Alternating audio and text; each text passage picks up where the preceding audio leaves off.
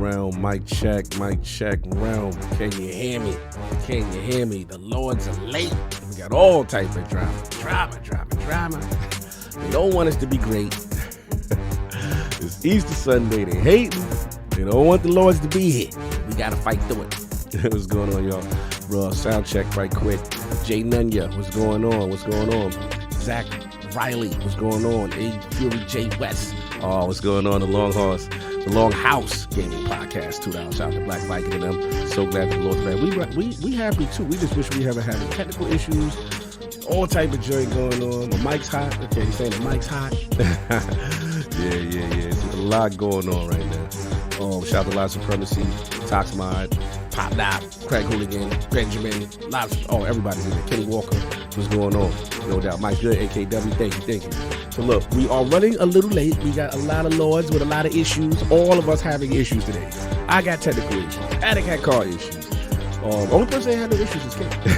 And Soft got to do some family stuff on Easter. So we gonna figure this thing out. Appreciate y'all rocking. Let's give us a few minutes at our normal start time. Hold it down. I'm gonna give you some bars right quick while I scramble. Yeah, we got Easter issues. Happy Easter, man. Shout out to Ormonta. What's going on? Back for that. What's going on? Might do a raid later on. I might look for you. Resting Craig Face. Salute. What? The AI generated 2 right joystick, 2 left D-pad nonsense. Is this thumbnail, handheld? Listen, man. You know, don't get mad at the mock-up. You know what I'm saying? We just dreaming. Don't get mad at it. That's not the final product. Anyway, look. We back. Bear with us a little bit, Rome. We got a lot of stuff going on today. We try to make it happen. Country Big, what's up, man? That making me feel good. Up in here. But yeah, so running a little late. We're going to try to get the rest of the Lords. Make sure Attic is good. Make sure Sav is good.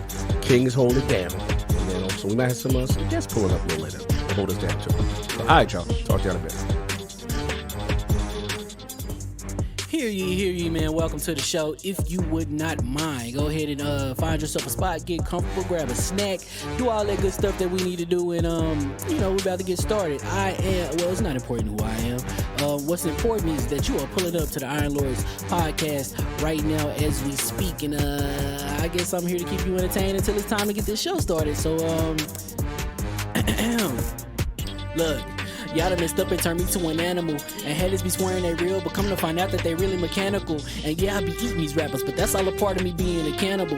And they say I'm better than money because you can bank on me being accountable. I know a million rappers that don't want to be on a song with me, that's understandable. I kill a beat and they want to compare me to Freddie and Jason. I'd rather be Hannibal. They be like, why use a video game? Just be original, y'all too dramatical. I know it's random, but I am addicted to flipping the sample and making it flammable. This is that yoga, fire, flame. They think it's arson up in the apartment, they call it department and I get the blame. Still I be running, collecting them rings. You just a target when I'm in the range. I was the hardest to start regardless back when you was messaging people on AIM.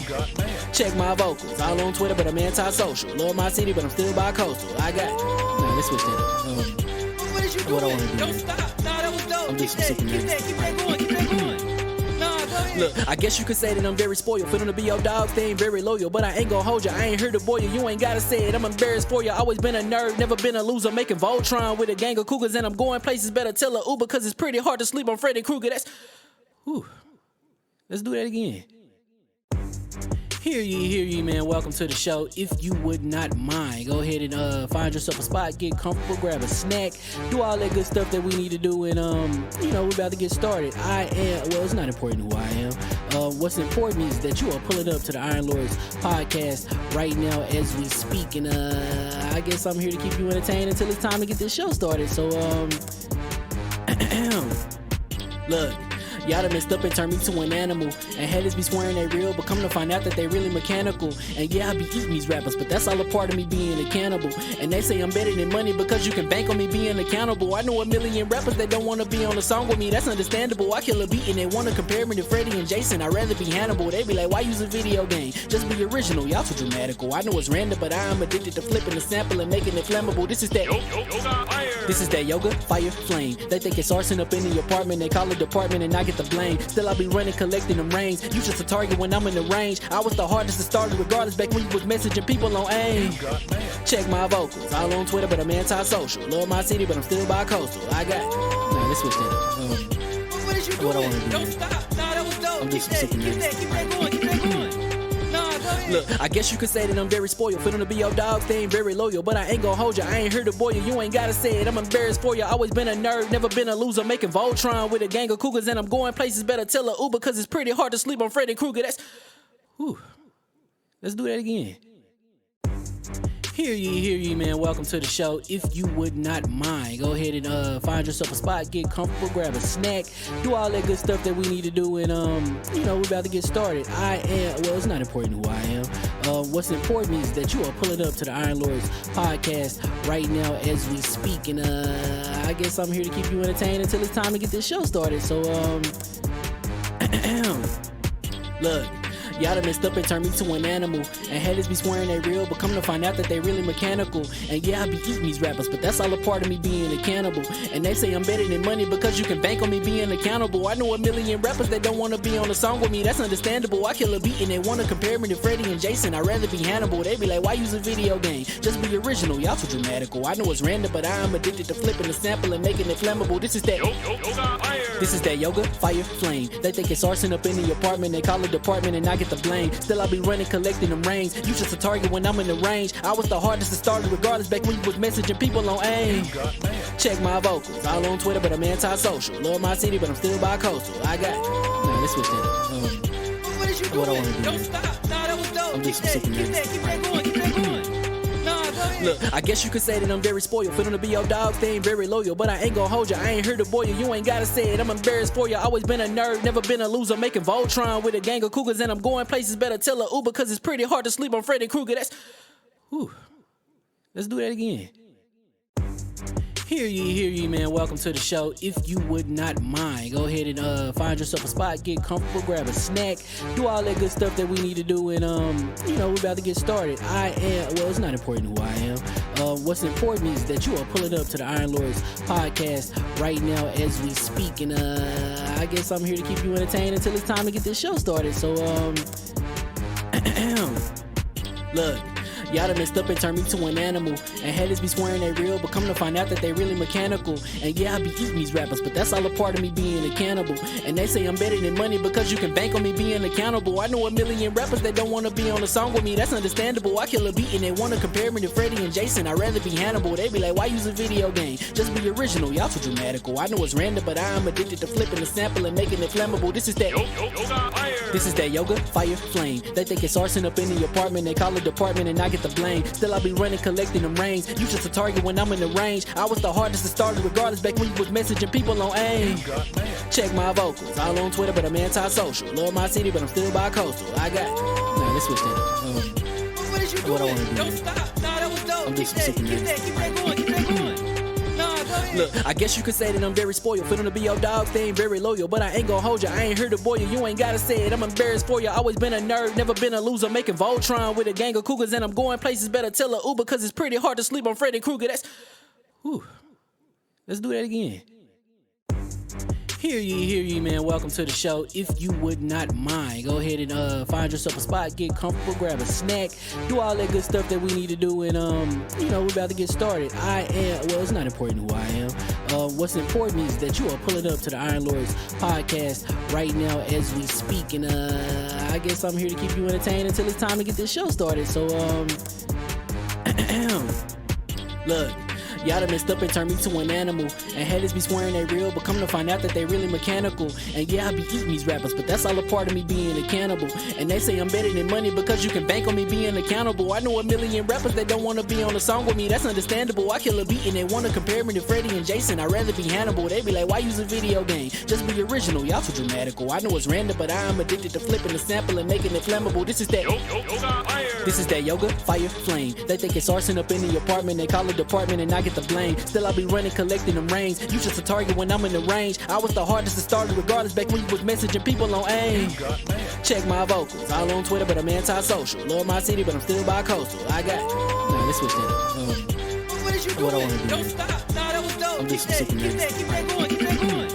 Nah, go ahead. Look, I guess you could say that I'm very spoiled. For them to be your dogs, they ain't very loyal. But I ain't gon' hold ya, I ain't here to boil you. You ain't gotta say it, I'm embarrassed for ya. Always been a nerd, never been a loser. Making Voltron with a gang of cougars. And I'm going places, better tell a Uber. Cause it's pretty hard to sleep on Freddy Krueger. Whew. Let's do that again.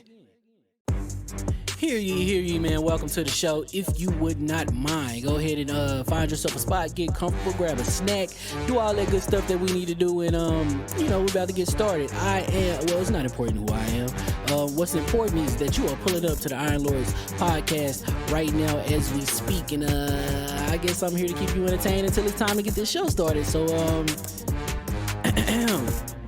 look, y'all done messed up and turned me to an animal, and haters be swearing they real, but come to find out that they really mechanical. And yeah, I be eating these rappers, but that's all a part of me being a cannibal.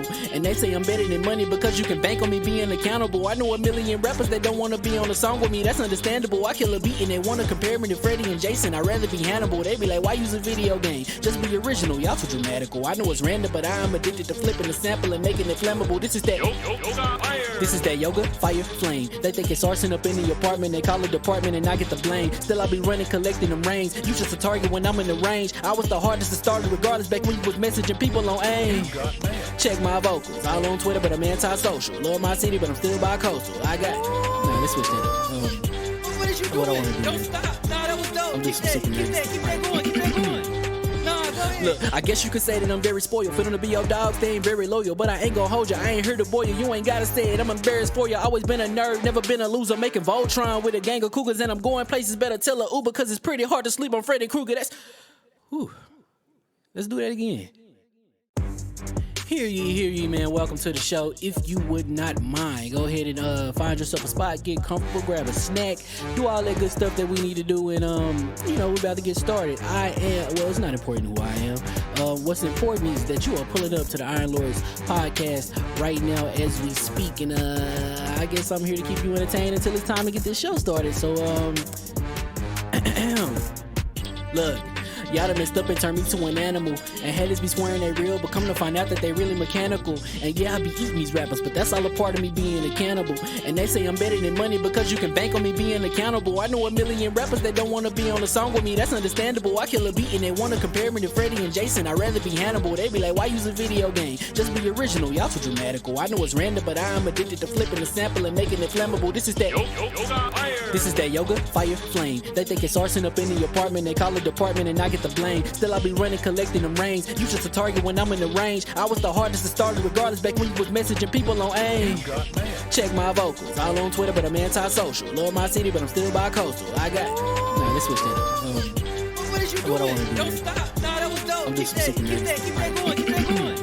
Nah, go ahead. Look, I guess you could say that I'm very spoiled. For them to be your dogs, they ain't very loyal. But I ain't gon' hold you, I ain't here to boil you. You ain't gotta say it, I'm embarrassed for you. Always been a nerd, never been a loser. Making Voltron with a gang of cougars. And I'm going places, better tell a Uber. Cause it's pretty hard to sleep on Freddy Krueger. Let's do that again. Hear ye, man. Welcome to the show. If you would not mind, go ahead and find yourself a spot, get comfortable, grab a snack, do all that good stuff that we need to do, and we're about to get started. It's not important who I am. What's important is that you are pulling up to the Iron Lords podcast right now as we speak, and I guess I'm here to keep you entertained until it's time to get this show started. So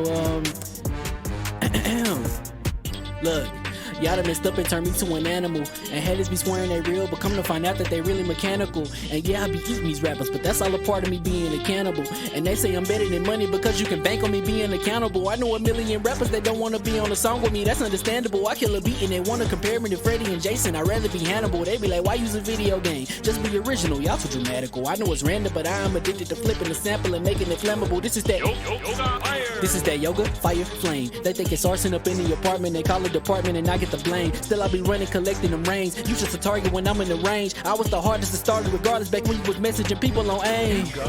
Check my vocals, all on Twitter but I'm anti-social. Love my city but I'm still bi-coastal. I got let's switch that up. What is you What I doing? wanna do, Don't man. stop. Nah, that was dope. I'm Keep just that sipping going. this. Keep that going. Nah, go ahead. Look, I guess you could say that I'm very spoiled. For them to be your dogs, they ain't very loyal. But I ain't gon' hold you, I ain't here to boil you. You ain't gotta say it, I'm embarrassed for you. Always been a nerd, never been a loser. Making Voltron with a gang of cougars. And I'm going places, better tell a Uber. Cause it's pretty hard to sleep on Freddy Krueger. Let's do that again. Hear ye, man. Welcome to the show. If you would not mind, go ahead and find yourself a spot, get comfortable, grab a snack, do all that good stuff that we need to do, and we're about to get started. It's not important who I am. What's important is that you are pulling up to the Iron Lords podcast right now as we speak, and I I guess I'm here to keep you entertained until it's time to get this show started. So, look. Y'all done messed up and turned me to an animal. And haters be swearing they real, but come to find out that they really mechanical. And yeah, I be eating these rappers, but that's all a part of me being a cannibal. And they say I'm better than money because you can bank on me being accountable. I know a million rappers that don't wanna be on a song with me, that's understandable. I kill a beat and they wanna compare me to Freddie and Jason. I'd rather be Hannibal. They be like, why use a video game? Just be original, y'all too dramatical. I know it's random, but I am addicted to flipping the sample and making it flammable. This is that yoga, fire, flame. They think it's arson up in the apartment, they call it department and I get the blame. Still I be running, collecting them rings. You just a target when I'm in the range. I was the hardest to start regardless back when you was messaging people on AIM. Check my vocals, all on Twitter but I'm anti-social. Love my city but I'm still bi-coastal. I got, nah, let's switch that up. What is you What I doing? wanna do, Don't man. stop. Nah, that was dope. I'm Keep just that super going. Keep that going. Nah, go ahead. Look, I guess you could say that I'm very spoiled. For them to be your dogs, they ain't very loyal. But I ain't gon' hold ya, I ain't here to boil you. You ain't gotta say it, I'm embarrassed for ya. Always been a nerd, never been a loser. Making Voltron with a gang of cougars. And I'm going places, better tell a Uber. Cause it's pretty hard to sleep on Freddy Krueger. That's, whew. Let's do that again. Hear ye, man. Welcome to the show. If you would not mind, go ahead and find yourself a spot, get comfortable, grab a snack, do all that good stuff that we need to do, and we're about to get started. It's not important who I am. What's important is that you are pulling up to the Iron Lords podcast right now as we speak, and I guess I'm here to keep you entertained until it's time to get this show started. So, look. Y'all done messed up and turned me to an animal. And haters be swearing they real, but come to find out that they really mechanical. And yeah, I be eating these rappers, but that's all a part of me being a cannibal. And they say I'm better than money because you can bank on me being accountable. I know a million rappers that don't wanna be on a song with me, that's understandable. I kill a beat and they wanna compare me to Freddie and Jason. I'd rather be Hannibal. They be like, why use a video game? Just be original, y'all too dramatical. I know it's random, but I am addicted to flipping the sample and making it flammable. This is that yoga, fire, flame. They think it's arson up in the apartment, they call it department and I get the blame. Still I be running, collecting them rings. You just a target when I'm in the range. I was the hardest to start regardless back when you was messaging people on AIM. Check my vocals, all on Twitter but I'm anti-social. Love my city but I'm still bi-coastal. I got, nah, let's switch that up. What is you What I doing? wanna do, Don't man. stop. Nah, that was dope. I'm Keep just that super going. Keep that going. Nah, go ahead. Look, I guess you could say that I'm very spoiled. For them to be your dogs, they ain't very loyal. But I ain't gon' hold ya, I ain't here to boil you. You ain't gotta say it, I'm embarrassed for ya. Always been a nerd, never been a loser. Making Voltron with a gang of cougars. And I'm going places, better tell a Uber. Cause it's pretty hard to sleep on Freddy Krueger. That's, whew. Let's do that again. Hear ye, man. Welcome to the show. If you would not mind, go ahead and find yourself a spot, get comfortable, grab a snack, do all that good stuff that we need to do, and we're about to get started. It's not important who I am. What's important is that you are pulling up to the Iron Lords.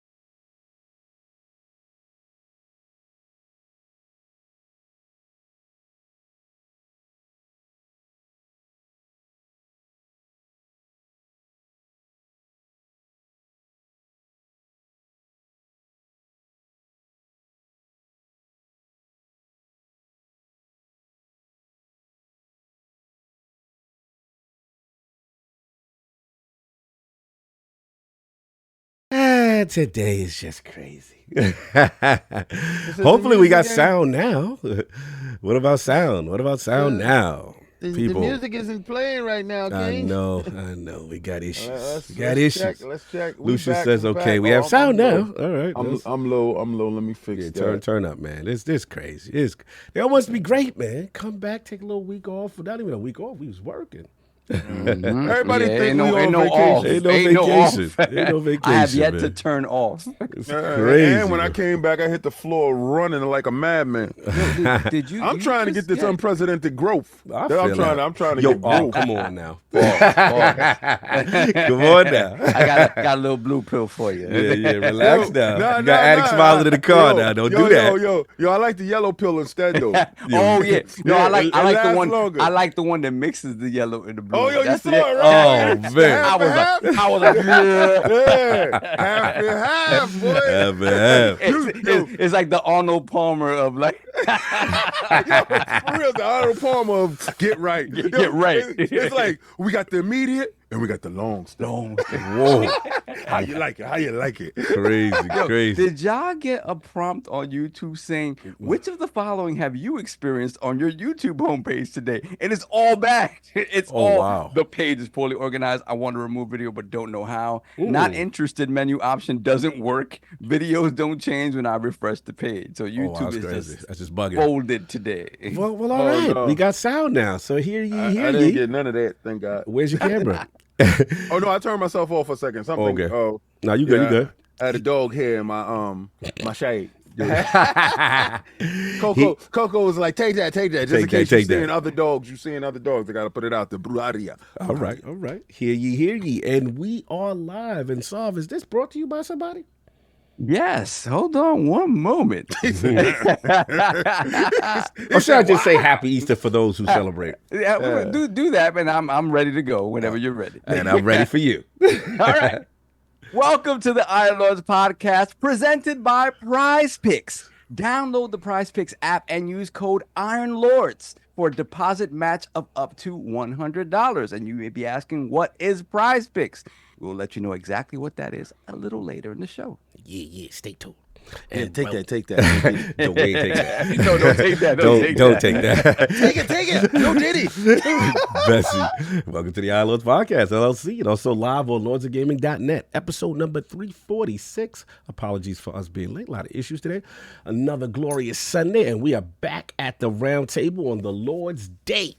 And today, we've got PhilSpencer's Dream Handheld. A lot of handheld talk. Dragon's Dogma 2.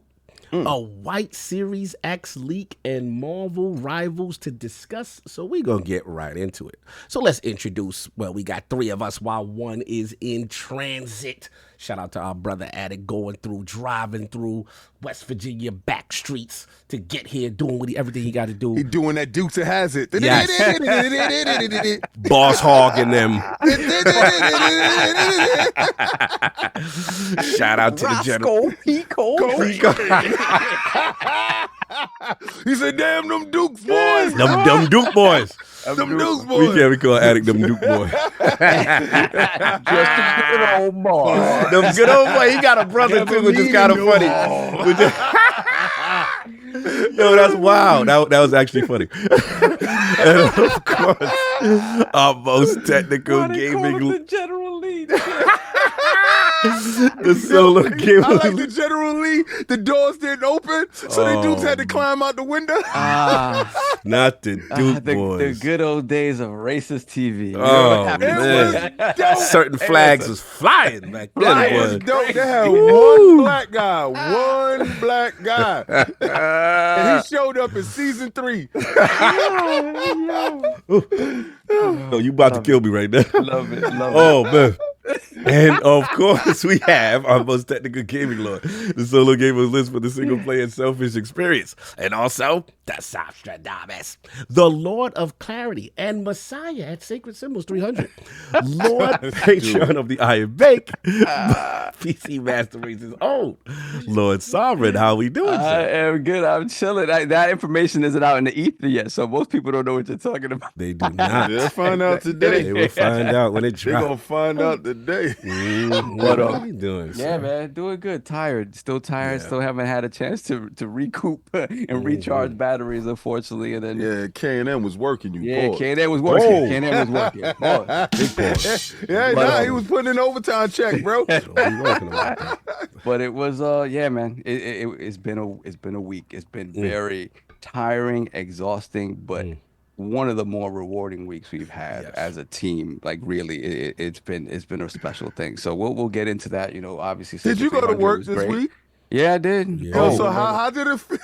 Yo, because I had a moment. How did it feel your first day going back to work? So this is the thing, right? I knew going into this week that on Friday I would have to come in early because we had this big move from one end of the campus to the next, right? Right. So I knew that. So then I come in Tuesday because I didn't work Monday in the morning. I come in Tuesday and then my boss is like, hey, we got a bunch of other stuff that popped in. I'm gonna need you in at 6 the rest of the week. I'm like, okay, so my sleep's folded again. So I'm completely folded. Wow.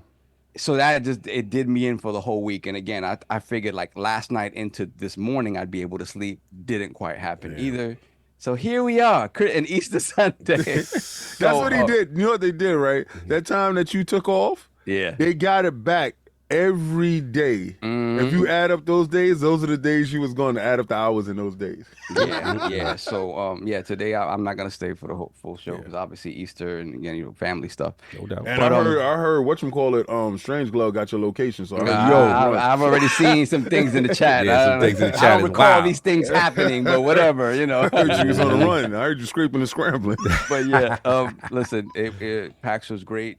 King and I would do what we do, hit that show floor. We got a smooth 50 it's crazy. out on the streets. We got to interview a lot of great people on the show floor, in addition to a lot of personalities. Obviously, big shout out to Snowbike Mike. The folks Maddie over at Maddie Plays, of course. Maddie was not happy at the fact that he found out I was a King player and checking out. He's like, I'm gonna grab you up, Maddie. Like that. Yeah, he like that. Grab you up. Yeah, he's traumatized by King players. So sorry. That is true. Who else? We got On Point for Gamers. We got a lot of great interviews. Addict, I really appreciate that haircut on you, bro. I'm telling you, man. I ain't into dudes, but I'm telling you, man.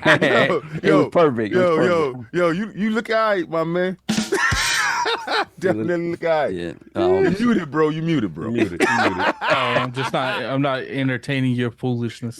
I want his fans, Halo reach around, man. Give appreciation. Give appreciation for the men. No Diddy. Yeah, for sure. No Diddy. So that, and obviously Sacred 300 was a special moment for us. I think we did great. We killed it.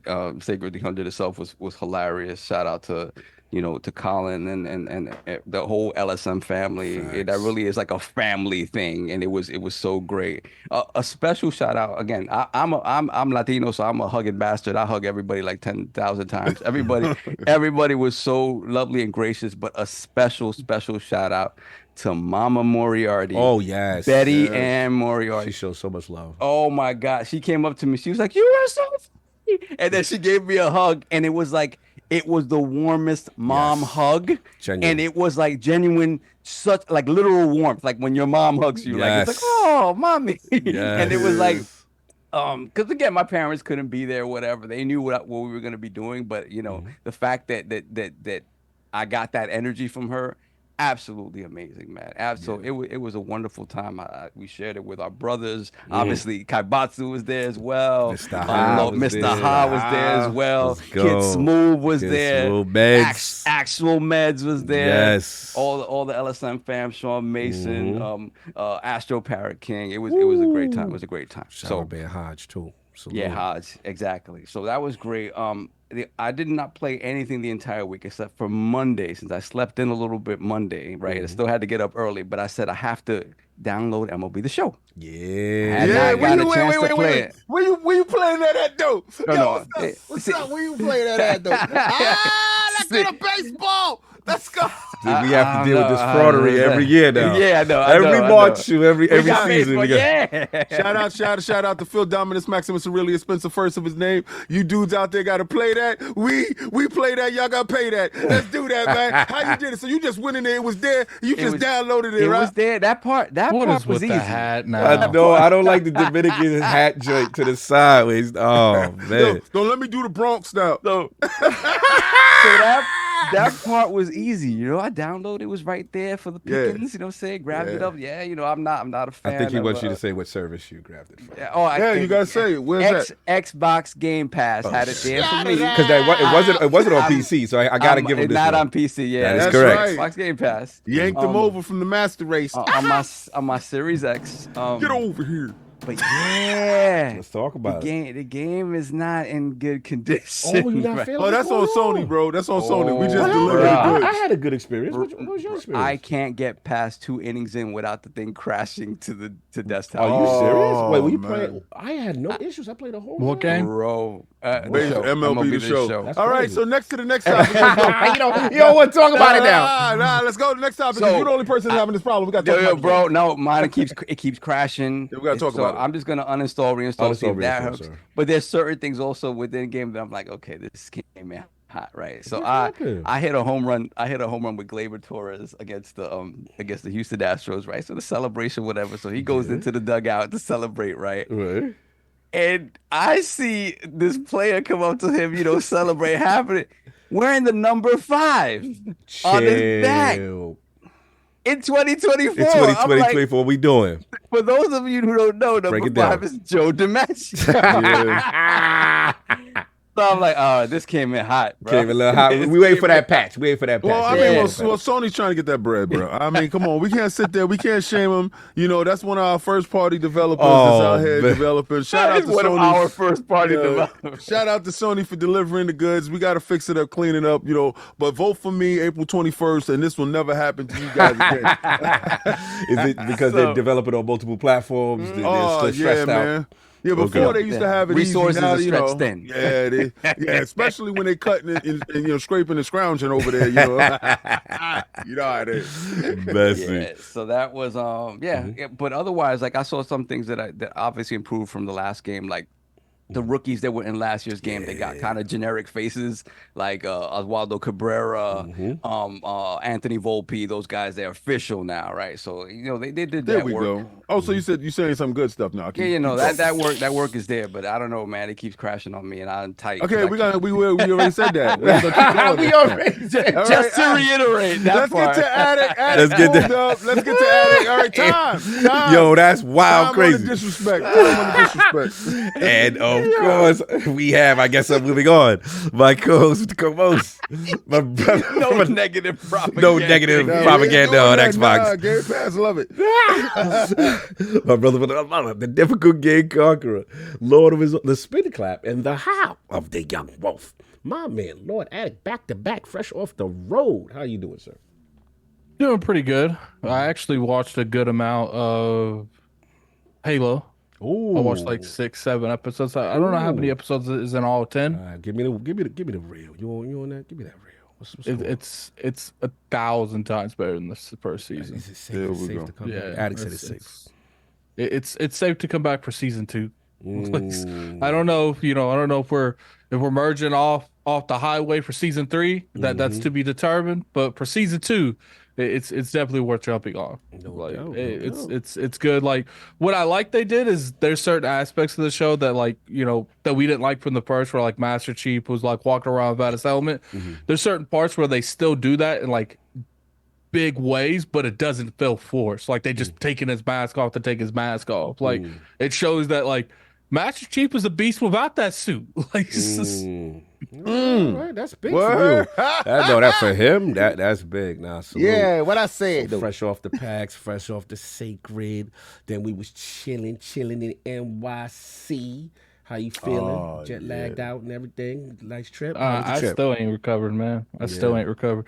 Yesterday, I had to muster up all the energy I had to watch the season finale of Solo Leveling. Like it's just like that's how like drained I've been.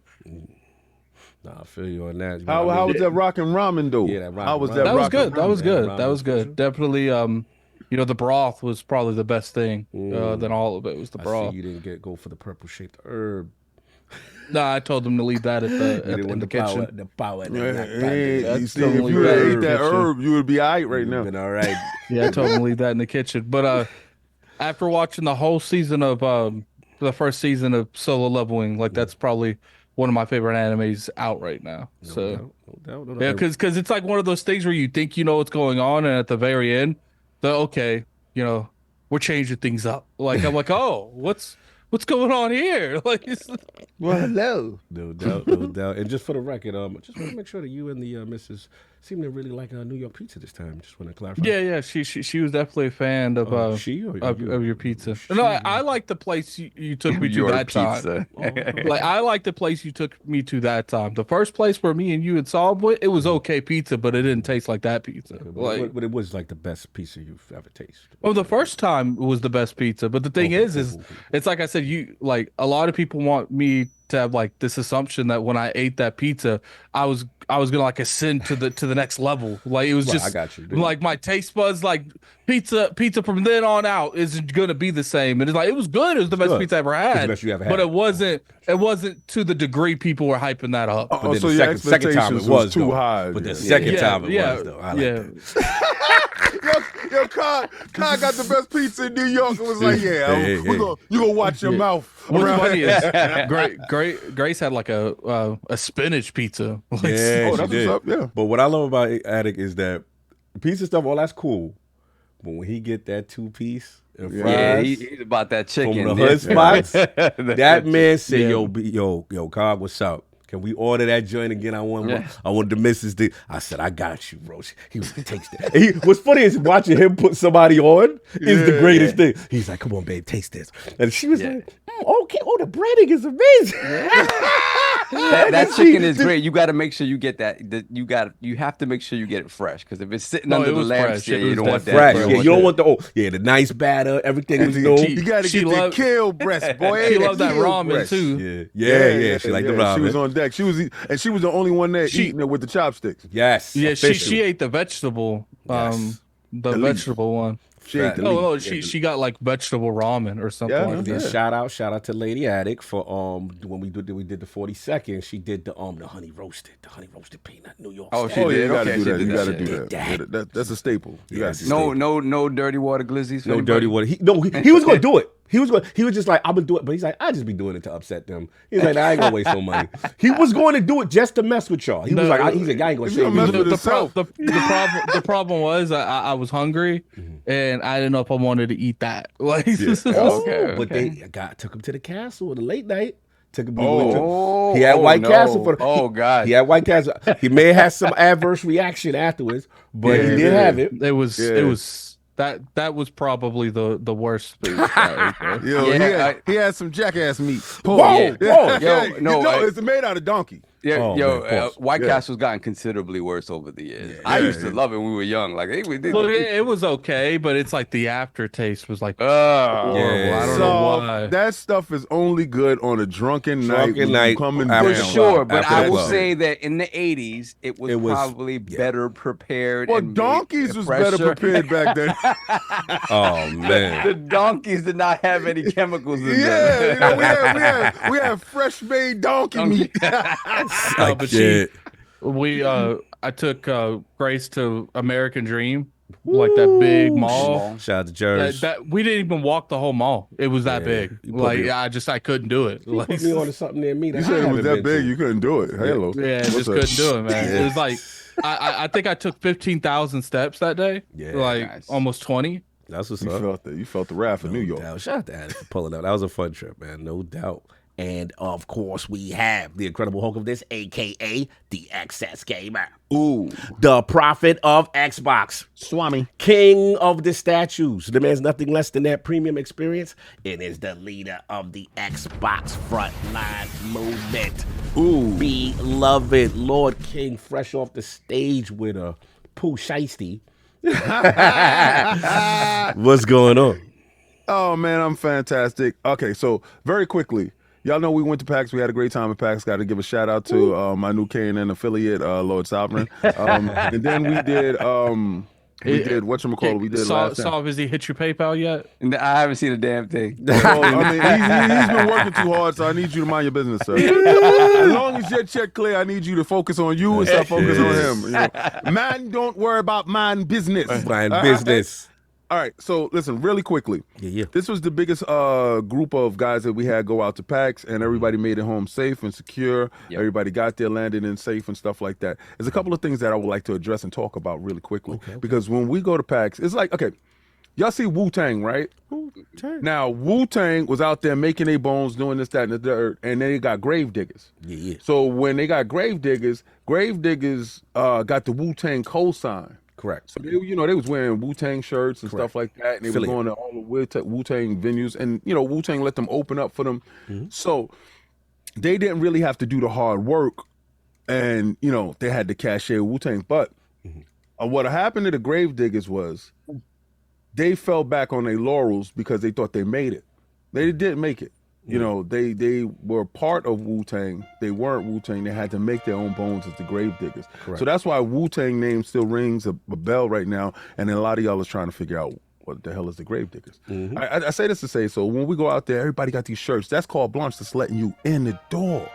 That's letting you in. But you got to get out there and you got to put in the work like you don't have on that shirt. You got to put in the work like it's the first day. So when I got there, I landed, I already had a plan. I had an itinerary and stuff that I had to do. Now, stuff did go wrong while I was out there. I had a memory card go down, and shout out to 108 Dragon. Shout out to 108. To me. But what I need to say is closed mouth don't get fed. If you're struggling and you're drowning in a situation, if you hold it to yourself and don't say nothing, Method Man is over there worrying about Method Man stuff. He don't know what you're going through. He can't look down at you and assume that, you're in trouble unless you speak. So I spoke up a couple of times. I spoke up to Cog. I spoke up to Solve. I spoke up to Addict. I spoke up to 108. 108 ran through because we was coming up with solutions so I could fix my situation, because if I mess up, I don't get a chance to finish my itinerary. Right. So a lot of times you get to these places and you made yourself certain promises, and you made people certain promises that you will experience growth. You will make this happen. This will pop and stuff like that. You may not pop because you had assumptions and you felt entitled to certain things. Entitlement is a bad thing for individuals that feel that somebody has to give something to you.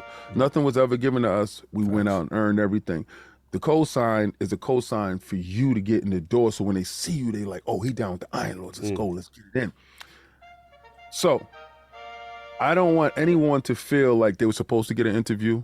They were supposed to get this off of the strength of this and off of the strength of that. When you work as a team, work in unity, you understand next man up is your turn. You do this. And if you needed help, you got to speak. Factual. That's in your windows for those that do know, that those that understand. But for everybody else that had that itinerary ready, that had their stuff going there, I saw so much growth. I saw so much change. Shout out to Chris Jones, my guy. A completely different dude from the first time we went to PAX to now that he went to PAX. He went to PAX running. He had his business cards out. He was handing out stuff. He was talking to individuals. He was taking those beast.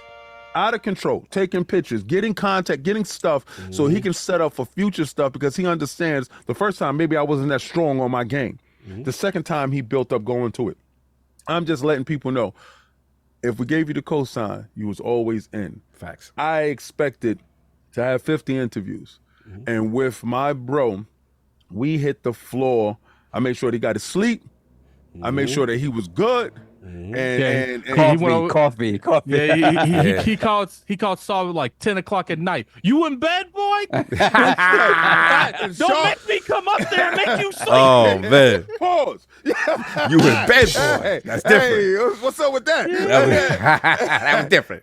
Anyway, but Saul was not out at night. Saul would get his sleep. He go to bed, does his thing. He plays his Dragon Dogma on his PC. You know what he does.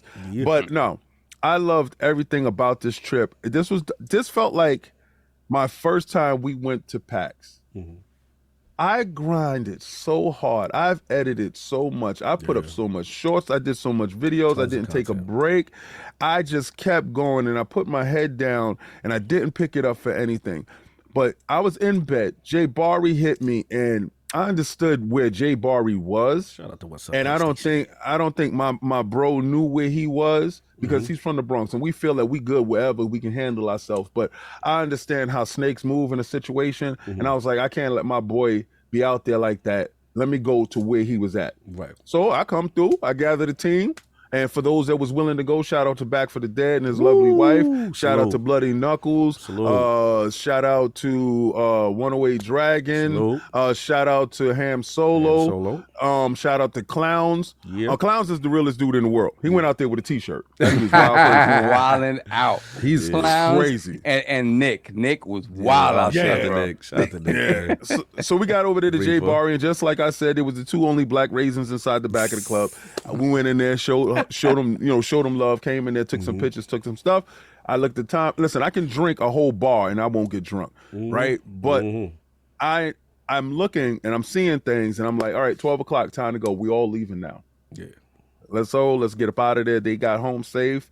Jay Barry and Pisana. That's my first time meeting Jay Barry and Pisana, but those 2 good dudes. We chopped it up, and that was good. Dropped them off, and we all went back home.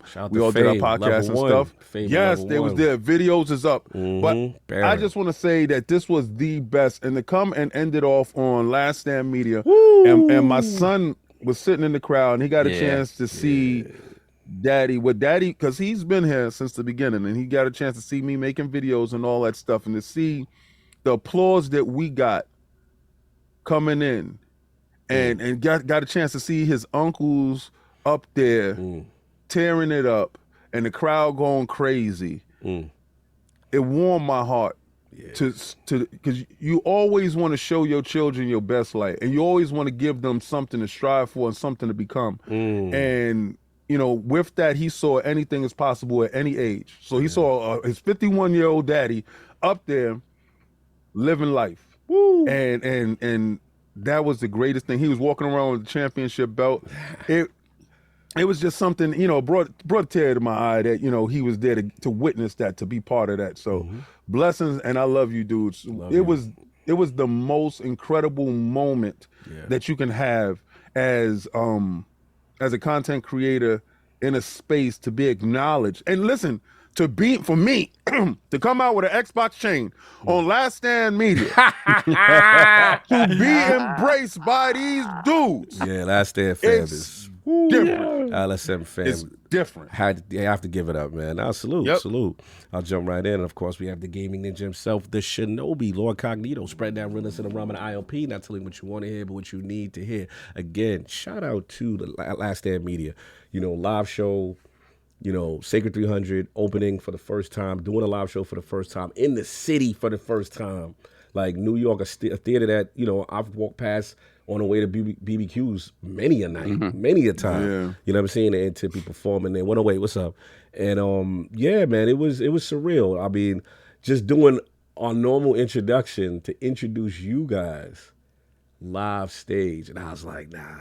I think Addy gave me the best advice before. I was like, I'm a little nervous to doing intros that I do every day. Like, he's like, bro, just do what you do. That's what you do. Addy actually relieved me the day before. So I was like, I'm about to go out here and have some fun. You know what I'm saying? But it's still tension. We backstage. We like a little football team backstage. Because like they're already in there and we huddled up before we get hit the stage. So we like, yo, we all we got. You know what I'm saying? We giving each other hugs. Love you, man. Love you, man. You know what I'm saying? Before we jump out that stage, it is, oh man, we hit it. And then once I got on there, the nerves went away and I'm like, I'm going to have fun. And I got every ounce of that intro. You know what I'm saying? Y'all got every ounce with y'all. When I was walking down the aisle, the only thing I think is don't trip on these steps. Don't trip on these steps. Don't fall on the step when you get on the stage. That's my main thing.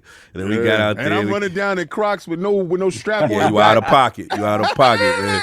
You definitely out of pocket. But nah, it was surreal. And again, I've never done anything like that. It was so cool that we could do that. They get a piece of what ILP is. And then we just start flowing. Sav had his moments. We're going to save it for when the show, whatever. Addict had his moment. Everybody had their moment. You know what I'm saying? But it was dope. And then when you come, I'm sorry, guys, Sav, you want to jump in? No. And then like when we got off stage and then you knew it was good because the amount of love after, like, yo, something I didn't know who you are, but yo, you guys are this, that, and the third. Like, yo, I gotta find crazy. And then, of course, I'm not gonna minimize PAX. PAX was absolutely outstanding. Had a tremendous time. All the content creators, all the developers on the floor, the show. It's just what we do, and just to bring people, give people opportunity who've never been before, people who've had opportunity come back the second time. Now even more refreshed, raw, recharged. Everything was cool there. The shout outs were amazing. I highly advise you guys to check out the live podcast that we do. 108 held it down, man. Yeah, shout out 108. He held us down with the microphones, the setup, from a technical standpoint, on the floor. The man held us down. We did not miss a beat. But yeah, I think he needs unprecedented growth too. Yeah, for sure. I'm all about that. Yeah, I've been in his ear talking to him about, some background stuff, some work it out stuff. Because I think, honestly, to be serious with you, I think 108 Dragon should be larger than what he is. I agree. He got the know-how, the work. Reverb. Somebody's phone is going off. I don't know. Whatever. Yeah, I mean. Okay, yeah. So he has it. He like you see, he has the work ethic. I see him down there, one man showing it. He has the work ethic. He has everything about it. Listen, everybody that's watching, man, if y'all are not subscribed to him, please subscribe to 108 Dragon TV. No, the man is serious, man. He put the work in. But salute to everybody, man, that pulled up. Fantastic. Oh, and for me, I got to shout one little thing I love. A lot of, as far as PAX is concerned, all the years, you admire somebody, you watch someone, but I never thought I would have a chance to interview Major Nelson. And the way it just happened, obviously, Addict, I think. Shout out to you for scooping that from us. We had to scoop. You know what I'm saying? Shout out to, you know what I'm saying? Like, me and Sav had to get the consolation we were right there. We were right there. We're like, we got to make the executive. Let I got you out of the picture. We did the photo op. What we did was we scorched earth. We got everybody was around. It was around. He could. No, it's facts. Like, see, Larry was not going to do interviews. He was going to talk about Midwest gaming and not specifically do interviews. And we caught him, and he was super gracious, and he, that was really, really cool to be able to talk to him. Because again, it's really the first time he's spoken really since he left Microsoft. So and the fact that he said it in the interview, took the mic from me, was like, yo, I just want to let you know, like, this is an exclusive. Like, and he was just cooking, and it was so dope to see. And I got a lot of good feedback, about, because people don't realize I really love the interview more than I like the podcast. Like, podcasts is up there, but it's like number 2. But when it come on stage or interviewing somebody, that's my joint. So yeah, that was dope. And salute to Petey, man. I want to give some love out to Lord Sonaldo. Because look, lordsofgaming.net, the organizer, the trips, the trains, the transportation, the text strings, the communicate. This is where we are. The developer interviews, the camera stuff. Sometimes we get it, don't do our thing, but like the thing about him, he is literally the one-stop shop for LogNet, and I really want to give him his flowers. I know we always give editorial, we give scribe of the month, but we got to give Petey, man. He really goes the extra mile. He truly loves gaming. He loves going to events, stuff like that. But anyway, I was going to move on unless you had something else for me. No, I mean, just again, real quick, you forget things like obviously level 1 out there, seeing Fame and Baron.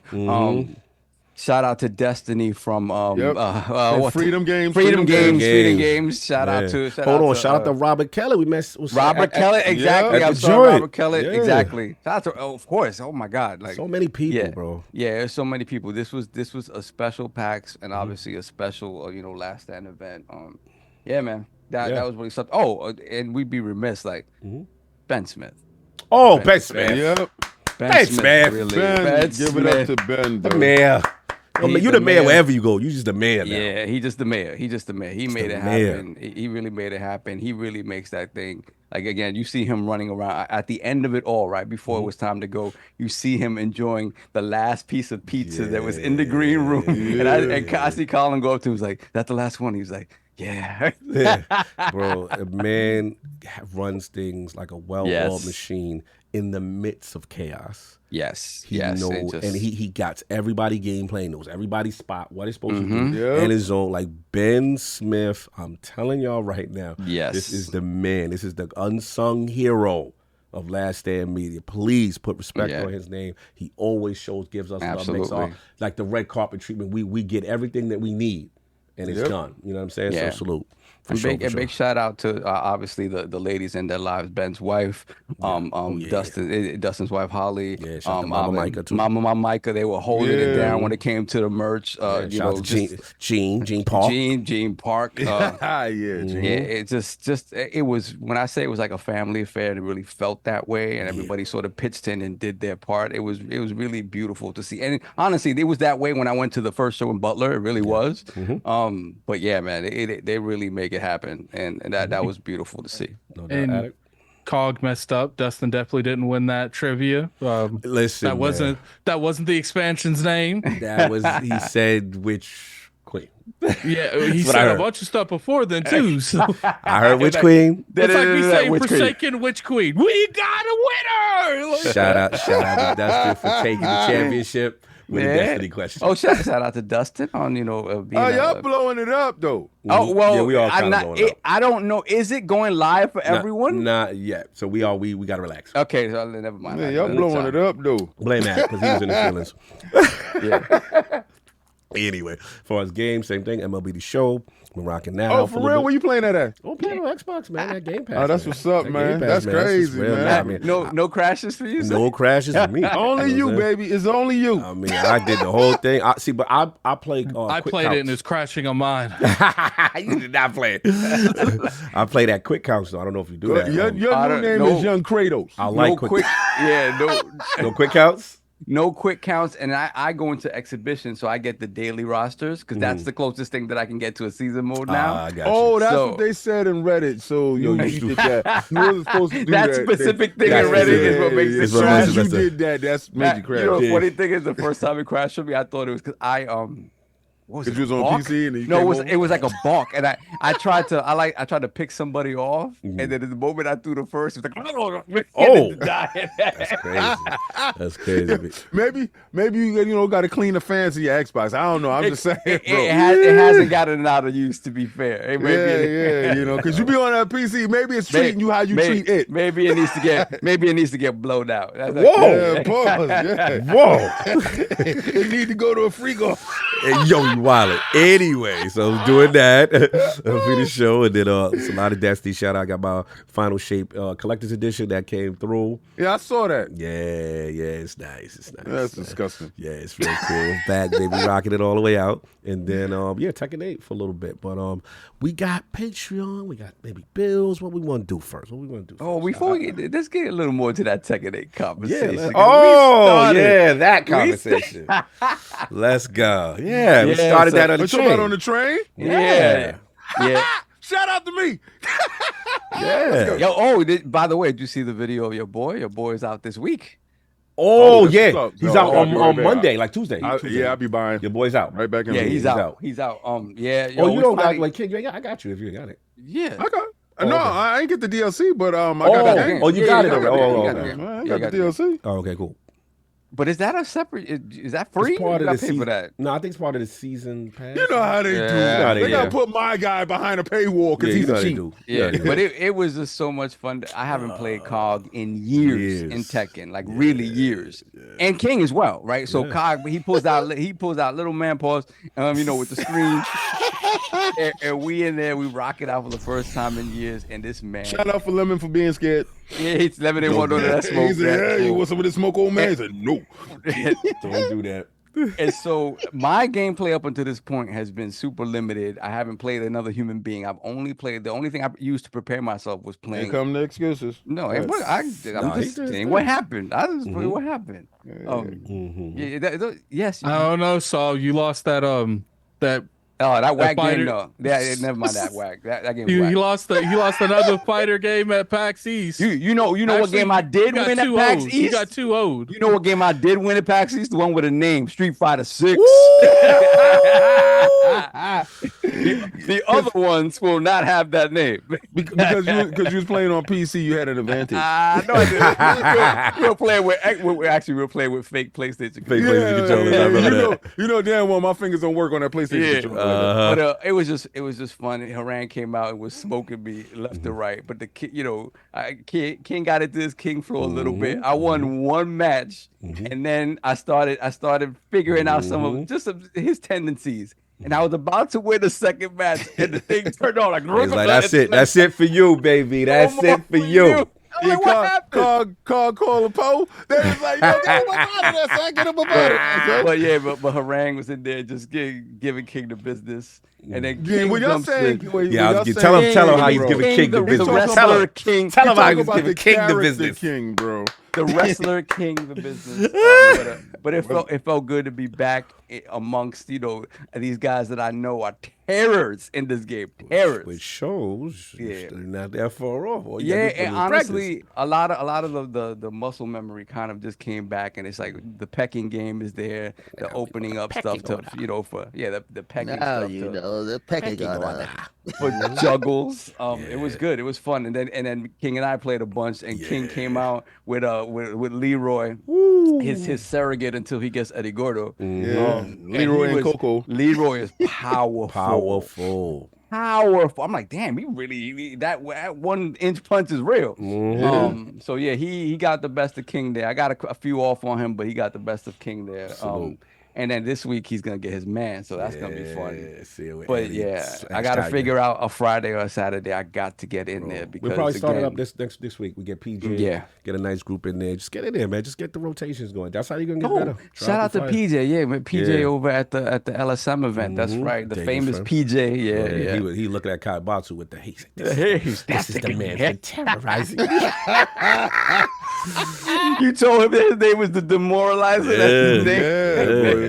He saw his enemy, his fiend. But crazy. It was really fun to play Tekken with the boys like he did. Because again, Tekken for us comes from local multiplayer, talking right in front of your face. Yeah. Shout out to Valakai in the chat. Shout out to Sinister in the chat. Yeah, it was fun. It was definitely fun to do that. No doubt. So we got Patreon. We can do bills. We can do super chat. What you want to do? Let's get into the super chats because let's use them up as much as possible. Utilize his skill set. That's right. We're gonna utilize you. All right, let's get into these super chats of which a few are messy, very messy. First of all, let's put the crest in the chat. But A Fury J West, Lord Bron, shout out to you. Welcome to the realm. Appreciate you. Blessings. We got the Longhouse Gaming Podcast with the $2 super chat. So, there you go. So glad that the Lords are back. Yes. Love. I was watching their stuff while I was gone. They have a tremendous interview with Zhao, the that was dope. Yep. Yeah, that tremendous interview. Congrats on that. Yeah, advise you guys check that out. That was awesome. Tales of Consetta. Yeah. And we have Omer Tawar, member for 2 months, Lord Bronze. Happy Easter, Lords. Happy Easter to you as well, bro. Happy holidays. Yeah. Happy holidays. Then we have Resting Craig Face. $5. What in the AI generated 2 right joystick, 2 left D-pad nonsense is this thumbnail handheld? Said your complaints to Anchorman V. I just co-sign on things. That's my exactly. And we got Robert Kellett, $5 super chat. Blessed day. It was amazing meeting you all. You guys killed at Sacred 300. Next time I pull up, I'll convince Addict that FF16 is great. I'd rather rip my tongue out before admit that. Oh my Lord. Rip it out. Some Kratos stuff. Jesus. Then we got Dr. Strangelove, $2 super chat. If Tekken adds Waffle House, I'm getting the game. Yes, as I heard people want the Waffle House. They asked Harada for the Waffle House as a stage, and he's like, I don't understand culturally. Why do people keep asking me for a Waffle House? And they people breaking it down culturally. I was dying. Son. It got to be that mad ghetto fights at the Waffle House. Yeah. Watch them do like a free DOC map. That's the Waffle House. That's the Waffle. Yo, it's easy money. I'm telling you.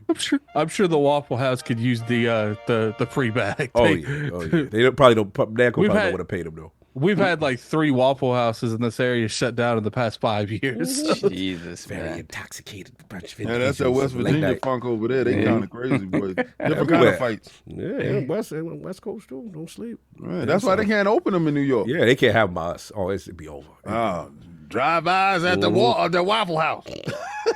Continue. Then we have Robert Kellett, member for 1 month, Lord Bronze. Shout out to LogNet this month. Everyone did amazing work between articles, packs coverage, and more. It's an honor to be a scribe. Yes. Shout out to Lord. Killed it. Killed it. Shout out to LogNet. Let's see who we had over there. Obviously, Chris. We had Nick. Gene. We had Flame. Gene rocking out. It was Magic Man out there. Ham was in the building doing his thing. Ham was in the building doing his thing. It was a beautiful thing. You guys just running up and down. And of course, Petey, but we already get Petey's flowers. Yes, sir. But it was a beautiful thing to see that, for us to be rolling like 13 to 15 deep the whole time. We had the yellow. Even Colin had to say, yo, they was running around there like a little league team. It was like a little league team. Son, I was gonna yell out, "Nah, that's major leagues, bro," but you wouldn't understand. Did you remember when we was at E3 that year? Those people walked by, thought we was an esports team. Yes, yeah, definitely think we esports. Everywhere we go, they like, well, what is this about? What's happening? And this year, look out! You never know. Oh, you never know. Yeah. And Stay tuned. This year, there was an absurd amount of people there. Like, yeah, it was crazy. Yeah. What else we got? Let's see. We got Robert Kelly again, $2 super chat. Happy no joysticks weren't at Sacred 300. Yes, we don't know that. I left Sacred 300 unscathed. Thank you very much. I appreciate that. Virginity intact. Wow. Crazy. We pride ourselves on that over here. Crazy. Then we got Forza Legend, member for 51 months, Lord Bronze. Seen Godzilla last night, and it was great. -1 was awesome, but the level of disrespect Godzilla did to these Titans was outstanding. Okay, first of all, really quickly, I like that. You saw a Emmy-winning performance in Godzilla -1, and then you saw Hollywood's bastardized version of what they wanted to do. If I've never saw Godzilla -1, I would have went with you. The movie was good. The plot points was too predictable. Everything was predictable 100% down the line. It was no curveballs. It was nothing. Literally, you could have just paint by numbers. This was all this was. Let's close out this part of the story. Let's close out this part of the story. Let's set up this part of the story. And again, dudes keep trying to save Kong. I told you, Kong is the weakest out of them Titans. He is the worst out of those Titans, but God bless, whatever. You ain't gonna save Kong. Yeah. You ain't gonna save him. Then we have Toxmod with the $10 super chat. Happy Easter, everyone. You as well, bro. Salute. Happy Easter. Salute. Happy holiday. Then we got Forza Legend, $2 super chat. That suplex Godzilla did, King, was epic on God. I ain't gonna lie. I ain't gonna lie. I threw my gummies in the air. It was dope.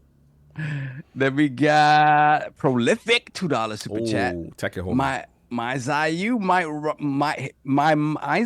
hit Mighty Ruler Cog. She nasty out here. Yeah, I gotta see her again. We got it in last time. She was doing her thing. She's doing her thing. Okay. I got some stuff for you too now. That's my bit. And she's kind of low to the ground. King like to grab up children. Like to grab people up out of the outer Phoenix. I heard. Come here. And when my boys show up, we kick them right in the mouth. Right. Low. And he looked crazy from handstand down. He got some glow up power joint. He got some glow up from the handstand. Yes. And if you kick him, he counters you with his back to you. Then we wonder why we can't get out of here in a reasonable time. We can't read a super chat without commenting on it. That is kind of true. Well, we never said we was leaving early. I'm leaving at 3:30 regardless. We're back, baby. Then we 6 p.m. Then we got Dr. Strangelove, $5 super chat. Saab, I hope you had fun at the ILP After Dark after party. It did get pretty wet. Whoa. I don't know what party this was. Can't wait to see you use the new lingerie you got at our shopping. Hey, yo.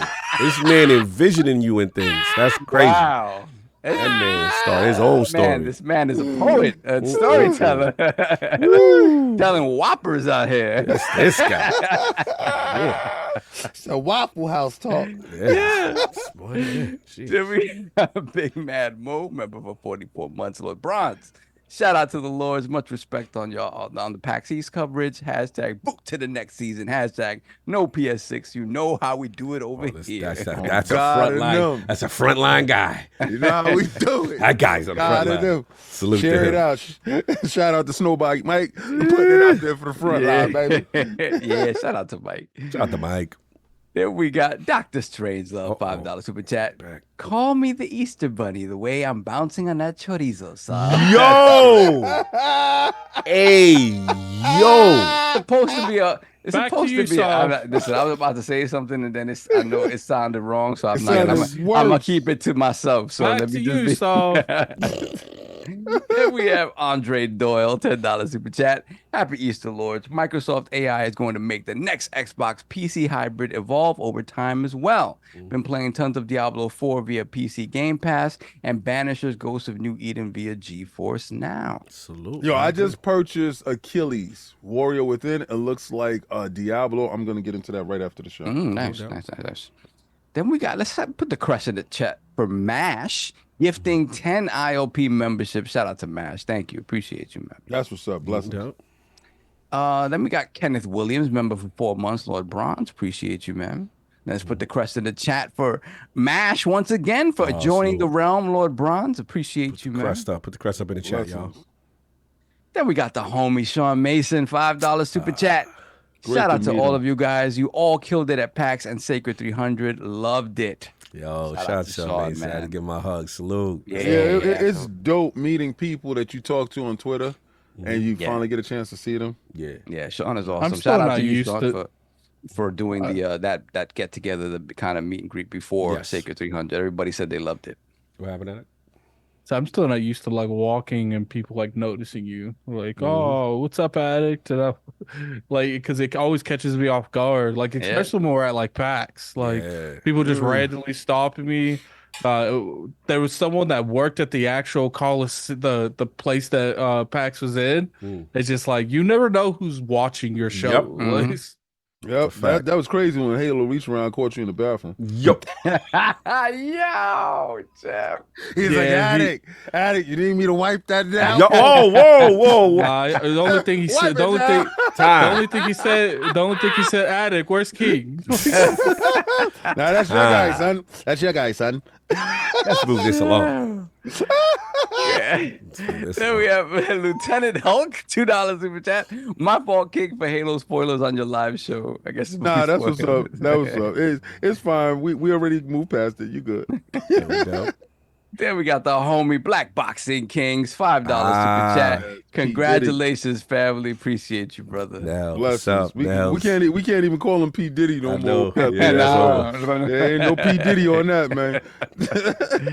Then we have ZGL7, member for 21's Lord Bronze. Much respect to the Lord's first trip to NY, and I got to meet and shake hands with all of y'all. Thanks for a great show and taking the time to talk as well. That's what's up. Blessings. Who was that? Awesome, man. ZGL7. Oh, that's the homie. I think that's the homie with that had the ILP and the Duke shirt. Okay. I think that's him. If that's you, the one I took the picture with. Yeah, we took the picture. Yeah, he's official. Yeah, salute. Speaking of Tazo Ichi, he got a Patreon question. He got a Patreon. Oh, he got specifically. Okay. Yeah, you're involved in it too. Am I now? Yes. Yeah, I tell everybody take pictures, man. Then we got the homie Fonz Gaming, $5 for chat. Y'all deserve everything y'all have received in this space because y'all earned it. With an emphasis on everything and earned. Shout out to Fonz. Fonz, I see what you're doing. I love you. Fonz, we're watching you. I will see you soon, sir. See you soon. Fonz. Apologies, we're running late. Sorry.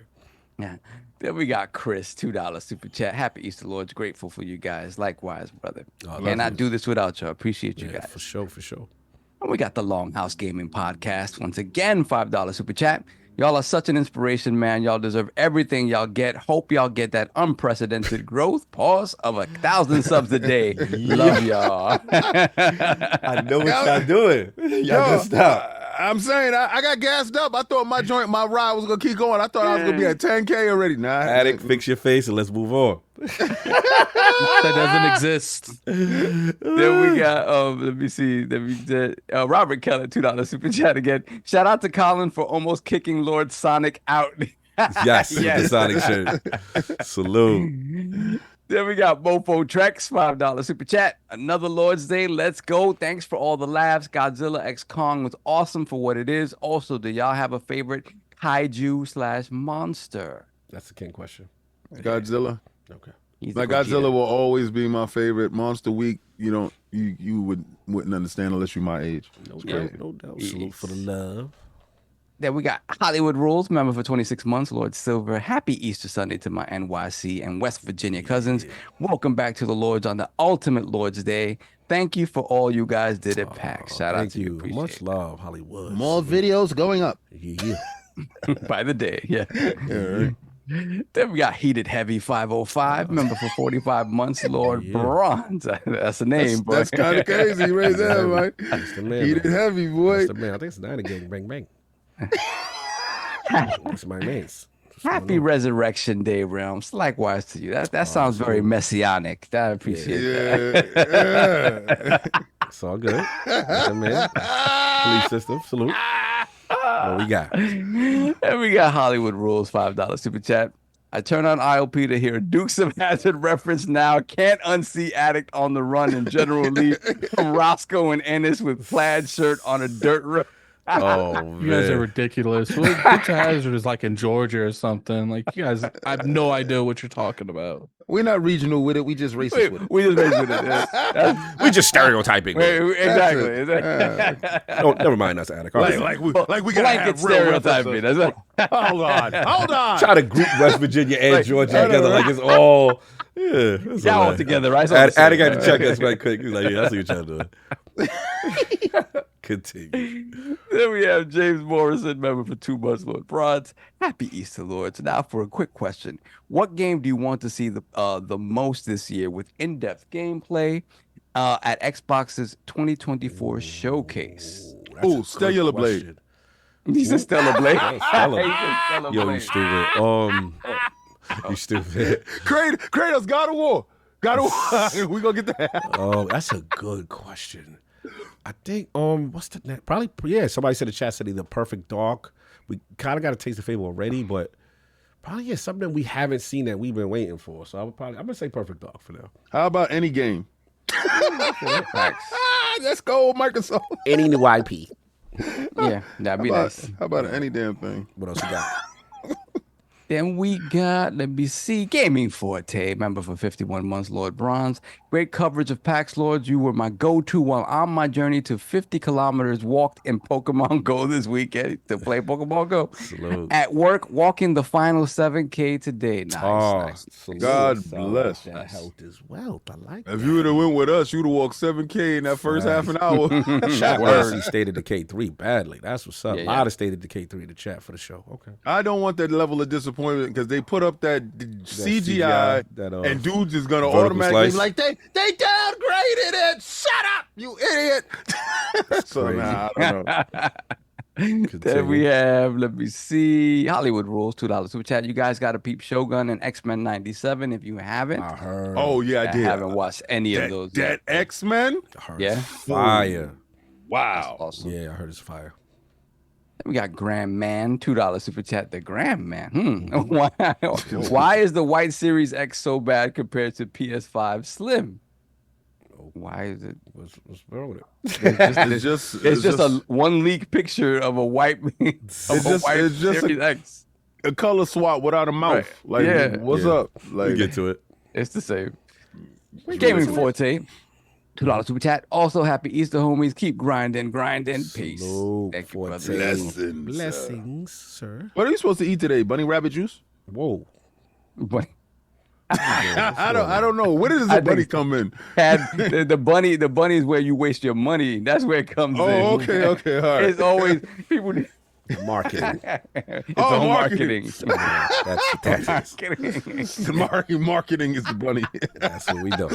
They sat there was like, what animal can we market with this? How about the bunnies? How about nobody using the bunny? The bunny's up for grabs. All right. Clearly. Then we got J Mac. $5 super chat. Shout out to the tip of the spear in the content creator space. All hail the ILP. Hashtag Graybeards. Hashtag we them boys. We outside. Xbox World Order. Shout out. Yo, Blessings. Lou. Real. Blessings. And we got JD Gamer. $5 super chat. Shout out to the Lords on the Lord's Day and a fantastic job done at PAX. Y'all keep on the grind, and it shows. By the way, pathetic poor Peggy Ponies got no games. Could not be a JD Gamer super chat without violence. That's my guy. Console violence. That's right. Tell him, brah. Then we have a darn thread with the 50 sex SEJ. I like his money. His money dope. Swedish krona. Swedish krona. Okay. No, I like sex. I met Cog too, but all I saw was his beefy cheeks. Hey, Yo. What are we doing? That must have been that was when we left. Yo. Hey, I will say one thing. I left Cog at the bar that night. So we not doing that. I came back. I made sure. No, wait a second. Not that night. You didn't come back that night. Actually, you were asleep. So you went up to sleep. That's when Jay Barry called me. Cog was still downstairs. That's it was another night? No, this is yeah. This is at PAX. This is at New York. In New York. I had already left. This is in New York. Stupid. Oh, wow. Cog was there with like 9-10 people. I'm gonna tell you this. I'm gonna tell you. You want to talk about a low-key party animal, bro? What? Yeah. I come downstairs. All right. So this is the scenario. So I see him before we leave because we're going to go see Jay Barry. Mm-hmm. You know, he's there. You know, he got his flex on. Shout he out got his to flex Court. on. Shout out to He got his Court. flex on. He got his chain on. So he no ILP Shout out gear to because Nick.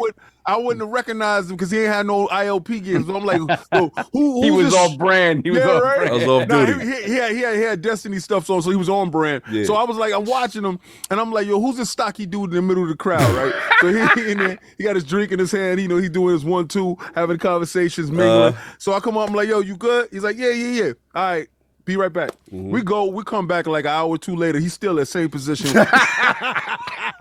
Got the drink in his hand. There's more drinks on the table, so you saw the body of work on the table. So he's out there tossing them back. Yeah, I had to. What's Kinda funny crazy. is I was editing and I woke and I passed out and I woke up at like 1 a.m. and I'm like, let me make sure Cog's alive. Like, Shout out to everybody needing the attic, boy, because he will definitely check and make sure that you're all right. Work Yeah, hard, you're play alive, hard. for That's sure. what we doing. Yeah. Salute. What else we got? Then we got, let me see. Robert Keller again, $2 super chat. Stellar Blade is genuinely solid. Music and combat is fire. Yeah, actually, I forgot. I downloaded that. I played a little bit of it. Yeah. The demo. It's pretty. It is pretty. It's one of them. A lot of things to look at. Yeah, a lot of things to look at for sure. A lot of shapes. One of them. One of those. Continue. There we got one subset, $2 super chat. Glad to finally catch you live. Happy Easter to you as well. Thank you so much. Blessings. Then we have Breaglebeak, $5 super chat. Regal Beagle. Regal Beagle. Shout out to Get Jack it. Tripper. Yeah. Ooh. Then we got Sacred Symbols 300 was fire. My only regret was not getting the Lords to sign my little man. Pause. Whoa! Hey, yo. Hey.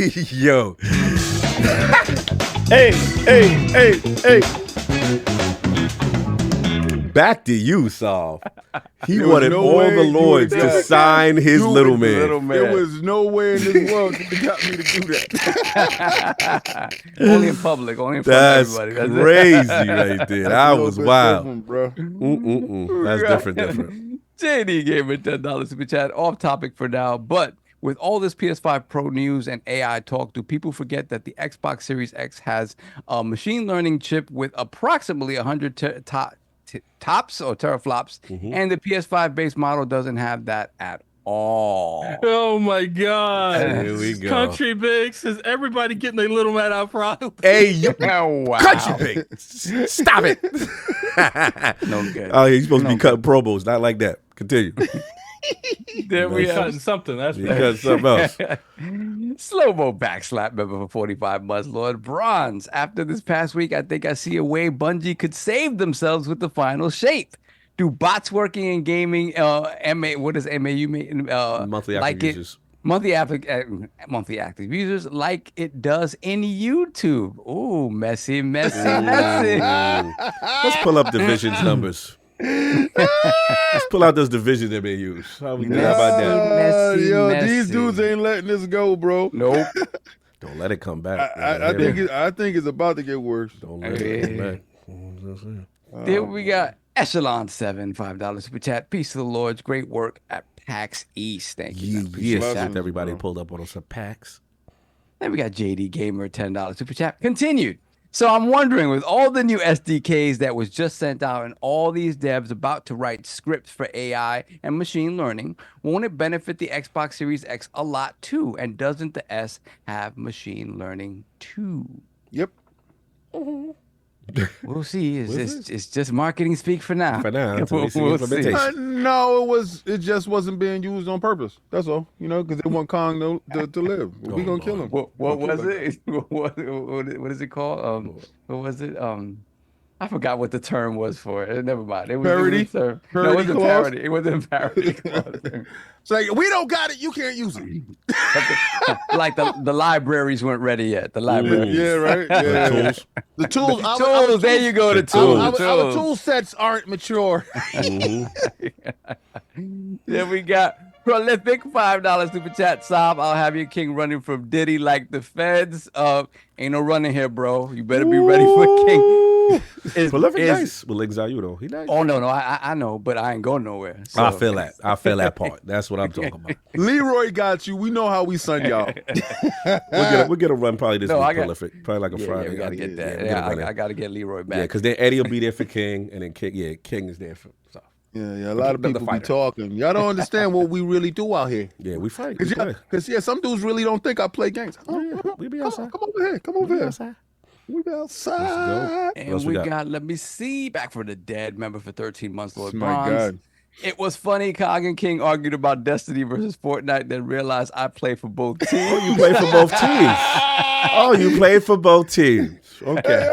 The best part about that, like when you said it, because I wasn't going to out you. So when you said it, he just looked like, it's too bouteille. Yeah, I was definitely To be honest with you, though, like between Destiny and Fortnite, I think Fortnite's on a completely different level. I enjoy Destiny, but like the impact Fortnite's had on the industry, I don't think will ever be replicated by any other game. Something tremendous happened yesterday. So yesterday I was watching X-Men and I was reading the text in Twitter space X, right? And somebody said, yo, King, did you get your bunny rabbit girl? And I was like, no, she's not up. Wait a second. I didn't log in today. So I logged in and she was there. And I spent my V-Bucks and I got her. I waited a whole year. I got her. Y'all saw my wife. I was like, yeah, she go, baby. There she is right there. She was like, she just got hips. I said, she got hips and cheeks, son. Don't you hate right now. Let's so go. I'm going to be playing with that bunny rabbit all today. Y'all going to see me outside. Blue bunny suit or a little white little bunny thing on her butt, little cotton tail. Time! Wow. Don't hate. Y'all be talking about it when y'all got your suits. Nah, man. I waited a year for this. And I'm a rock out for a whole week. Whole week I'm a rock out. Pause. This is Back from the Dead still. What he said? It was great to have dinners and drinks and laughs at PAX East. Yes, likewise, bro. Blessings, bro. Salute. Then we got JD Gamer, $5 super chat. Are we gonna have the S out here using machine learning outdoing the base model PS5 because of machine learning? We'll see. I'm still waiting for Crackdown to look like that demo. Stop that. Then we got JD Gamer, $2 super chat. Ponies out here quoting no Diddy, no doubt. Yeah. Oh, wow. Whoa. Guzzling King Glizzy. Wait, read that name again. Guzzling King's Glizzy. $5 super chat. Why is there silence from King's microphone? That's his camera off. What does this guy have to say? King, you may be 10 toes down for Xbox, but don't forget how I had you 10 toes curled up back at the hotel during PAX. Yo, yeah, my man twisted up. Oh, man, who this? He said, "Don't forget how I had you. What I did to you." I will say I can't account for King every night at PAX. Yeah, there was a couple of nights he was missing. We couldn't find him. Remember, he was like, he answered his phone. Who was this? Guzzling King's Glizzy. Wow, this is a big individual. You see the profile picture? This is a big individual. Did we see him? I'm trying to expand the picture. Let me try to view the profile. You know how you go to the channel? Let me see. First of all, wifey be having me on video cam all night. Yo, he got a YouTube channel called Guzzling King's Glizzy. Yeah, he outside. He got 19 subscribers and 21 videos. The worst part about it is what videos he posted on. Kind of a big dude. Kind of a big dude. I'm just saying. Hey, King has said he likes them big. He like him big. He like the big boy. Wow. This is all right. King got one now. King got. Everyone's all the president accounted for. Woo! The Lords are complete. Group harassment going Group on harassment is in. Let's go. That's a big dude. That's a big dude. Dr. Strangelove. Time, let's go. super chat. Time, new channel, let's go. New topic, let's get to the topic. Yo, Saab got to go, so we got to have it. Dr. Strangelove, $2 super chat. Let's be real. Destiny is dirty, crusty cheeks. Jeez, okay. Stop hating. Stop hating. Then we got Prolific, $2 super chat. King, don't call for me unless I ask for you. Who this? Prolific out here. Oh, that's Tech and Talk. That's Tech and Talk. Okay. Tech and Talk. I'm going to tell you something. Don't get it twisted. like if you saw the videos, what was going on, if Saab got his hands on you and if Cog got his hands on you, I'm going to tell you this. Don't get it twisted. he get busy. He get busy, Prolific. Yeah, that's nice. Don't get it twisted. No, I'm saying you get busy. I'm telling Prolific that you get busy too. Prolific, what you need to understand is maybe you don't operate under pressure well. Ooh, we gonna see. I'm going to put that pressure upon you. Pause. Soft. Yo. Yeah, I see. Robert Kelly, $2 super chat. Everyone has a joystick. Yes, everyone's accounted for. Nah, one of your dudes made that up. Addict made that up right now. I'll read the next one. Guzzling King's Glizzy, $2 super chat. King don't need a bunny suit. I'm good at bouncing.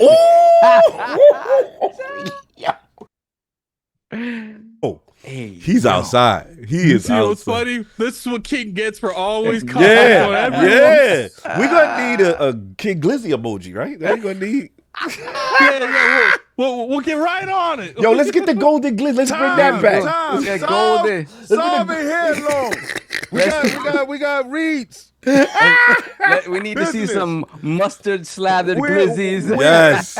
We did not get to any topics. This is not happening. Let's get it. He's outside. But hey, Cog, if it was us, he would be, all over this. He'd be all about the engagement. He'd be calling graphic god right now.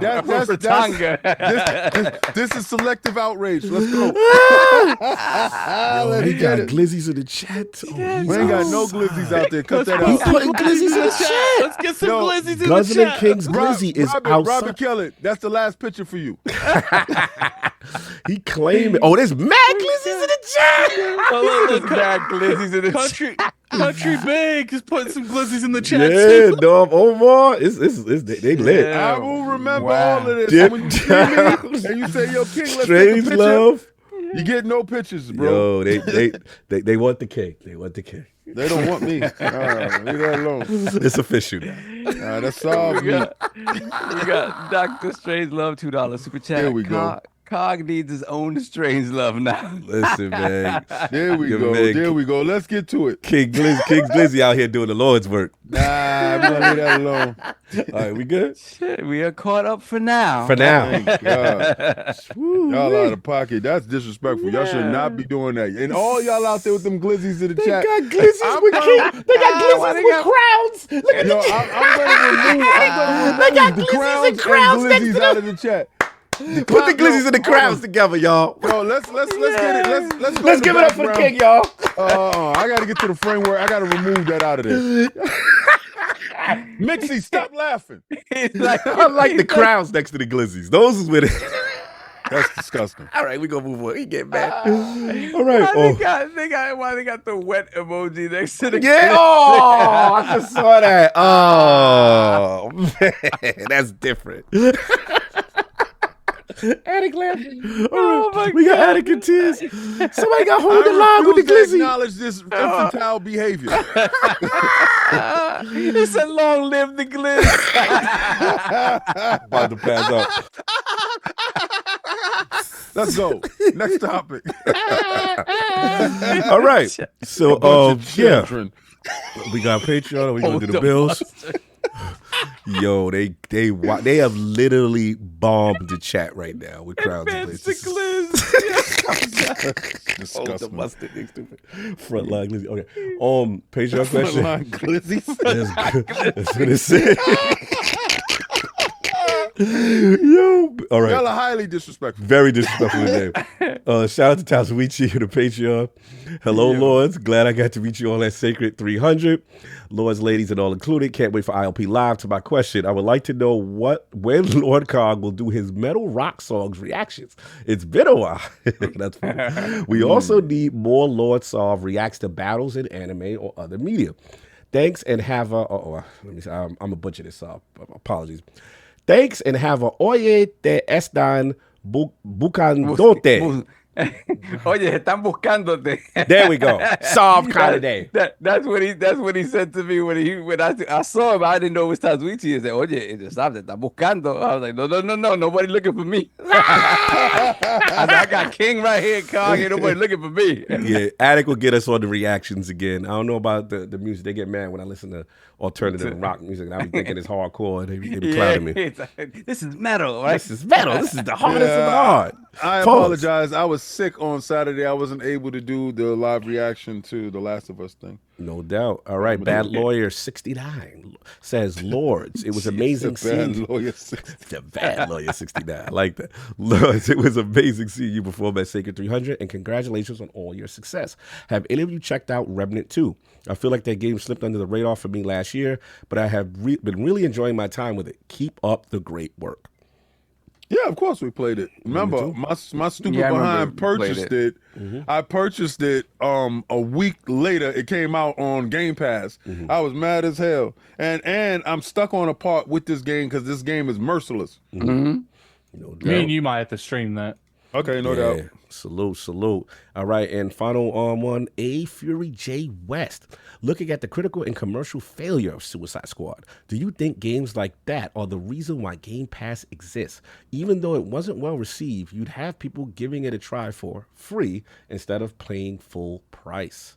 So you think Suicide Squad, you think games like this are the reason why Game Pass exists? No. No. Those games.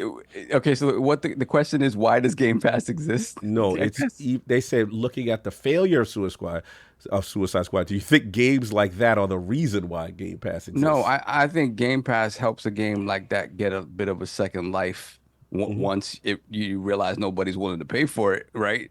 But again, that would Microsoft would have to give a bag to get that game in there to hope that maybe people find interest in it afterwards.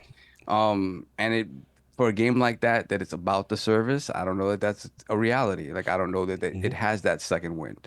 If people weren't willing to pay for it, if people weren't willing to pay for a rock steady game with DC characters in it, I don't know that Microsoft would be willing to dish out money to put it into Game Pass to see how maybe it does afterwards. Although, did we see Gotham Knights did jump in there? It did. You know what? We'll see. I guess maybe because of the relationship with WB, I guess. Yeah. I guess if the bag is right, sure. Yeah. But we'll see. Because Gotham Knights did have a little bit of a something. It didn't really go nowhere. It was more of a frame rate kind of thing, I believe, right? Right. And I think in general, people like the story of Gotham Knights. When you talk about the stuff, the Court of Owls stuff, right? People like that story. So if they did that part well, I think people would be attracted to that. But I don't know. I don't know about Suicide Squad, man. No, I feel you. I think the media killed that game. I don't care what anybody says. And I mean, the game was decent. They just have a bias towards games of service, to be honest with you. And Suicide Squad wasn't what they was looking for. And then also, you're killing off their their favorite superheroes. I think it wasn't vibing with that, to be honest with you. I just saw a lot of the rhetoric to it. I thought the game was good. I thought it was decent. I didn't think that it deserved exactly what it was going to do, but that $70 price tag on it was stupid. They should have marketed it better. They should have put that thing in a game of service. They should have released it on PlayStation and Xbox. I'm going to get right to you in a second, Addict. The only problem with that is, like y'all said, the bag has to be there for them to do that. And right now, Microsoft is pulling back because they have enough games and stuff that they don't really need to be offering bags and stuff unless it's new IPs. And PlayStation's not taking out a loan to get it. So that part. Cool. All cool. I think that Suicide Squad went out for a variety of reasons, and it's not just one. I think games as a service, it's not an Arkham game at its core. And I do think that entitlement on the media end hurt this game too, because people felt like they were entitled for them to open the servers before the game came out. And, I do personally feel like there's people at IGN that felt away, and it's not necessarily they were attacking it, but they were doing whatever, like they weren't holding anything back either. So, that's just my personal opinion. We saw with the Suicide Squad, the most entitled people in this industry is certain people in the media. I knew that answer was coming. Knew that was coming. I mean, it's not false. It's how you feel. Good. Disrupt that. Anything else we got from Suicide Squad and all this other stuff? Or we good? All right, no doubt. We got. I want to do your thing before you leave. We got a few more super chats. Let me see. Hollywood Rules, $2 super chat. A2 King David, shaking my head. First the Fat Boys break up, now this. Crazy. Then we have GSD, aka Getting Stuff Done, $2 super chat. King Diddy Glizzy. Chill. Whoa. I'm gonna leave you alone, bro. Then we have day, bro. And we have Jeesh with the $2 super chat. Glizilla. Yo. We're gonna leave y'all alone, bro. Yo. Today ain't that date. Then we have Guzzling Kings Glizzy. Oh, he back? $2 super chat with the normal question. Oh, wow. Not even a question, the statement. Rocksteady needs to do a Batman Beyond. That would be awesome. The sad part is, I don't know if they're going to be able to do anything. I know.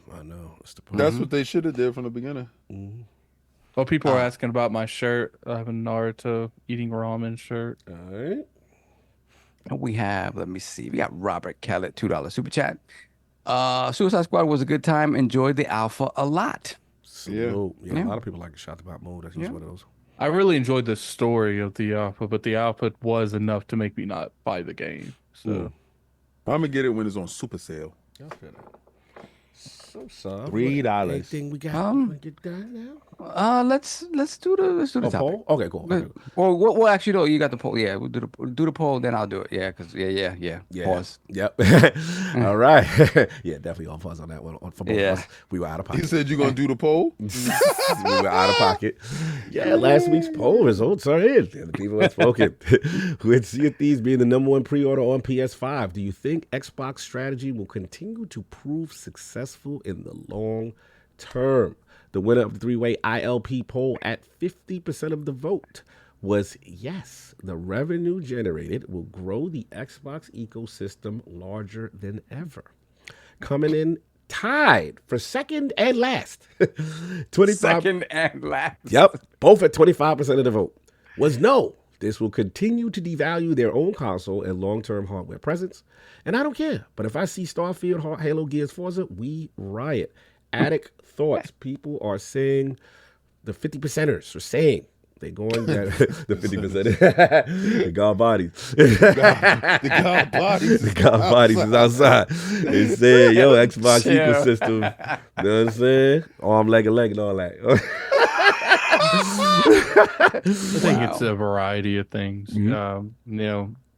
I think we've seen the PC effect, them get putting their games on PC, because even though, there's not a whole lot of, people that play on PC and have consoles, like there are some, and, people I know that had an Xbox One, they don't have a Series S or X. And I do feel, if they continue this trajectory, which is interesting because I don't know if you guys saw it, but apparently they just recently had an emergency meeting, like talking about the future of where the brand's going to be. That's what people are reporting on. Ironically, when the sales for these games didn't do that well, apparently, what Hi-Fi Rush didn't give on the top 100. Yeah, neither did Pentiment. I told people these games aren't going to go over there and just sell well. Like that's not how things work, especially being so far. Sea of Thieves didn't even get top 50 apparently. No, pre-order, I heard. But I'm pre-order, but that means people go through with it. That means it was that week. Like games are out now. Dragon's Dogma's out now. Maybe they don't buy games, bro. Maybe Sea of Thieves is the exception, but it's not the it's not the rule. Yeah. These games aren't doing what they thought they were going to do, and I'm very curious to see what if now since they're seeing these 4 games, what's their next move? Is it maybe this wasn't the right decision, or maybe it's we just didn't port the right games? Interesting. Or maybe the single players, because looks like the multiplayer live services are doing good. But what do you think, Sal? Well, I think I think what Alex said was correct, right? The fact that you knew some of these games weren't going to hit like that, right? You knew Pentiment wasn't going to sell 500,000 copies or whatever. We got balls like MPD on that. Wasn't going to do it. So again, the conspiracy theorist in me says that this was just kind of the red. Here you go. But this what the Xbox God body would have hit. This what the 50%ers would have hit. But the Messiah knew it was coming, and those of you who know. Inside joke. Yeah, inside joke. But I don't. To me, look. We'll see how it does once that game is out there in the wild. We'll see how many people, especially Sea of Thieves, right? Because it's the one that's still, Sea of Thieves and Grounded, those are the ones that are going to require a community to really sort of make them take off on that new platform. And then Hi-Fi Rush, do we know how that did in terms of pre-orders? No, I'm not well. Yeah. The addict's right about that. Yeah, not well. Again, and then the release. That meeting was only about letting people know that studios is going to stand on their own tools. That's it. So they got to be in charge of bringing in money. That was all that meeting was about. Yeah. But at the end of the day, trying to make it about something else. We speculated this. It's like we're not going to get a real sort of temperature on the room until a huge game goes over and see if that moves the needle. These aren't going to move the needle. These never work. But this could deter them from saying that, hey, you may have done brand damage and maybe you don't do anything. Remember we had that little theory about the potential infighting, and maybe they're like, but we'll see. I just think it's going to be you're going to get to a certain point. Yeah, that's the thing. I kind of think like the brand damage stuff, if that is the case, right? The people, the powers that be that hold the wallet, and they stopped caring about brand damage a long time ago. They care about money. Of course. So they made a commercial telling you to need a console. So it's not like I agree with Saul. I don't think they care. That about was brand a whole damage marketing campaign for Samsung televisions and LG televisions. But if the money, I agree with both of y'all. But I'm saying if the money people now see that it's not profitable, that usually kind of motivates you to stop. I don't think it took too much to put it on over there, especially if it's digital. Yeah, I don't think it did either. They definitely probably still made profit off these games, regardless. Maybe it wasn't to the point they originally anticipated, or maybe they didn't expect much out of these games. I don't know, but the problem is like, one would think if you were going to be testing the waters, you would try Starfield or something. Because that has a bigger name. No, that's a whole segment. My thing is, if you're going to try something, why these 4 games? Because I feel like these 4 games don't move the needle in any way, shape, or form. It doesn't feel like it doesn't feel like it's an earnest try, right? It doesn't feel like just porting Starfield to me is a more experimental thing than porting these 4 games together. Nah, we know that they really want that, so we ain't giving it to them. You gonna get what we gonna give you, and then you gonna get Popeye's biscuits. We speculated about this, right? That it could, you did. We didn't talk about we. It was you. We did. You said they gave him a dummy bag. Right. It is true. Phil could have been like, all right, we're gonna give you these games, and they're not gonna do well, and then we're gonna be able to argue that we shouldn't be doing this. I mean, I'm of the mindset that live services are going to do well, and I think CFD is going to do well. I think Grounded is going to do well. I don't know about the single player and the Indies. That's where I'm at with it. So yeah, I know that they don't buy games, so I know nothing's going to do well over there. And the thing is, too, single player is I will say, are these live services going to do well? Because when you put them on other platforms, they expect that upfront money. Like at least on Xbox, you could just download it if you get the subscription service. So it's like, I don't know you that too, because a lot of live services, what are they, King? They're free. Tell the truth, say the devil. I don't even know what they'll do. Well, them pre-orders said they was number one. Them pre-orders said they was number one on the PlayStation platform for most thing being sold at that week was Stellar Blade and Rise of the Ronin. So hey, we see what Rise of the Ronin and no, did. Dragon's Dogma and Dragon's Dogma. We're not gonna do that. We're not gonna do that because Sea of Thieves was out there number one ahead of those. I'm just telling you what the data was. I don't care about what you co-sign. That's what the data said. The data said they was the data said when they was number one pre-order, they sold the most on that platform for a game that people said the Kraken was lacking and it wasn't all that. That's nice. And they bought the premium edition. Guess what was number 5? The standard edition. So both editions were top 5.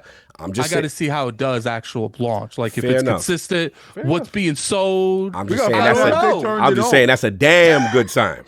That's all I'm saying. That ain't no little, we number 20 on the list. We number 1 and 5. Yeah, we got to find out they turned it on. They're doing what we said they should do also, right? Which is when it's launching on PlayStation, it's going to have brand new content that comes to everything, right? I think Grounded is doing that. Yeah, Grounded is doing that, and that's Grounded's final update, right? Yep. So they're getting the complete edition, over on PlayStation 5. And then you see if Thieves getting more content right as it comes to the console is important. So yeah, we'll see. A lot of times it's the long tail of those games that matters, right? So we'll see. Yeah. Sovereign don't believe in that. Topics are up unless we're gonna do what we gotta do. Okay. Let me see. We got a few more real quick. Okay. Legendary Yobi, $5 super chat. Put some respect on King's name. Shout out to Paramount, bro. Ain't no glizzies around here. All y'all walk the plank. # peace, love, life. Blessings. That's what I'm talking about. See, we got defenders out here. We don't play none of that. We will turn off cameras. We will disappear. We will come back after the fact. Until it's being done to someone else. And all that staying on. He right. Right. You need your defenders, man. Alec right. I embrace it. You run from it. You can embrace all the glizzies you like. I'm going to put on my track Crocs and I'm out of here. You better stop with that glizzy talk, King, in the chat today. No, that's him. That's him. You incite the crowd. No, I'm not. We are minding our business with our Crocs on. Hey, man, you don't know how deep of a pocket that glizzy dude is. You better stop. That's a big dude. That's a big dude. Listen, addict like glizzies, talk to him. They're going to talk to you. Nah, we don't like those conversations. I already like Crocs, too. Nah, stop it. You're so funny. Yo, where the beefy dudes at? They already had that dude talking about he's watching me from behind. Yeah, that's right. Keep watching him. Keep watching him. Get that cog. He's in his final shape. Yo, see, he got his exclusive final shape. Yo, I'm gonna turn my camera off. Yo. I ain't like that. I ain't like that. God bless. Cog's final shape changes weekly. Do not be talking about my final shape. I don't like it. Man, yo. I won't be hearing about my final shape. God body. You the creator of this. I made up all this here.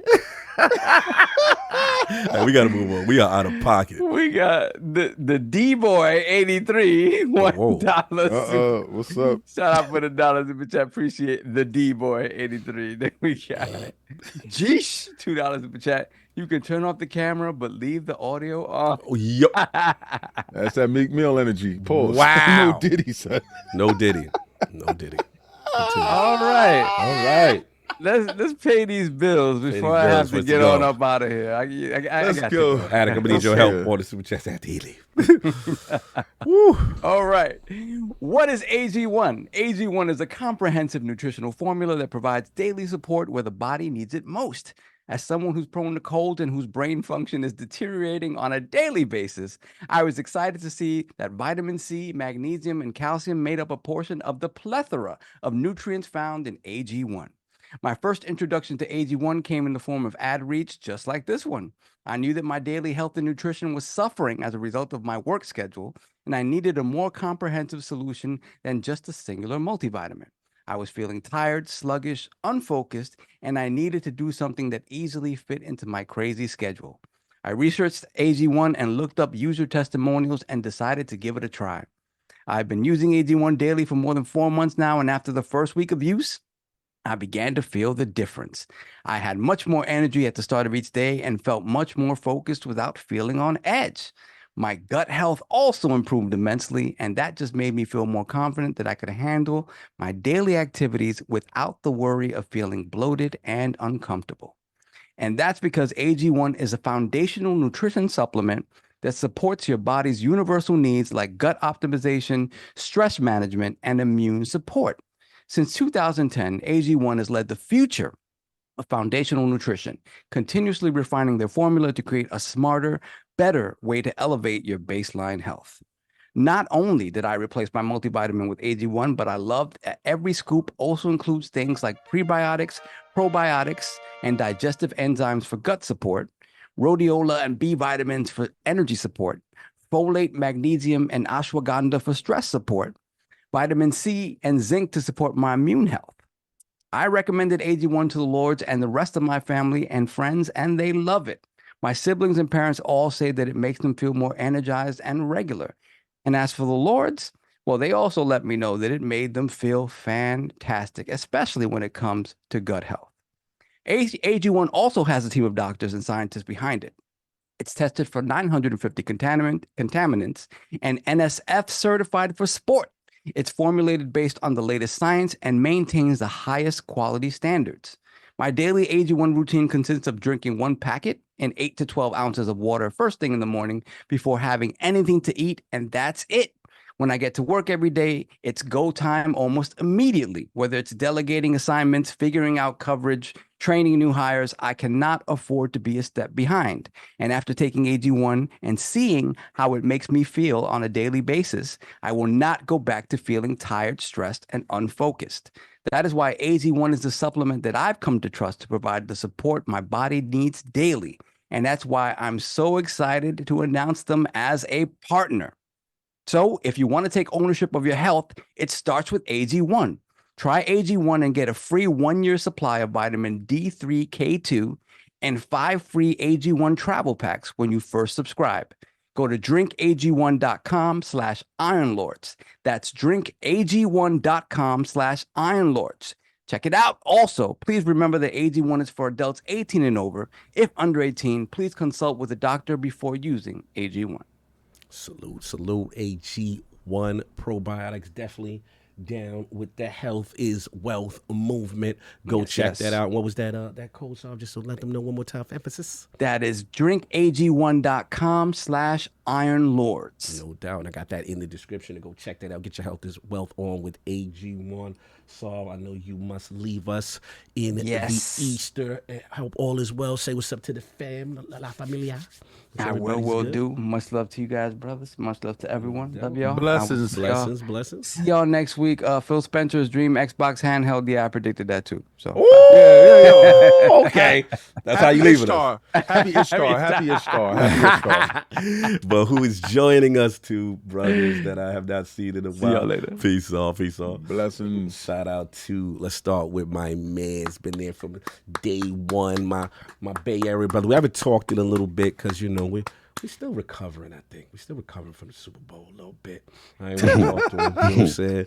Going through it a little bit. But my brother Fonzarelli, Jake Fonz, what's going on, man? Best voice in the game. Best voice in the game. I just got over the flu, so Oh, you too? We going through it. yeah, I had the flu for about a week and a couple of days. But anyways, I'm back. Yes. And you hit me up, and I was like, of course I'm going to come to the room. Oh, I love it, man. I love it. I love listening to you guys, but being here is just it's even better. So no doubt. Shout out to good to be Fonzie here. Riley. Salute, man. Best voice in the game. And of course, my other brother. Love that Talk to shirt. him. Shirt is I got fire. Raphael Right? back there. I got Raphael right there. Shirt is fire. Yeah. No doubt. You already know part of the What Happened to Gaming Circle podcast by Tech Brethren, also starring in Halo the season 2.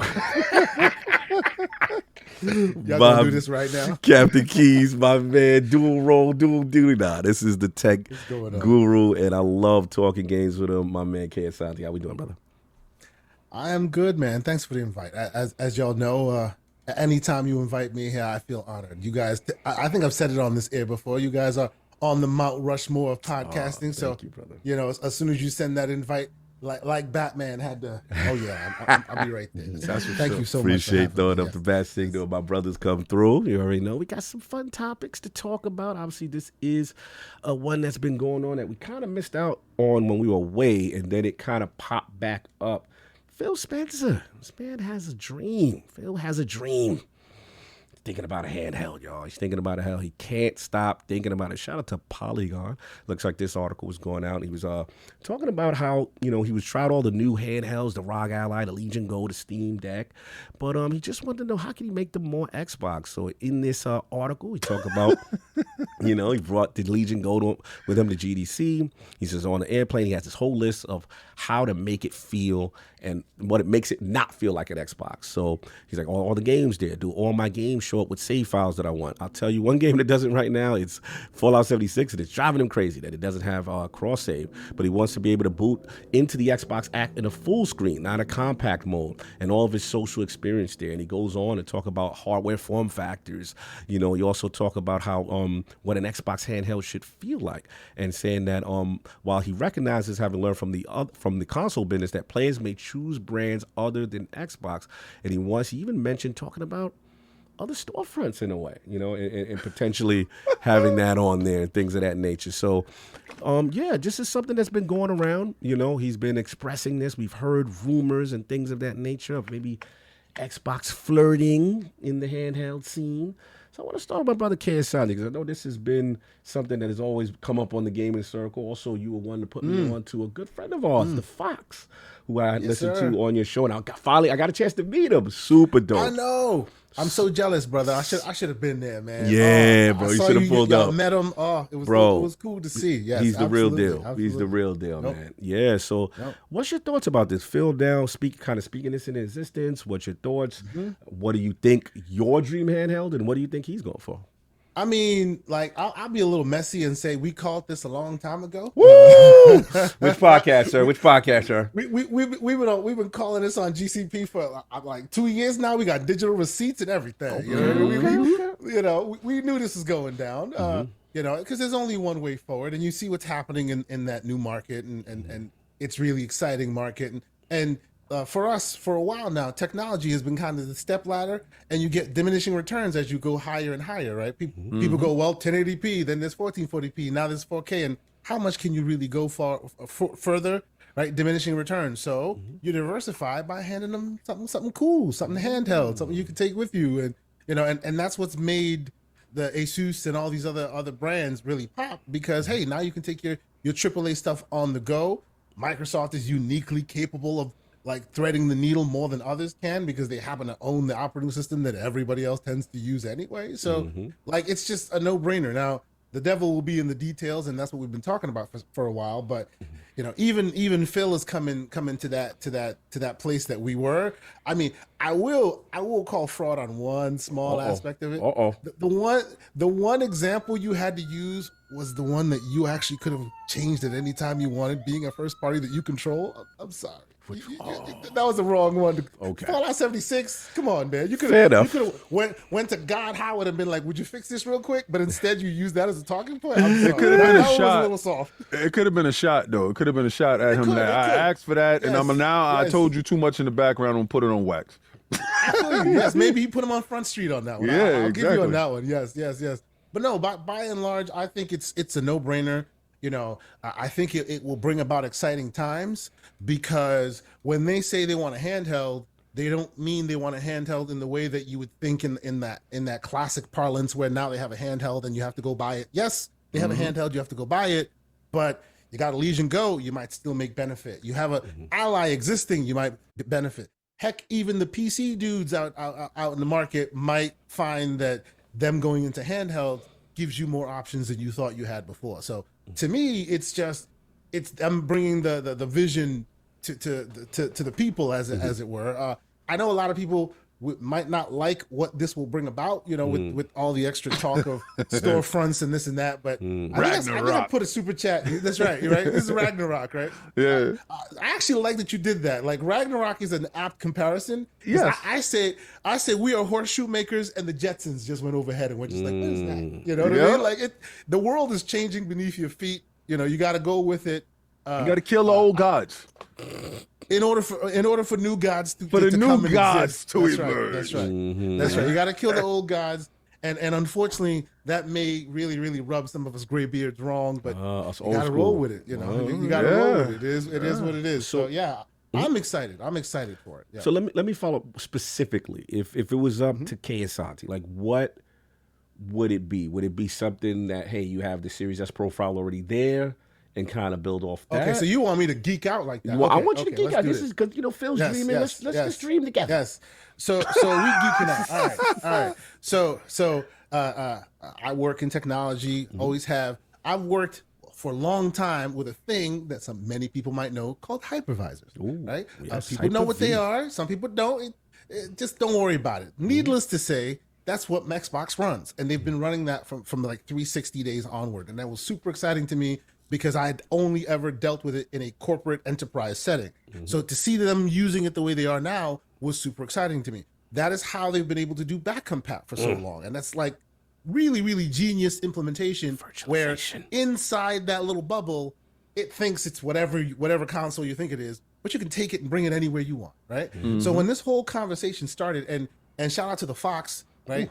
Like his one of his early videos really just kind of put it on for me, because he was talking about how they artificially limited the power output of the Series S. Yes. And because they did it that way, future optimizations won't require reprofiling for a handheld. You just benefit from those optimizations, and bam, you're in handheld mode, right? Right. So that really started the ball rolling for us.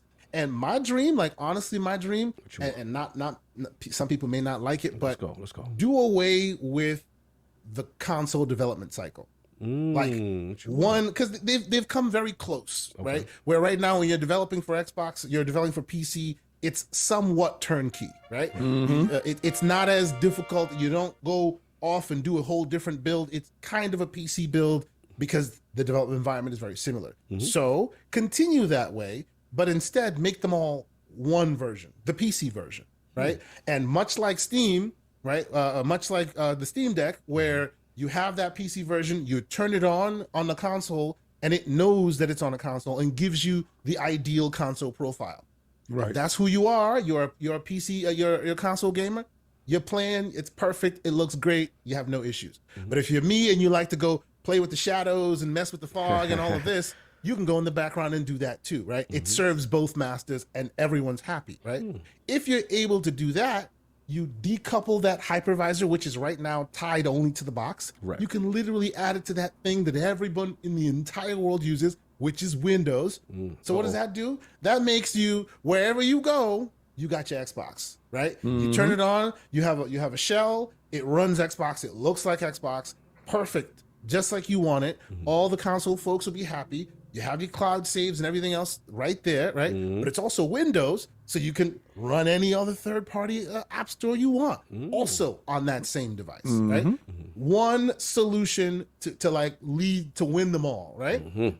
People are like, well, that will lead to them not having a console anymore. Why would you want to buy it? Fine. Remember, this is a reference design. It's a reference design. I always say this, back in the past, I used to say this, like, Windows has been getting really like a bad rap for a long time until they had to release the Surface brand. to show you, okay, HP, you've been doing this dirty. Dell, you've been doing this dirty. So this is what it looks like, right? Y'all can keep using it, but if it falls below the standard, don't blame us anymore. This is what it's capable of, right? This should be the same way, right? You release a handheld. This is what it should look like. These are the potential benchmarks you should hit. Here's the performance targets. This is what it will look like. But you want a Dell variant? Get your Dell powered by Xbox. You want an HP? Get your HP powered by. All of the Legion Go's and all of these can run the same thing because underlining it, it's Windows. Heck, a PC that you build can run the same thing because underlining it, it's Windows. And then you can decide do you boot up to a desktop or do you boot up to Xbox OS? Right. As you see, right? That is the number one device that wins them all. Now, I hear a lot of folks in the background talking about, well, why would Steam want to be part of that? Why would this?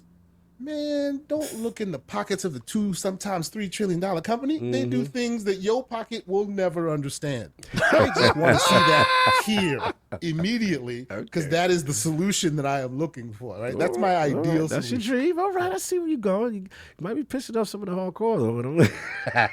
No, but the techie in you, I hear you. I hear the techie in you, and I definitely see where you're coming. I see your vision. I want to get Lord Fonz's opinion on it. This is an OG.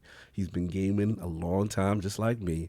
I don't know how he feels on this. I have not really seen his thought level on this. So I'm very curious about Phil's dreaming. Fonz, what do you think about this thought of an Xbox handheld? And what about you, yourself personally as a gamer with an Xbox handheld?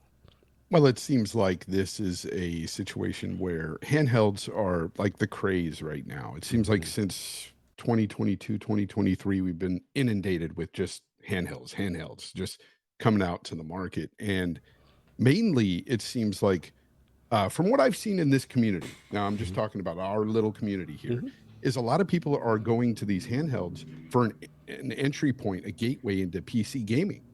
I see that a lot too with, the Claw, the Legion, all this, all this other stuff that's out there. And that's a fine point. That's a great way to do things because you can hook it up with a dock with most of these things anyway to your TV and stuff. But for me personally, I don't see that craze. I'm not somebody, and I've said this for years, I'm not a handheld guy. Gosh, you sound like Rand. I don't care for it. I've been having these conversations with him behind the scenes too. Who was that? You sound like Rand. These are the conversations he would say to me behind the scenes. Yeah, it's to me, I like the big screen experience. I like that, I could put it on the biggest screen monitor possible. I got my rig hooked up to the 65-inch so I can play my games the way I want to, I don't personally find a small screen enjoyable, especially when it's like 7-8 inch. I don't find that enjoyable. I have to play these games on a bigger screen. Pause, King. You don't like those inches. That's not enjoyable, man. I was waiting for the pause. He just told me he ain't into 8 inches. Listen, man, that's size matters, ladies and gentlemen. No, we had to get you one time. Continue. I love that sound effect. Continue. Anyway, handheld's just not for me. I don't see the appeal. I get it for some people. They some like it on the go, but a lot of people that I know personally that own a handheld, they're playing it inside. They're playing it in their homes. They're playing it in bed. They're playing it on their couch in front of that big TV where their computer's hooked up or whatever. It's a bit weird to me how some people utilize it, but hey, that's them. That's their prerogative. I can't step on that. Yeah, I can only speak from my experience and just even going back to the days of, the Nintendo handhelds and the Sega Game Gear and stuff like that. My friends had them and they were really cool at the time, but I just couldn't deal with it. I'd sit there and play it for a few minutes and just be like, so Fonz, can I give you one quick use case? One quick use case, and that just came up like this week. Right? Let's go. So you've heard that there are some demos out there that have some stellar blades that you can enjoy. Right? I, for one, wanted to partake in the stellar visions, so I had to download it. Right. Problem is, I'm a man with a family, right? And as such, I'm also a very busy person. I unfortunately can't, and I too have a beautiful wonderful TV that I barely ever sit in front of because either they're stealing my TV or certain things cannot be shown on that TV or there will be questions to be answered. So whether I like it or I don't, I ended up downloading the blades and partook of them right here because that's probably the only way to be safe. You see where I'm going, sir. Oh no, I 100% get it. But just it's that screen, it's that small screen that I don't enjoy. I don't. With my age, I'm getting older and older. He's like, my eyesight's going and going. All right. So I feel you. I guess you make a valid point, and I definitely understand you. And maybe a couple of, I get it. I guess my question to you, Fonz, is even though we know that's not the way you like to game, you want, underneath the TV or your PC, big screen, the highest fidelity as far as the visual and the screen size and all that. But I guess my question is do you see a user base that might want that? Oh, 100%. Oh, okay. I see it because again, you have that whole craze going on with handhelds right now. They're a big deal. Even the PlayStation Portal is selling out. And that thing is just I'm going to say it, whack. So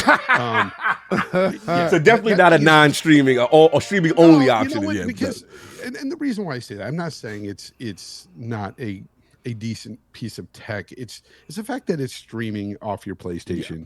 There's no browser there. So you're really stuck to your house with that thing unless you can openly use open Wi-Fi elsewhere and stuff. And that's just trash. If Xbox does something like that, that would be a bad thing. And I don't think they would. I think they would have ways for you to play these games natively, also through the cloud, whatever. Again, hearing the stuff about incorporating Steam and all that stuff, I hear you, Kay Asante, because honestly, an all-in-one device is where I want all my games. I wish I had all the games coming, to one device because I hate going between every device now. It kind of sucks, but that dream I don't think will ever be fulfilled in my lifetime, maybe. But yeah, stick around. You're not going no place no time soon. It'll happen faster than you know. Don't worry about it. We got you. I think the fact that the consoles itself, even though handhelds are getting all big and with a lot of people, the consoles themselves aren't going away probably for another 15 years or so. One is going. You're ridiculous. We'll get to your turn. I still don't think the PS6. I still think there's going to be a PS6. For real. It won't be called that though. I'm with you, Five. But their games will be going to another machine or another platform, which I will be partaking in. This is true. This is true. We'll all be there. Yeah, I feel you, Foz. I on the ground. No, I definitely where you're coming from. I definitely the perspective. Let's get Lord Addict. Big fan of the Switch. Phil's dreaming of handhelds, man. He's dreaming of handhelds. I want to know how you feel about it. And what would be your dream handheld if Xbox decides to enter? And okay, you ready to go for me? Yeah, accept Let's for a minute. Let's start the way. So let's get King. Where you at with this? I told you. I told you. Y'all witnessing Ragnarok. I used that on purpose because that was a double entendre. But boom. Gotcha. See, because when this happens and see, all right, for the patty flippers, let me break it down. Oh man. Yeah, exactly. So if you're not a patty flipper, don't worry about it. And I'm not worrying about the people who talk about, I work in fast food. We ain't talking about you. You understand what I'm talking about? If you understand my vernacular, New York vernacular, you understand what I'm talking about. Pocket watches, people that have small minds. This is what I'm talking about. You could be a patty flipper with big dreams. I'm not talking about you. I'm talking about the little mind dude. Check this out. Now, fellas sitting there, we saw them go with the G Cloud. They was there at the launch of the G Cloud, checking it out. Steam. He was walking around with a Steam shirt the whole time. Y'all kept trying to figure out what we was talking about. When Gabe comes out and tells you, I ain't got no problem with Phil, I ain't got to sign no contracts, X, Y, and Z, Gabe been trying to get out for a minute. You can't pick up his Steam Deck traditionally inside stores. You have to order it, and they per order, per purchase, or whatever. And that kind of limits your mobility, to be honest with you, and limits your reach across the board. So Phil is taking notice to this, seeing what their deficiencies are. What's their great points? What's their poor points? This was his talking point. He was there at the ROG. They was there at the ROG. They was there. Shout out to LordCognito for getting that interview. Yes, I couldn't be there that day, but Microsoft presence was there. Did you understand their presence was there? So, head of AMD and Microsoft Games Division was there too. Right there, watching, checking, making sure that everything is there. He made sure to talk about the Levio Go. He made sure to talk about that to let you know I've seen everything. I have been everywhere. I have analyzed their deficiencies, and I have noticed where they're good at. Now, I can't go into what Kersante is talking about because I'm not a developer and I don't have tech know-how in the background. But when we're going to talk about this money, we're going to talk about a business mind. I've been telling you, Phil Dominus Maximus Aurelius Spencer, first of his name, has been doing this for a long time. Now, this goes back to Bill Gates' first vision. His first vision was to have one box to rule them all. He only got in the game because he heard Sony was going to take over the living room. He said, excuse you? Hell no. Put that bread up. Put the bread up. Xbox was born. Why? To combat Sony. Straight from the rip. Y'all think it's a joke. He didn't like them anyway. From the rip, he didn't like them. So when this building is red versus blue, green versus blue, whatever you want to call it, they was already at odds. Phil and them understood that we can't beat them by selling traditional consoles. They have the mind share. How the hell can we skin this cat proverbially? You know, because they're a gorilla. Anyway, how can we do it? Because, you know, Sony's not going to put their games over. That's not going to happen. They'll hold out. They will hold their breath underwater and pass out before they take that oxygen tank. They're not going to do that. They're that guy. I'll die first. Yes, okay, then you going to die. You going to die, Kong, and we're going to help facilitate your death. But this is how it's going to happen. You ain't even going to know that you're dead. It's going to be the poison pill. I told you the poison pill went over there. They put games over there to quiet the people in the building, to let them know that you don't buy games. Shout out to you for not doing what you're supposed to do. I'm glad that y'all didn't buy anything. Now, phase 2 happened. What they did, call emergency meeting. Told you the games ain't selling. What we gonna do? All right, shout out to phase 2. $100 billion deal with OpenAI. Told you this is gonna tie in. I'm gonna break your backs right now, like Bob Backlund. Y'all finished, right? Now, y'all looking at that $100 billion deal with them. That $100 billion deal is the same deal that they did with ABK, ZeniMax, and with OpenAI. They gave OpenAI $10 billion. That was more than ZeniMax. So you're saying, wow, they just threw money over there like that for what? For that $100 billion deal. To be boots on the ground with those AI chips inside servers all across the world. That's happening in 2026. They're going to go live in 2028. New consoles coming out in 2026. But that deal they did with Intel, $15 billion. They're throwing a lot of money all over the place. Why? To put a proprietary chip together with Intel AI chip. Those AI chips is going to be inside the new Xbox. This is the reason why they're pushing the new console forward. Now back to the handheld that y'all going to get this year. It's going to be open source. It's going to be an open, not open source. It's going to be Windows, but it's going to be an open free market. Why? Because they're going to be purchasing more publishers. While they're purchasing more publishers, they don't need what happened with all this money that they lost with the ABK deal, with the CMA, the FTC, and the BMI, and whoever else that was over there, the BMF. Everybody else was over there trying to figure out what they was going to do. All right? Damn, Meech. So, yeah, Big Meech was in there like, yo, Black Mafia family don't like this. So, let me tell you. So they said, okay, how can we mitigate this?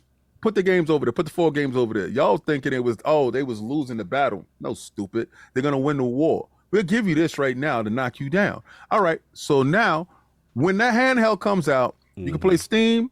You got Epic Store. You got Game Pass. What's inside the Epic Store? What's inside Steam? PlayStation games. We bailed the mouse. We got you. We got you right around the neck. So what you think? PlayStation is not going to put games on PC? They need that bread. Will be interesting. We're going to force you to bend the knee. The knee will be bent. But to 2026, when that console comes out and that AI chip is in there, a real AI chip, not that joint that's coming with the Pro that's just an upscaler. Don't be fooled. Don't be falling for the banana in the tailpipe. This is the real AI chip that's going to launch in 2026.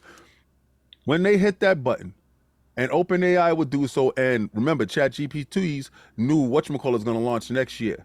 When they hit that button and they go live, Skynet, happen to you. He's going to censor it now. That's what he's going to say to you. Listen, okay. Hashtag no PlayStation 6. You won't be able to keep up. This is why I'm telling you. No it ain't system gonna now. be no PlayStation 6. I'm going to let you know.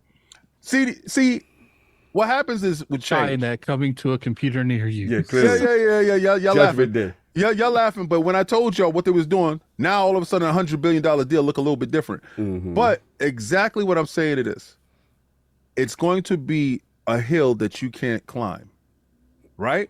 Because those individuals that's going to sit there, this is where the handheld is key. Why the hell would I buy a PlayStation when I can get their games and everything in one-stop shop? Now, for Fonz, who doesn't care about playing his handheld on the go, my Switch, Fonz, I don't care about playing my Switch on the go. My Switch stays right there docked at my TV, and I play dock mode on the big screen. That's where a lot of people is going to have their handheld Xboxes right there, and it's going to be playing what? PlayStation games. I'm going to be playing Ragnarok. That's why I brought it up. You got to kill the old gods to bring in the new gods. You guys stuck in your ways are not going to be versatile. You got to be able to move and pivot. Microsoft having that meeting is about moving and pivoting. You guys keep thinking that King is wrong. I'm 98% right all the time. And King, when it happens, I'm put the bell on you. It's not the fact that I don't believe some of the stuff you're saying, because I do. But there's certain aspects of it, like, oh, there won't be a PS6 because it'll be a handheld. The thing is, the one thing that's hard to do is take away that mind share from people.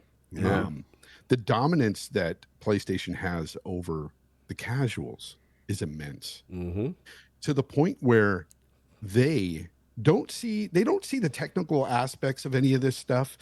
Some of them do, and some of them are starting to look more into that. However, most of the casuals out there don't care about that. They care more about PlayStation better, Xbox worse. That's their mindset. That's what they're always talking to each other about. My younger brother, who's been a gamer all his life, just like me, we played games together and stuff, but he even bought a PlayStation 5 because that's what all his mentality. The mentality is behind it. He's pretty casual because all he plays is like COD and those types of games, Fortnite. And so he bought a PlayStation based on I heard it's better. Right. That's it. Like, okay, but that mentality is very hard to break. To this, it's not even this. It's not even that. See, that's the base level of it. That's for the consumer. I'm talking about Matt Booty mentality. We're going to spend them out of business. And Microsoft has been doing this. They have been spending the $100 billion. They've been doing things that these guys can't do. It's not, they're not going to make a PlayStation because Microsoft is so far ahead. You're not going to make a PlayStation because you're not going to have the money to do so. I mean, they're going to spend them well right now. No, their console isn't selling well. It's lies that's selling well. About shipment. Yeah, the truth of the matter is only 25 million of them dudes is on.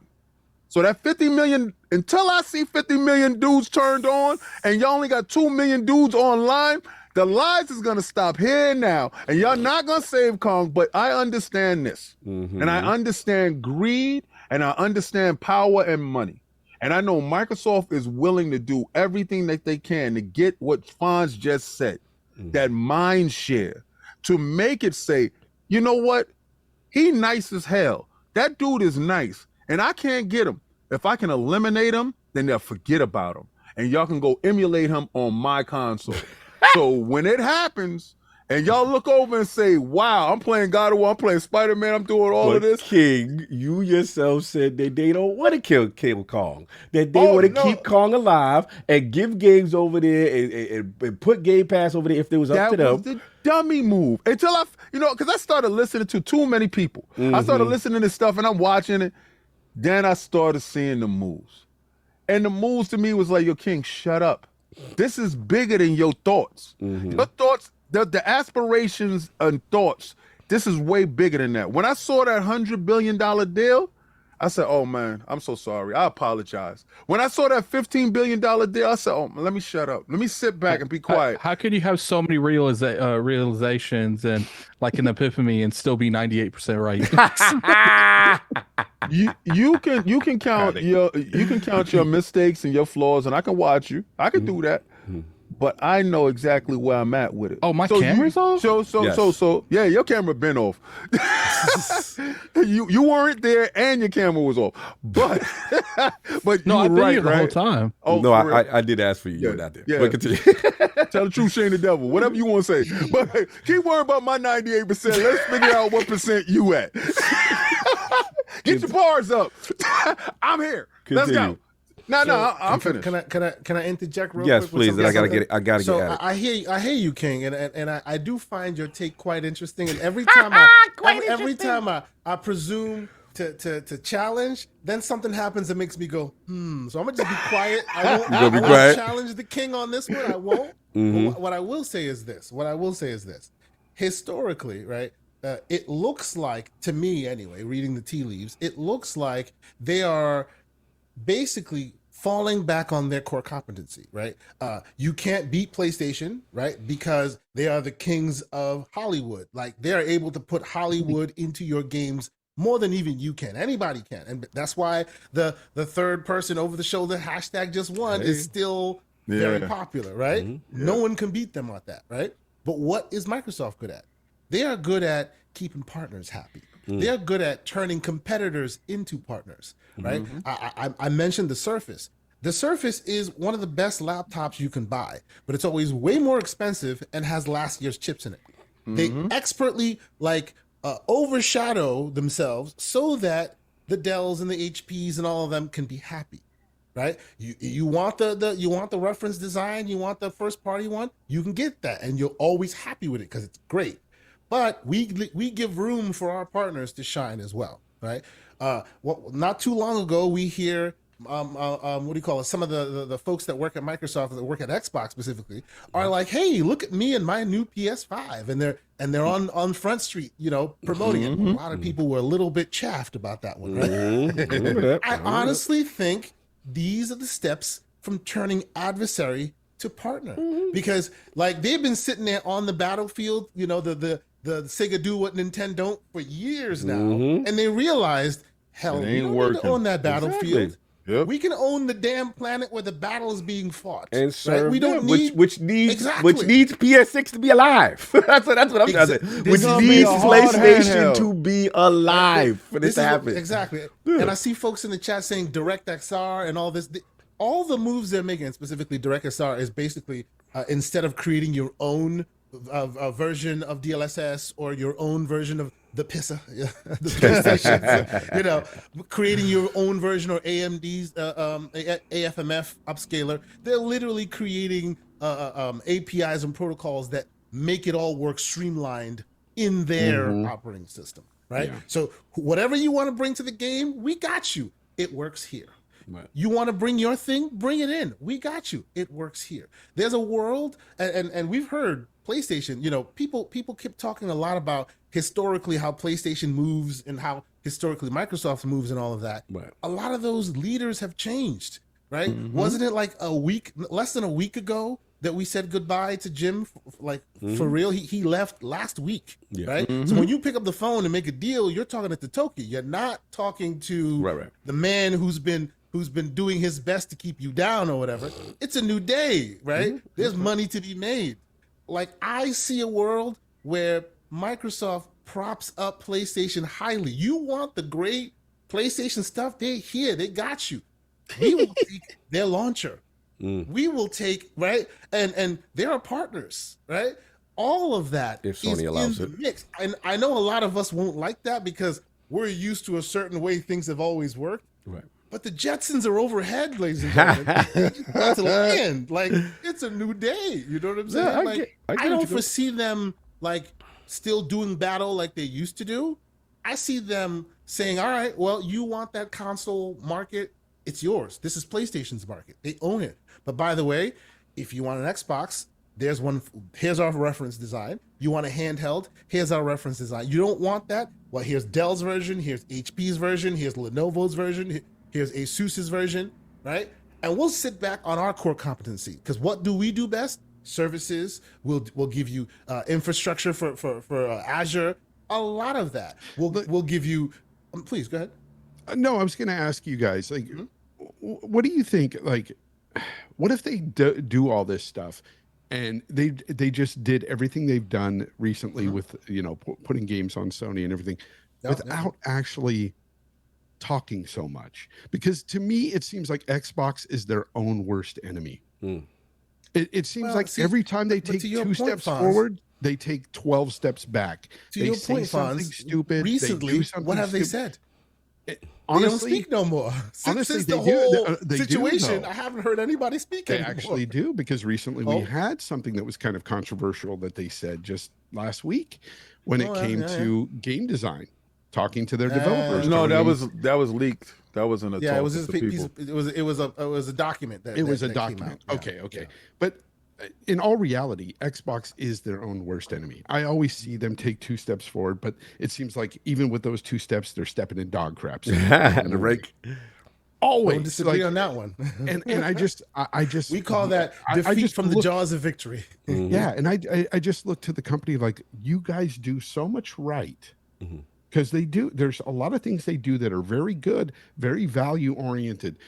Game Pass, I still champion Game Pass, say it's a great service. However, they do something or say something that gets people like, see, this is why Xbox sucks. I agree with you, Fonz, and I only say it's only because, excuse me, they are too touchable. Right, they're too close to the fan base, right? You always see them at this event. You can always reach out and talk to them at this event. They're always engaging. They always having personalities. I always thought them building personality. That's why I wanted them to stop, and they stopped that. They stopped building up individuals and personalities, because once you have too many threads out in the street, there are too many people that can talk and say one wrong thing. Now you got to go back and fix that one thing that person say. Nintendo, you don't ever have that issue, because you don't know, other than who's in charge, Bowser, you won't hear nothing. The same thing with Sony. Unless the Hiroki talks, you don't hear a damn thing that comes out that business. I do want to interrupt for a second and push back, only because it's like, we had Peter Moore on, and when you're the challenger brand, you better go out there and kiss babies and let people know that the people who actually support you and you not in first place. No, so, I agree with the people. To somebody like Peter Moore who actually fought for the company, though. That was like very aggressive. I agree with you. Let me get Attic because I got a lot to say, but I would at the helm of Xbox. Personally. Oh, he's a beast. He's a beast. Let me get Attic because we've been talking. He didn't get a chance to get his balls off. Attic, Xbox handheld. Phil's dreaming. What do you think? And what would be your dream handheld if you even want one from Xbox? I have no clue what's wrong with my camera, but I don't care about no handheld. I'm gonna be real with you. I do think that there's a huge demand for that, but at the same time, even though how successful whatever the ones you guys have, that white one and the Steam Deck, the ROG Ally, when you compare them to the Switch, have they been successful?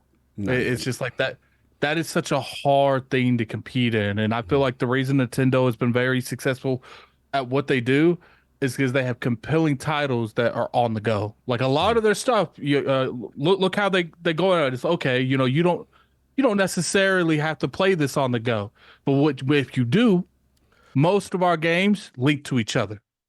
Most of our games, you could be in the same room and play games with each other. You're like there's a reason Nintendo's been so dominant in this area for such a long time, and I think that Microsoft and PlayStation, I think they see that success and they want to, replicate it to a point. But it's just especially PlayStation, is their first parties up to make those type of games that are successful on the go? And I'm debating if that's the case. Now, Microsoft has so many studios. I feel like they can be like, yo, you three make games that are really easy on the mobile thing. Go partner with indie games that you feel like is good on the mobile part. There's a reason Pokemon sells so well. There's a reason Mario sells so well. Not only are these games good on the TV, because I play my Switch almost entirely on TV. I don't play it on the mobile aspect. But all these games are really easy to play on the go. It doesn't take a whole lot of brain concentration. A lot of it's pick up and play and put down and just be done. And you don't really have to worry about anything. And I just don't know if PlayStation and Xbox have enough compelling titles to keep people in that. Now, we have seen that people are interested in on the go gaming. People like, Cognito, Gaisante. People are interested in that, but is it enough for a whole generation to be successful? And that's where I'm kind of in the middle. I feel like if you build on that brand, you can make it successful. But I looked at the Steam Deck, it was sold out like crazy, and that sucker only sold 3 million. It's estimated to sell 3 million by the end of the year. And that's so it's like one of the most successful. Yeah, I see what you're saying. So it's kind of like a VR standpoint. PlayStation VR 2 was doing really well, but is it really doing really well? I'm obviously it's in a completely more successful area than VR will ever be in. I think you can sell a handheld experience to more people than you could sell VR experience, because it's pretty easy. Switch is doing it. It's like, it's just like the Switch, but with another platform. If Xbox does that Switch dock thing that we hear, and it's the same power as the other console, I could see that doing really well, because it's like, even if it is a little bit more, go out, buy this, and you can play it on the go, and you're not going to sacrifice anything playing it on the go. Right. I think that's a really good sell. But then again, like Fawn said, how many games Xbox makes as of right now, now clearly that could change, that they don't license out or partner with like another studio, that you could see yourself playing like more than a few minutes at a time in a handheld experience? And I don't think it's a whole lot. No, these are good points. I like where everyone's coming from. I want to jump in. This is a fun one. Obviously, let me reset my camera. No, you good. Yeah, obviously I'm biased. I love handhelds. I've always loved handhelds. I've been a guy that's been, from the Atari Lynx. I was pulling for the Lynx back in the day. Game Gear, the terrible battery life. Game Gear was like what, an hour and a half? Oh my Lord, bro! The greatest Turbo thing, Duo, bro. The I greatest. mean Turbo Express. Facts. The greatest thing I ever borrowed from your house was that Turbo Express, and I put that Hue card in, and it was the same experience. And I was like, yo, this is the future. This is, the Nomad. I had the Nomad with the 6-button controller, Genesis cartridge on top, plugged on top, bro. Like you literally plugged to the wall. You ain't going nowhere traveling with that thing. That battery life was awful. So I've always had that appeal to it. So I understand I have a natural bias, and I do understand that, look, there's going to be guys like the homie Fonz, like the homie Rand. It's like, yo, bro, that does not interest me. I want to play with the console underneath, the TV, the maximum experience. I think for me, I don't look at it as this replacement. I look at it as them trying to go outside of the circle of console gaming in terms of attracting additional people. Not that this is going to replace, but this is an additive. Hey, if you want to experience us this way, because you may never buy an Xbox console, but this that may potentially have Game Pass native, that may potentially have Epic Game Store, maybe if Steam plays nice and they have Steam games, that is something that could be there. And I have to shout out to you, K-Santi, and shout out to the Fox, because, I remember the talk when the double SKU approach with the series consoles always be like, oh, is that a mistake? Or did they, we understand one aspect of it, lower price end, right? Lower price point, you get in there, just as much power. The only difference probably was like the memory, between the Series S and the X differential. But now that you see it play out, they literally have a Series S profile that is made for a compact experience, easy to develop. And now we talk about the advanced, like we have the Ally. You talk about the updates, the advancements in RDNA. You're talking about the better chipsets, and you already got that profile. Now you could really play with better performance and battery life and having that nice ratio, right? Where you can really play more longer hours. Now, the key to me is going to be the price point. The key to me is, I have to admit, now this is the podcast, and I think you're going to get mad at me. As much as we are techies, we have to admit, one of the Achilles heels to the Ally, and I saw it when I gave it to King. And he said, bro, I don't want, what's this desktop, the Windows experience being the dominant experience. Now, I see what you're saying with hypervisor, 100%. you've got to have the UI front end almost like the exact as the compact mode Xbox. Not almost. Exact. 100%. What Phil is saying. To. It has to, when you boot this thing has to Yes. have the tiles. It better have your Xbox Live logo, all that the same way. Go ahead. I've been DIYing my own little front end, and people like it blew up on X. Yeah, that joint is fire. 50,000 people watching it. This has been available for people to do for a long time. Most people don't know that. That's right? the key. Yeah. Yes. Like people go, well, what about your achievements? That's been solved a long time ago. Correct. Any question you have, there's a DIY solution that's been available since jump. But all they need to do now is make it official, right? Yes. And to your point, sir, it is not either or, right? You want a console, you will have a console. It will always be available to you. Right. This is not a, well, from now on, our next gen is a handheld. No, I still believe in that 2 SKU approach for next gen. Right. It'll just be, you want your powerhouse console, there you go. Right. You want a handheld, that's the Series S. And shout out to the elusive one, Lucius Augustus. That's that is his trademark. The Series SP. SP. You want the little handheld. Styles SP. Salute the ghost. Right. This is additive. And if you and the reason why I think that is super interesting is because the operating system that will make this work will be the same thing every. No, I'm with anywhere you hit the button, you're on your console. The key, right? You don't have to ever play the handheld. 100%. Right? The key is to eliminate that friction. People do not want to see.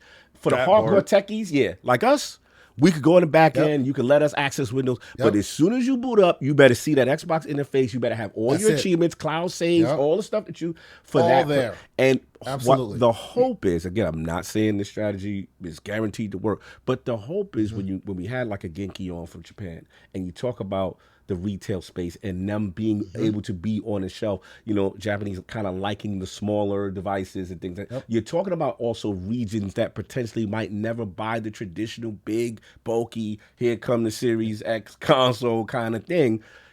It's interesting to me to see if that device in conjunction with you may have an Epic storefront here. You may have a Steam storefront here. You may be able to have, and here's the other thing I was thinking about, we know there is a little bit of differentiation between PC Game Pass, right? And if they, I don't know if they would do this, because this is really a Steam Deck playbook, but you know how they got the touch pads and, that keyboard and mouse experience that, for guys that miss out, hey, you can do the RTS there on some level because they have that level of, being tactile with it. But customization. And customization. So look, it's going to be interesting. To me, the way he's talking, they are speaking this into existence. This, to me, Phil doesn't talk this much less. Nope. This feels like this is something behind his shelf, like we would normally see if he was on a video call. He does not drop the name of the Epic Game Store. He doesn't drop the name of the itch.io with store. Yeah. He doesn't come out and start to... The man always on business. Always. Oh, for sure. There's no way... this guy moves mountains with words. And what I mean by that, I'm talking stock markets. There's no way he comes out and says, well, this would be nice. That's ridiculous. Yeah. Him saying that tells you it is going down. Right. That's what's happening. 100%. And the last thing I'll say is that 2 things. One, his gaming habits very similar to mine because we always travel. We're always on the go. I remember the Series S came out and the up screen came out. He had that. I remember the ROG Ally came out. He had that. This is a person that is looking at these experiences and saying, yo, these are cool, but we need to make this more Xbox. This needs to be how the console for our base to explain. And the last thing I'll say, which I do think he made was a good point, and this is going to be a tough pill to swallow for us hardcore, us older heads, is we got to look at Gen Z on some level, bro. We got to look at Gen Z on some level. We as Gen Xers are pushing tradition to our kids and saying, this is how you do it. But a lot of Gen Z ain't, why am I pay 400 something? My son is like, what? For a console under the box. Yeah. So that generation is different. Their mobile game, they're doing a whole bunch of different. So I'm very interested also in the price point, though. The price point is going to be very key. So yeah, we'll see how this thing goes. I'll let they might 3DO it. If they 3DO it, you're right. If they 3DO it, and see, because I honestly believe that they just want to rule. Right. And Kay Asante brings up the good part where we don't care what battlefield you're on. As long as we own the planet where you're playing at, we don't care. And 3DO had the box that was, me and you paid for the high price box. We paid for the Panasonic box. But then there was a Gold Star. That's right. Yeah. And it ran the stuff. So I think they're along that lines. Honestly, I'm watching it, I'm looking at it, and I'm saying it's too much money being thrown in a space. They want to grow AI, and they see that Windows got overtaken by Xbox, and they want to bring Windows back up. So how can we bring both of them up at the same time? Sell a Windows Xbox machine. Yep. Hold on, let me get Paris in the chat. He got a ball. He said Xbox is aggressively looking ahead, and that change has folks thinking doom and gloom in the short term. Look, I get it. I get it. And change is tough, but I don't even look at it as change. Honestly, I look at it evolution. I actually look at it as an additional entry point. Yeah. You still be able to do things the traditional way, the way you want to do them, if that does not interest you, right? Traditional console, 4K, 175 million hertz per second, you know what I'm saying, in front of your TV or at your PC. I don't think they're getting rid of that. Exactly what I said with the PC. Yes. With the, people, and it's a gateway to PC for some people with these MSI claws and stuff, allies. Yeah, that's all. I just look at it like that. So I there's a part of me. I'm sorry, Addy. Let me let you jump in, because I think you wanted to jump in.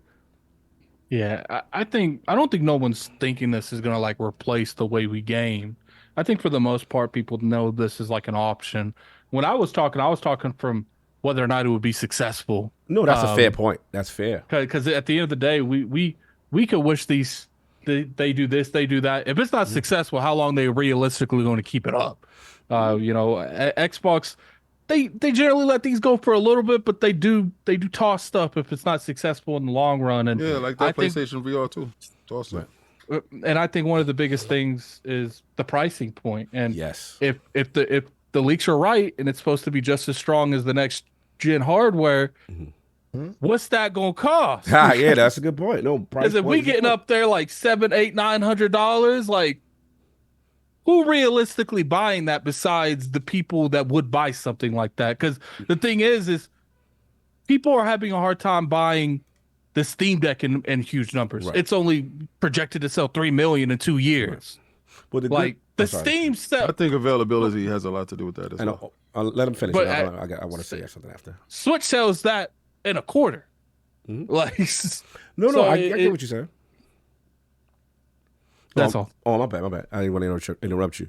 No, I get what you're saying, and that's a good point. And when you look at the Ally, right, the price got to be a bit higher because they don't really make software like that. So the hope is, right, because of Microsoft being in this business, that they be able to subsidize on some level and then, make their money off the software and things of that nature. Now, the curious thing, I don't know how they're going to answer, is if you have multiple storefronts, people buying the Steam version now, how that going to work? Now, I don't know how that part going to work. They probably get a cut. PC.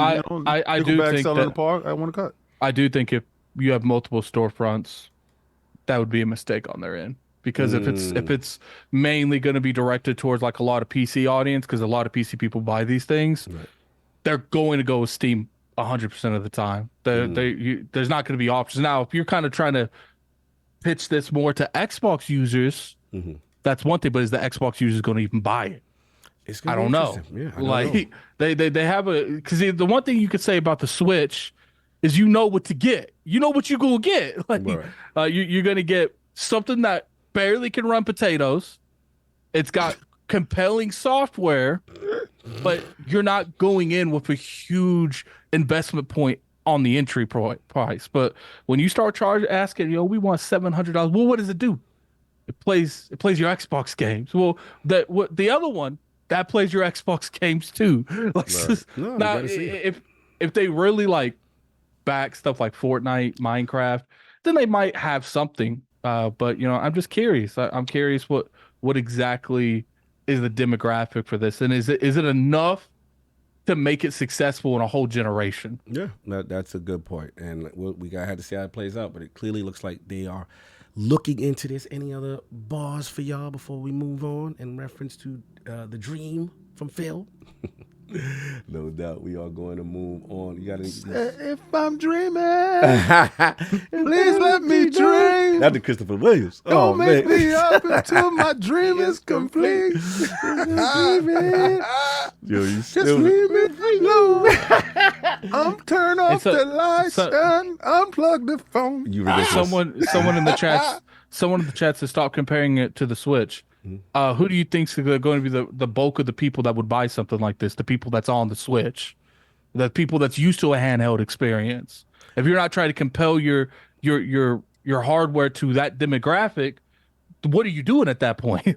These people are literally playing on the go. That would be the perfect demographic to try to reach out to. Yeah, Fonz, you were saying?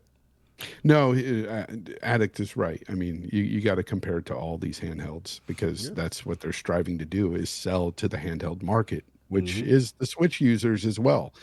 They're the dominant handheld users. Yep. That's a See, fact. and people say the people that's going by says Xbox people.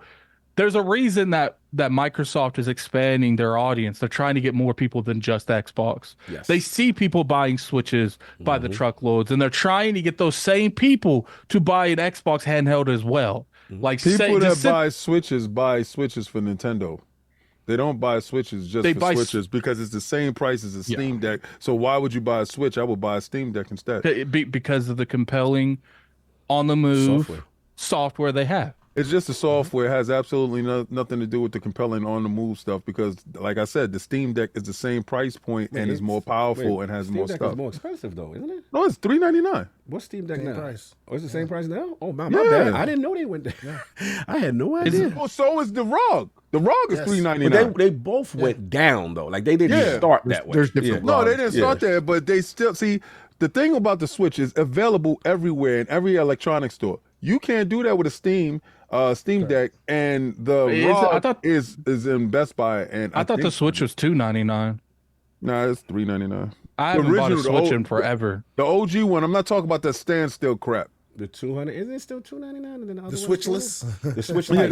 Yeah, it's $299, right? I'm looking right now on Amazon. I'm talking about the real G. I'm not talking about that crap. No, this is the on the go, not the standstill. Okay. $300. Yeah, the full it's jump. $100 less. Okay, no doubt. I would spend my $100 on that. Yeah, we know. See, this is the perfect time where I'd have that Yu-Gi-Oh thing going down where it's that 98 goes down to a 90. You gonna bring the 98 down to 95? Yeah, we gotta bring the 98. He been holding on his 98 long. Hold on. He's so obsessed with my numbers, and if I ever did that to you, you'll be at negative 400 by now. So I'm not gonna do that to you. I'm just gonna leave you be. We do got to get the 98 down OLED sometimes. At some point, the 98 got to move a little bit. At some point. Can't be messing up like 4 times in one podcast. At the beginning of the next podcast, I'm 98. Still right.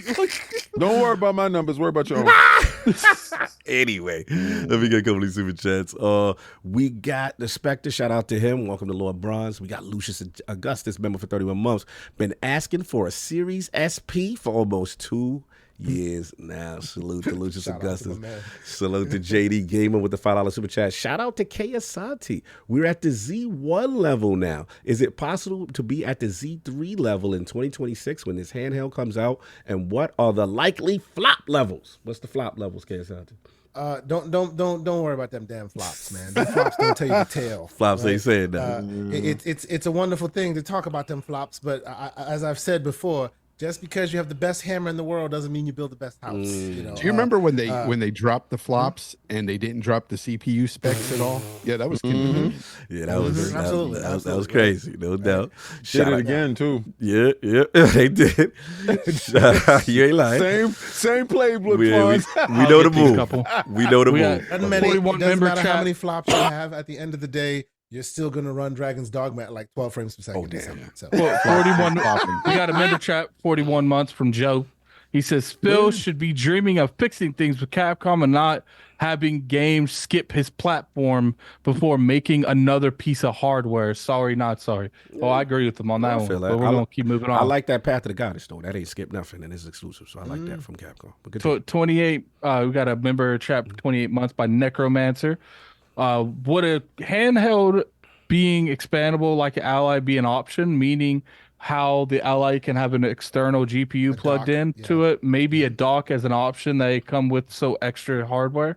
Yeah, sell it for $399 and then have that dock that's with the GPU that turns it into something crazy. I wouldn't be mad. I'm down for that. That interface is the key, though. How they bring it, because the Asus's version is a little bit suspect, and it's not quite ready for prime time. They're gonna have to engineer like a proper solution that really like does the job, and we're not sure we're ready for that yet. $2 super chat from Pixelbit G. Share the beauty of AR glasses with handhelds.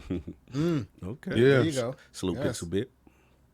$10 super chat from JD Gamer. Panel and Chaos Santi, with the tech talk about, what are your thoughts on a $499 standard console and a $699 Z3 level dockable GPU handheld hybrid console with the same power or more as a standard console? Okay. I mean, that is the future. So it seems, right? We don't have that in today's world, but let the Zen 2, pass us by and get to Zen 3 and Zen 4. You might see that same power level, same TDPs, and you're getting far more performance. It is a world we're looking at. Yeah. JD Gamer at the $5 super chat. Big bank take little bank every time. And if Microsoft decides to put Xbox on, it's over. Who remembers that Halo TV series had a Super Bowl commercial? Continued. He has another $5 super chat.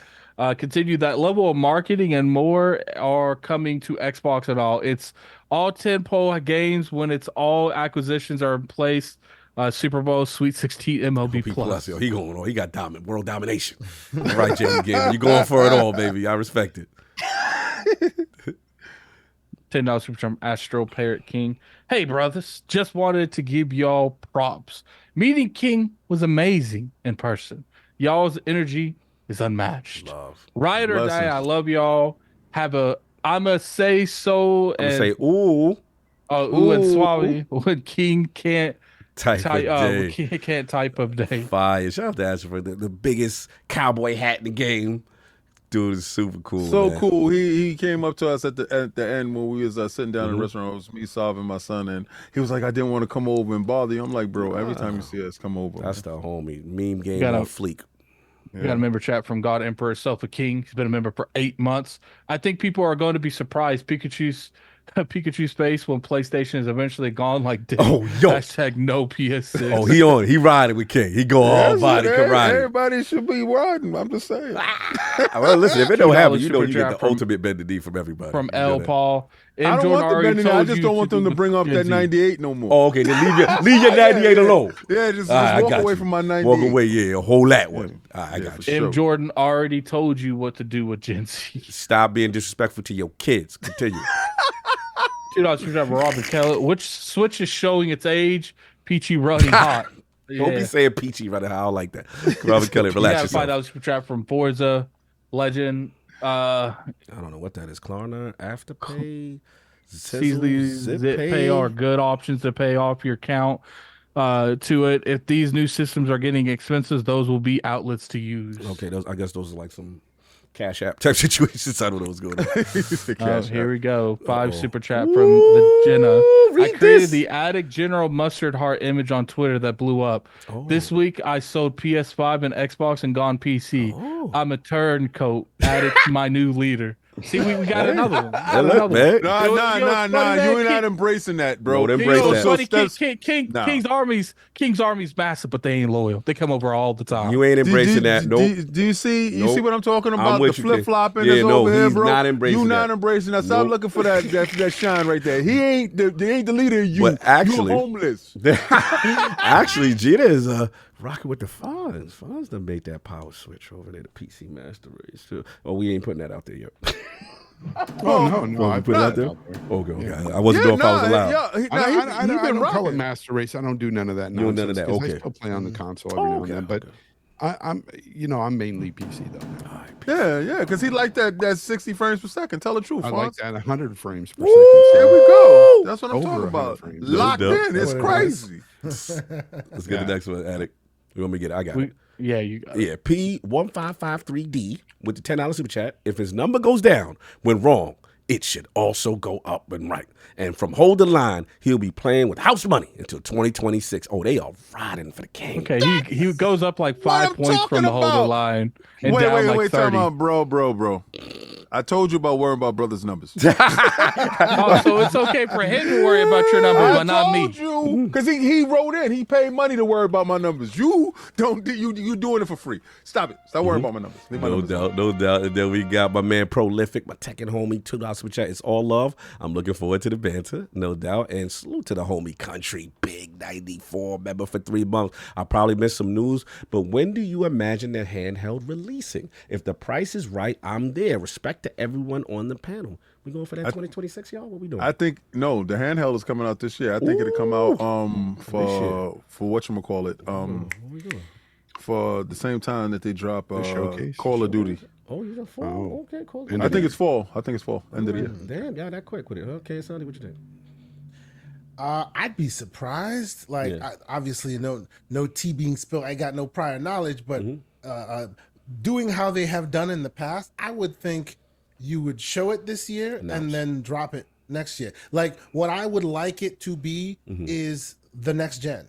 Oh, okay. You don't want that. Okay, got it. You don't want next gen never wins, right? You want that to be the floor. You want that to start with it. Because if you add it to the mix, they'll never really, developers will never really have any inklings to use it to its fullest capability. Right. Look at the 1X. Never got the respect you deserve. You know. Fair enough. No doubt. What y'all in the chat? Hit that like button, y'all.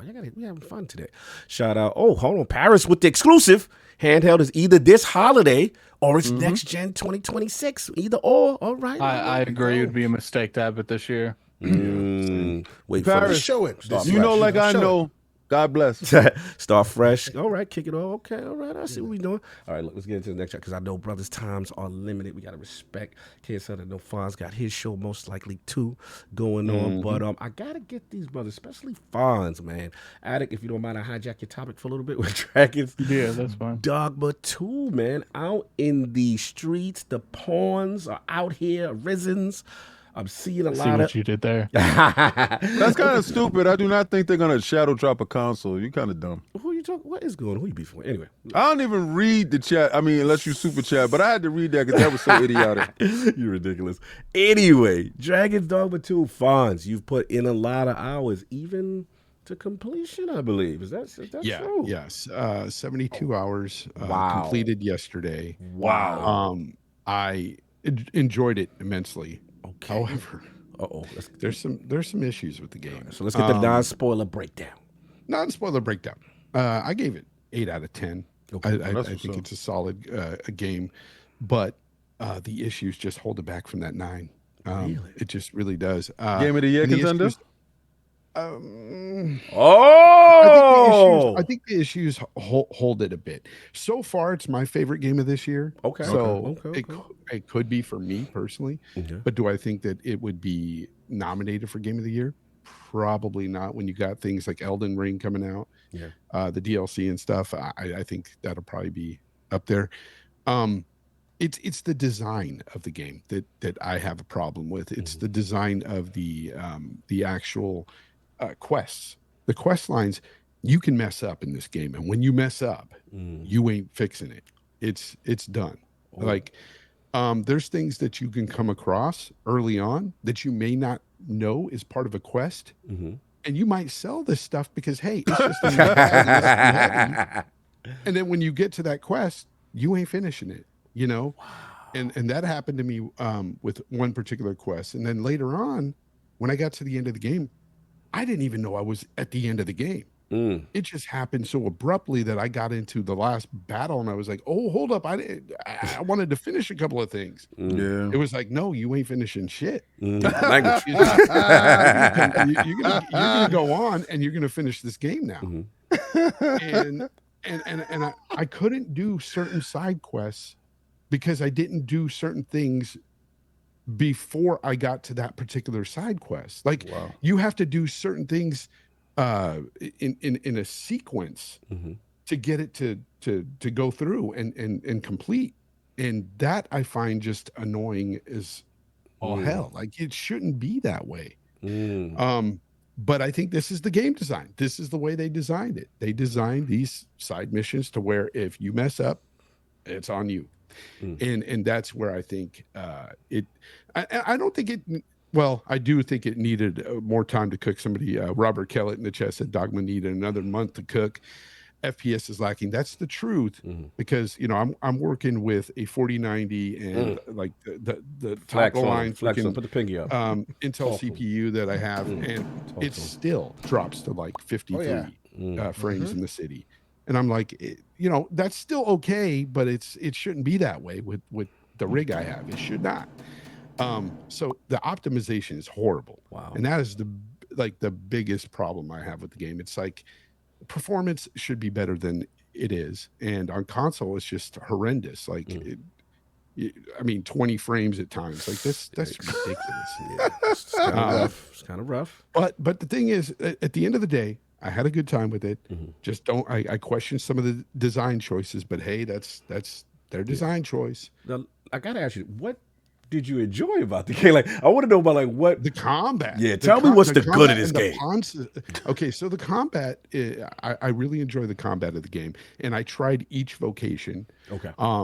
And I maxed out several of them, and even got their ultimate moves and stuff. And I was able to really enjoy each one that I played. And they all had, the thing about it is it's well balanced to the point where, every character could be potentially like OP in this game, like overpowered. And it doesn't matter which one you really pick. They're all freaking fantastic.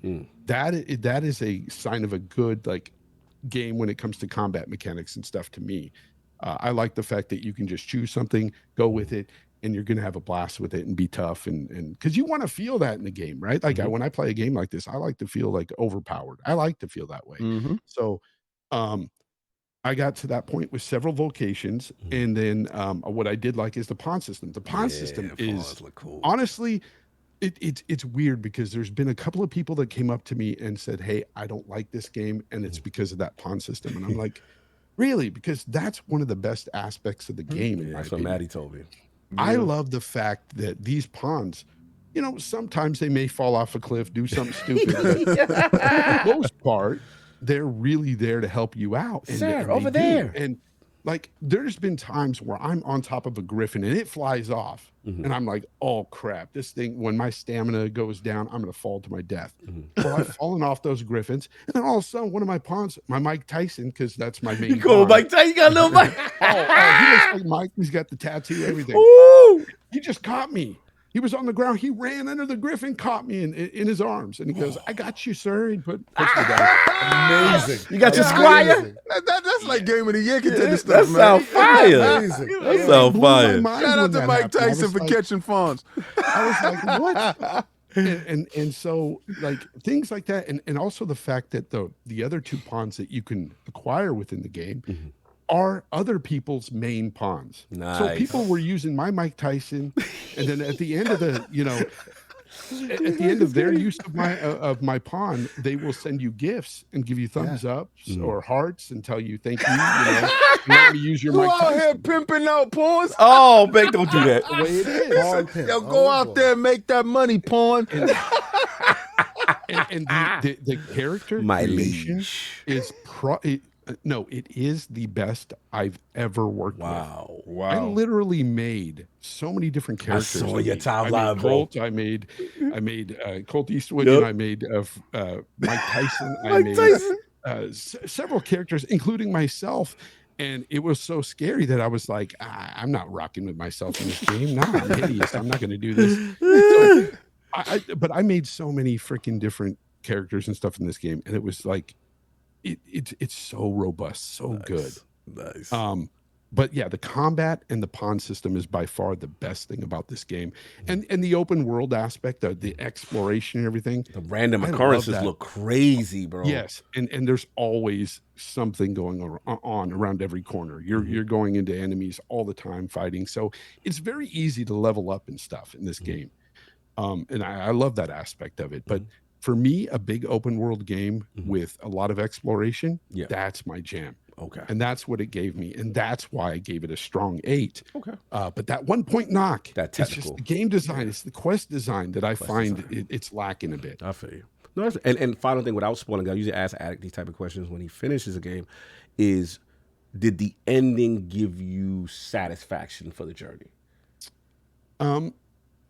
Yes, but it was a bit abrupt. Like I said, there's only 16 main quests in the game, which seems kind of like if that's all you do, you're going to finish it within 20, 25 hours. Oh, so you could beeline if you choose. You could, but I did a lot of the side missions. There's like 40 something side missions. I did like 30 plus, so I did a lot. No, good assessment. Appreciate that, Fonz. Let me get Lord K Asante, because I know his time is limited. We got barbecues to attend. We got things to do. It's Easter. Y'all out here with the Lord showing us love, and I appreciate y'all, both of y'all. Appreciate you. Yeah, brother. Like, what do you got, man? What your interest in this game? Did you pick it up? Yeah. Did you play it? Yeah. I've been playing it. I've been playing it on the PC.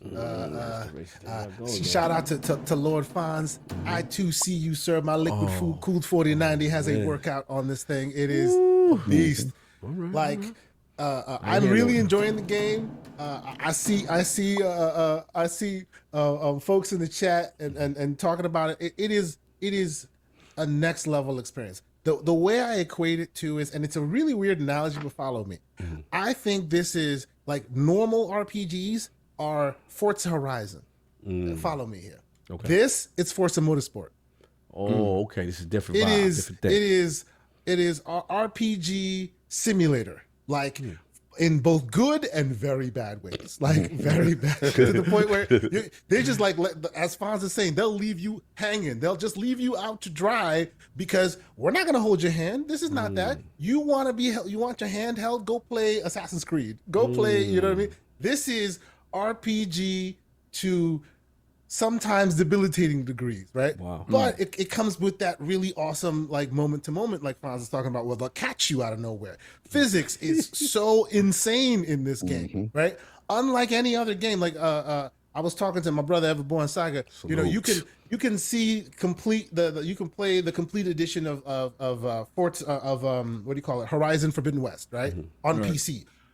The graphics will melt your face. It is one of the best looking things. The way they represent black people in that game is second to none. Oh yeah, for sure. Oh my for God, sure, it's insane. Color people stand up. But you strip all the GPU goodness out of the way, it is the same kind of game you've had for years. Okay. It doesn't give you any next level physics, no next level complications. And at the top layer, so that people understand what I'm talking about, GPU can scale, CPU cannot. Right? GPU beautiful, this and that. You can turn it up and down. CPU complexity, like that griffin in the far distance that can literally come at you and pick you up and take you with him, that you cannot emulate and toggle up and down. You hit that bar or you don't. We're battling, we're duking it out. I have like 80 apples in my inventory, and they are all rotting over time. Oh, it's one of those. Like they are rotting over, and it'll just do that. Every voice is a voice of somebody that's talking, like somebody talking about what next gen is. Next gen is going, seeing an NPC, right? They're going to work, they're coming home, they're kissing their kids, they're going off to the party, they're living their life whether you're there or not. And all of that is being calculated and kept up with by the CPU. What we feared Starfield was going to be, this is. Those CPU heavy, like if you're in the wilderness, you're like with you, Fonz. I got probably the same system you do. In the wilderness, 155 frames per second. I'm just like smooth. It's a beautiful thing, and everything is set to max with ray tracing and all that. The minute you hit the city, the minute you hit the city, you're like 55 frames. You're just like holy, because everything is going on right there. Did you see that Modders was recommending, and I think Capcom actually like co-signed it. If you want the cities to run better, kill the NPCs. Exactly, because each of them are doing what they do, right? Yeah. They're going to continue doing. They're not there for you. They're living their lives, and all of that is being kept up with and calculated by the CPU. Although, Asante, there are times where, and I heard this happen to Red Wolf. Shout out to him. I was in a party chat with him when this happened to him. One of his quest givers got killed by an ogre inside the city. Hey, yo. And he had to use. Luckily, he had a wake stone to revive him. If he didn't, he would have lost out on all the. That's it. Wow. That's what I mean by Forza Motorsport. It is debilitating. It is. I think that's a design flaw, though. I personally think that's a design flaw. They took it too far. Yeah, your game shouldn't punish you for NPCs killing other NPCs. That's right. Because usually Bethesda games will have a fall, and that's why I took a point away. Is for that reason. Because usually Bethesda games, there's always like a fallback option. Imagine like Imagine speak to someone like, well, you brought the troll into the town, so it's your fault. This is my point, right? There's escort missions too, where the NPC can die, and if you don't have a wake stone, you're done. So wait, the wake stone is to bring them back. The wake stone is like a Phoenix Down. Can you come back with the wake stone, or is it like a certain like you have then and there, or you can? Okay. So at least it's a little bit there. Now, how expensive is a wake stone? Is there a limited amount, or can you buy them? Very limited. Oh God! But see, here's the thing about that wake stone too. If that person's dead, you get the wake stone. You go there. If you go there too long, what do you think? We're gonna leave him there? No, we put him to the morgue. Now you got to go to the morgue. Boy! You know what I'm saying? It is.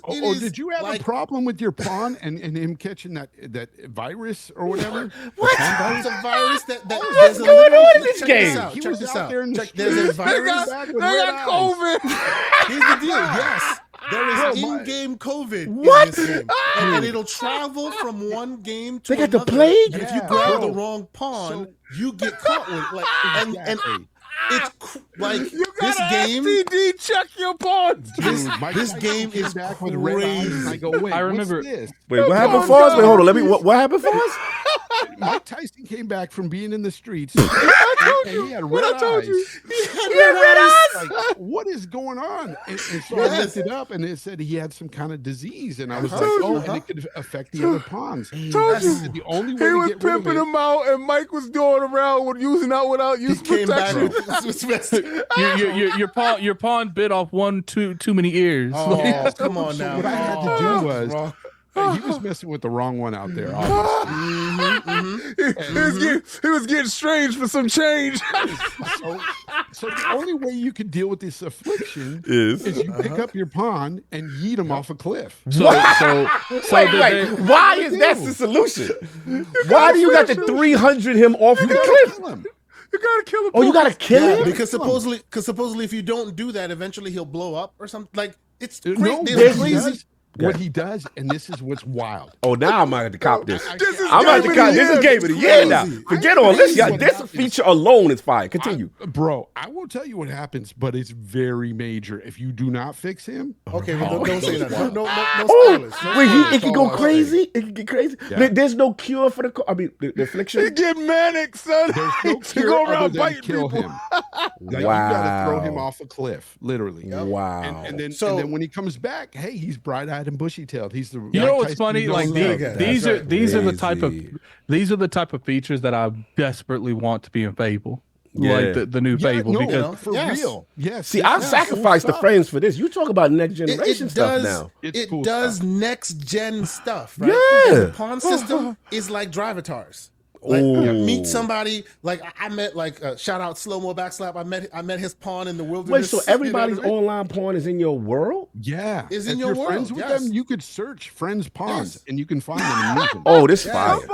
Somebody got your pawn and they infected your pawn and sent them back. Now I will say something. They did eat your pawn, son. He went to a free go. You have a bit of smoke. I could have been that guy, and I could have used my inflicted Mike Tyson and got my friend's pawn and got more people inflicted all of them and then sent them back. Right. This is what but he's a nice guy. I'm gonna let y'all know right now. I'm gonna buy the game today. Yes, and it's going I'm gonna go find your pawns, and we're gonna have a freak off. And you ain't no freak off. Stop it. Let KSL finish his balls because he got to go. Then we finish up. But last part, I will give him some smoke. I saw you TSWS Gaming. Shout out to Ham Solo. He made a call out. Ham Solo. Yo, that save system is huge garbage. Like huge garbage. So, quick story. Okay. You start the game. You're in the tavern. You got rags on. You just started, right? I made my mans. We're looking good. We're ready to head to the streets. We have our pawns. You save at first, right? Yeah. But this is a game where decisions matter. So you can keep saving. Save. You can go anytime. Just keep going and saving, right? But they want you to also save at either camping spots or saving inns. Okay, but I am saving constantly because I know what it's about. Yeah. Sometimes you make a mistake, you want to revert, right? Facts. So I get myself into a scenario where every time I spawn or every time the game starts, I'm behind enemy lines. And as soon as I'm behind enemy lines, and of course all the pawns are waiting for me because it's supposed to be a sneak mission and I ain't sneaking. So they come, as soon as they see me, swords are out and I'm done. Pause. Yeah, that's to the pause. They got the swords out on you. Crazy. They all pull swords out on you. And this is me at like level 15, 16, 17. I'm like far deep. Well, not that far, but I've leveled up enough. I got my suit. I got my attire on. I'm a fighter. I got the good swords. The whole thing is right. And then every time I die, they go, "Do you want to respawn at the last tavern?" Right? And most of the time I'm like, no, I can handle this. No, I can make this. I make this work. It's fine. But I don't have my pawns with me, and we roll deep. And that pawn system is amazing. The AI, they got your back to the point where when they're not around, you feel kind of hampered, right? Yeah. So in this scenario, I'm like, you know what? Okay, the umpteenth time I die, I'm like, all right, let's go back to the inn. Guess where it drops me? Where? Level 2 back to my rags. Wait. How is it not? Oh yeah, the save system was broken. The save system they fixed it. The save system was broken. I heard about that. I saw it on Reddit. So I'm at level 17 or whatever. I got my whole situation. It saves me back all. I'm like, that save system is non-existent. That was you know what's funny, Cassante? That's why. You know what's funny, Cassante? You're like, I need to go back to fix this. So like, how far back? You didn't be specific. We taking you back to the start. Yeah. So you it'll ask you two things. It'll ask you, do you want to go to your last save, which you save on the go, or do you want to go way back to the inn? And when you go way back to the inn and you're level 2 now, it erases that last. Oh no! It erases. So all my stuff is gone. Hell no! Oh no! I'm not. Let me know when that's fixed. I ain't doing that. No. This is what I'm telling you. It's already fixed. It's already fixed. They fixed that. That's how it is. They fixed it. No, what they did was they gave you an extra save slot to start a new game. That's what they did. Wait. You screwed it to start a new game. You could be so pissed off you start. You know why? There's no scum saving in the game. They don't want you. They don't want you to scum save. No, they'll even auto save all the time. But if you go back to the last time you went to an inn, it is the last time you went to the inn, and then that could be at level 2. And if you happen to go to the last inn, which was at level 2, and now you've been running things and saving all over the place, but you didn't go back to an inn, you're back at level 2. So this is what I'm talking about. Simulator the RPG. You often want to go to an inn and every save, time. Every time. Right. Yeah. That's what, okay. And I did not know just go to the inn. Just go to the inn, y'all. Yeah, you got to stop off at the brothel. Many hours. And oh, by the way, you say you started at the brothel. If you go to the brothel one too many times, your pawns start telling other people, yo, that dude keeps coming in and out with a lot of people. And it's like, this game is crazy. I like that. All right, real quick, because I know we go long and the rest of those place like this. I'm trying to maximize both of y'all time. All right, the controversy, because both of y'all have heard it, right? Oh, let me ask one, because I did ask we have one question. Yes, go. It says, do you think it's worth waiting for a sell? He says he's 50-50 on it. So do you think this is? If you're into this, I would buy it right away. I think it's good. It's good. I bought it for $40 on PC. Okay, salute. So let's get into the controversy. Obviously, a lot of microtransactions, the quicks. The save. The moving around, fast travel. We heard is a point of contention. You know, how did you guys feel about it? Did it affect your experience? Did it not? Do you care about where you guys at with this whole controversy with the microtransactions? Fonz, you can set it off. I didn't know about them at all until I heard people complaining, because you have to go into DLC on the Steam store to Someone say it's a P. Diddy simulator. Stop it. Stop it. So, and something that I found out too is, because it's listed as DLC, one thing about it is you can't buy more than one of each of these things anyway. So like if you were to go in there and buy, say, a fairy stone, which you can fast travel with or something, you can only buy one. and you can never go back and buy it again. So the point that some people were making, a lot of people were saying out there, oh, you can't fast travel unless you buy this stuff, the microtransactions, and you can buy so many that you can just place them everywhere. That's untrue. You can't do any of that. However, my feeling on it is, in a fully priced $70 game, there should not be a microtransaction at all. Oh, wow. I am not with these things at all when it comes to full price games.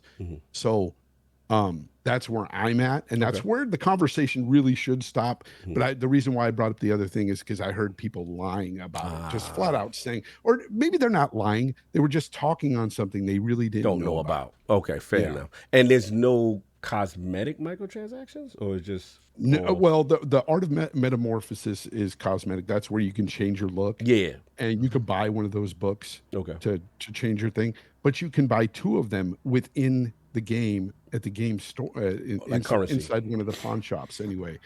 But the thing is too, now they've added 99 that you can buy in game. Capcom to kind of offset that. But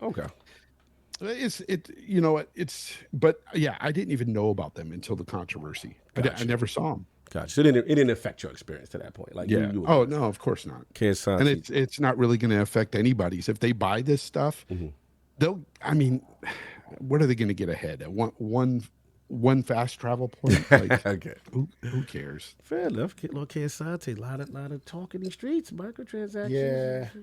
So I am susceptible to these because like I have been that guy who spent like, I think I spent 110 hours on Assassin's Creed Origins, and then that was an amazing experience. And then I spent another 100 and something hours on Assassin's Creed, right after that, Assassin's Creed Odyssey, right? And in Odyssey, they had like polymorph. You could change your outfit to what you want, and it's all part of it, and you could just use it, right? And then, of course, the next time, right, with Valhalla, they go, you like that polymorph, huh? How about $10? Right? And that stuff just makes me go, I don't know how I feel about that. You know what I mean? So like Fonz, it hasn't been egregious to a UB level, I'll just say, because what they'll do is they'll go, you hit that little button on the side here, and here it is. You can buy it anytime you want, right? And shout out to Everborn Saga, who's coined the term. He cash rich, time poor. Ain't nobody got time for that, right? Y'all got the millions. I'm pocket watching, man. Let's stop. No, don't you go there. I'm pocket watching. Y'all big spenders, man. No, not happening. No. So, like, to Fonz's point, I haven't seen it. I think the idea of spawning another character and making it cost you money or whatever, that is beyond. That's egregious. In general, I think games that tie microtransactions to systems in game is also a little bit disingenuous and beyond the pale, because a lot of people out here were willing to pay for the drip. So keep it to the drip, and that's it, right? So I will say, to Fonz's point, it hasn't been egregious at all. It hasn't been, it hasn't been like, oh my God, stats. What is he going? There you go. There you go. Yeah, it hasn't for me, right? Because as Fonz has said, you'll have to be outside the game, buy the microtransaction, and then the game will recognize it. Unlike others who literally put it right in game, right in front of you, and constantly keep messing with you, right? Wake stones. Wake stones.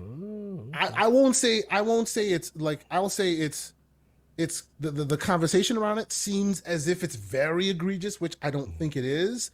But to his point, right? $70 game. I got it on discount, but still $70 game. I got it on discount. You should not be. There you go. You should not be paying all that. All I'll say is if you are one of those PC folks and you want that discount, deals.gg, man. Oh man, it is what it is. I got it for $40. That's it. So it's not egregious. It's not egregious. It's still there though. So, no doubt. Addict, are you finished showing us all the microtransactions? No, I want to ask these people what these things are. What is a port crystal? It's what you fast travel to. Yeah, fast travel. You can drop them anywhere in the world.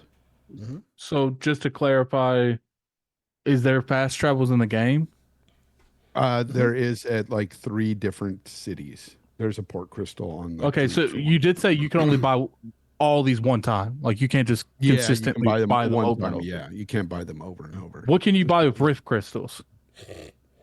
That's where you go into the rift to pick your pawns and stuff. Basically, you can hire higher level pawns to kind like a of criminal get you through a investigation. game. Like, Yeah, No, so here's the thing. show Here's DJ Vlad. this is one of hold Yeah, up. it's like a This is detective. one of the situations where I haven't played the game, so Yeah, I'm I not gonna just go out there and blatantly say false information. It sound like I'ma you let got him my man educate on the me. stand, like you got the evidence. So if you see him in the court, could you point him out? Could you point him out? What define what a Your level of questioning is very good, sir. Very why he good. got false on the stand? We need a Sir, highlight what- pointing a yo, light. yo, Cog, what? And then he had his arms folded. I ain't like his arms folded when he asked Cog, Foz he that. sitting there, he said, what is a ravioli bag?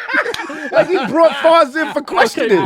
back to the interrogation. What can you Fold buy your with arms, the fold Rift your arms. crystals? It's more So efficient. that's where you go What into the can you buy rift with the and Rift crystals? You spend them on higher level pawns than you. So like if you are level 45, you can get like a level 46 to a level 60 something if they're out there. Okay, And pay more as you get higher level pawns. They're more and more expensive because they will help you out a lot if you get higher level pawns. Okay, so what is like the spending thing for a higher level pawn? Is it like you have to buy this $5 or pounds? It's like $6, I guess. Here's the thing. And You like, don't does even it have take the to- whole 2,500 or is it like Some of 500? them are very expensive if you go to those higher level pawns. What I did was I always hired a pawn that was my level, which was 0. It was 0 rift crystals. You didn't have to spend anything on it. However, I did end up with a lot of rift crystals by the end of the game, like because I wasn't using them. If I had though, I don't think these are even necessary.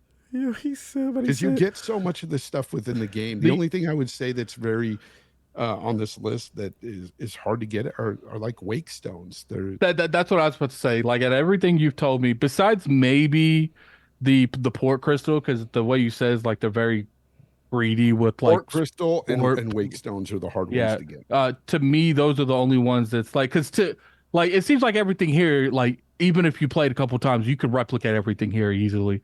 But the wake stones, it's like, so if you run out of wake stones, because you said there's a limited amount, it's like, okay, give me $1. Like, Yeah, it's exactly. like you want to Somebody's wake gonna them up, give me $1. Like, Yeah, I pretty don't like much. that, because to me that feels like a little bit like, here's the thing, like It's cheating. they might not in this game. Capcom's been doing this. Devil May Cry 5. They've been doing this for a minute now. This isn't new for them. But what I don't like is just because they didn't abuse the system. Because right now they might, like, okay, you want to buy these, you buy these, that's fine. Who says Dragon Dogma 3, they make the game more harder on intentionally to force you to go to this thing? That's where I'm worried about, because I feel like right now people might not take advantage of this, and then Capcom's like, well, why didn't they? Oh, we made the game too easy. Let's half the amount of wake stones that's in the game now. Right. So now they actually have to buy this stuff. But from what I see now, I don't think it's worth like getting upset about. But I understand every time we give these developers a little bit of rope, they're like, we want more. And that's where I am a little bit understanding why the outcry, because, if we say this is okay, then Capcom's going to we can push up a little bit more. So I don't like them in any fully priced game. However, Capcom has Capcomed before. They've done this with every game. Like they've always had microtransactions, and yeah, they shouldn't be there. But it's funny how people pick and choose like which one they're going to really cry about or rage about. Yeah. And it's Dragon's Dogma 2 happened to come in the space underperforming literally in the game, and that was the straw that broke the camel's back was the MTX after that, because people were already mad about the performance. So they were like, oh, let's rage about this. And you know what's shady? They released this game the way they did purposely because their fiscal year ended March 31st today. So that is why they released it the way they did. But that's another thing. It should be illegal to do that. To hold on to certain things. No, it should be illegal to hold on to like these microtransactions. Call of Duty's done it, where it's like you give the reviewers and you don't really talk about this. And then once the game launches, then you launch it out. Like, I don't think that should be legal, because to me, Tekken 8 is under fire for that right now. Yeah, So, you shouldn't to be my able to just understanding, practice though, that. To my understanding, as I heard it, and I could be wrong, I know there's a lot in here, please correct me if I'm wrong, but the microtransactions were defined on the review sheet that reviewers got. It's just most of them basically kind of glossed over it and didn't speak on it at all. Like, Somebody said ACG said it was his yeah. bad. They were there in the review sheet. They were in the sheet. If ACG said it just wasn't really, It just Yeah, wasn't. well, I mean, regardless, like I want to even talk about like this specific thing on. Yeah, you talk about in Dragon's Dogma, general. but Yeah. I'm talking Just in about general, this practice I feel shouldn't be legal. Like, Absolutely. Yeah, being able to put out a product that isn't ready for the market. Yeah, they shouldn't be doing that. Like, So I must leave y'all. Yeah, no, I please. must leave y'all, but I have two things I want to say before I Go go. ahead. Okay. One, I must leave y'all. Unfortunately, I love the show, but I have to leave. I'll leave you with two things. One, I honestly think that the good in this game and the moment to moment and the crazy next gen weirdness outweighs the bad. So, like, if you have a chance to play it, you really should. It's crazy fun and weird. It does things that no game in recent memory has done. And two, because it's so performant in a CPU way, I mean, the best you can expect is them stabilizing that 30. Right. Do not expect 60 frames anytime soon, people. Oh, wow. Not even on the biggest, bodiest PC. And on PC You're for not you to doing say it. that, that's a That- big It's deal. just not happening.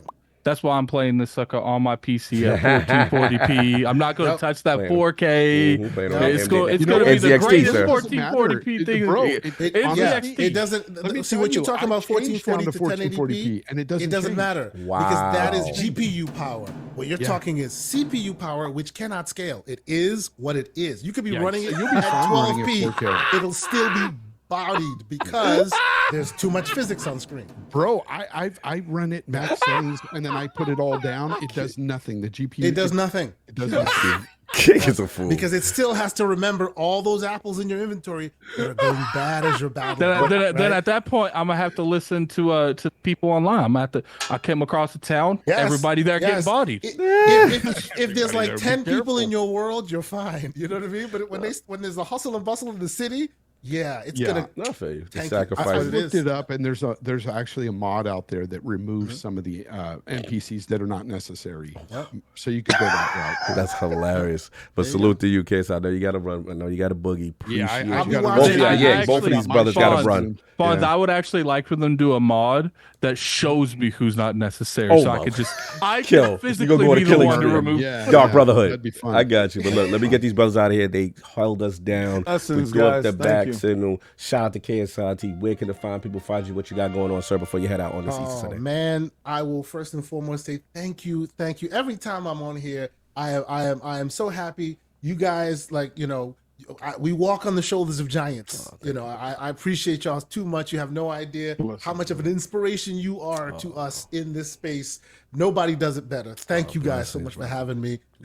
You can find me and my musings, myself and the slanderous one, Mr. Everborn Saga, on GCP, the Gaming Circle podcast, on Saturdays, 10 a.m. Eastern Standard Time. We like to have fun. We like to do some grown men talk here and there. We've had some really interesting, fun shows. We've talked SBI. We've talked all these other weird things. People seem to like it, so come check us out. I also do some PC talk. You want to talk about some handhelds. You want to talk about that? I got a question for you stuff? later. We are here. We are here to help. We are here to talk about. I know people will talk about the front end that I was putting together and all of this. We'll talk more about that, and that's on the Gamers Playground on Monday nights at 7 p.m. Eastern Standard. Thank you guys so much for having me. The great Fonzarelli, always awesome to get a chance to chat with you, and of course, the Iron Lords of Gaming.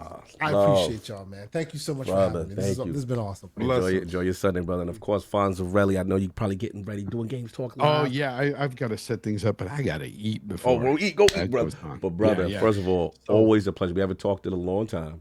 It's always great to see you. It's always great to hear from you. One of the most balanced voices in gaming, one of the smoothest voices in gaming, and a friend from the beginning.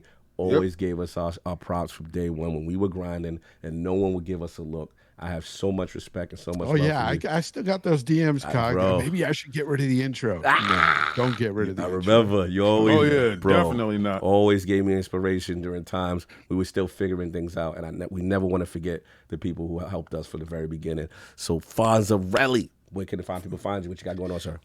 You know, they can find me on my little channel. You know, I'm not growing that much these days, but hopefully, God willing, I grow a bit. Maybe yeah, my I prayers will be thought I was answered. doing okay, but recently, man, I realized I'm not hitting the screen at all, Alex, man. We're not doing very well on our channel. I need I don't know substantial what growth. it is, but I don't know, man. I need up. Like, yeah, shout out to the Longhouse Gaming Podcast. Woo! By the way. Shout out to Black Black Viking. Viking, those guys over there. That great group of guys over there. Yeah. We've been talking a lot lately. It's Nice. Great group. I need to see that collabo. Hey, yo, Fonz, but be on the lookout for me getting Mike Tyson, and we're gonna do some free goals. Pause. Yeah, that. We're gonna bring back your guy with Your some red pause ice. sounds son. ill. Do that. And you're gonna laugh because I tried to find the best voice for him, but it turned out so awful. But it's hilarious when you hear him talk because he got this little whiny voice, but he's got this British accent. Salute. It's been a blast. You can find me at Fonz Gaming, and of course, I will be doing my show in about an hour and a half with Hargeet Chani. Of course, Woo! Blessings, He Fonz. pulled up on us. We probably still be on and Yeah. send the We raid. send the raid over to you. Oh, Go- yeah. You guys will be on for another, 5 hours. That's for how it sure. goes. I already know. Bro. I wish I had time to spend with you. I wish I didn't have to do my show today, but I have to.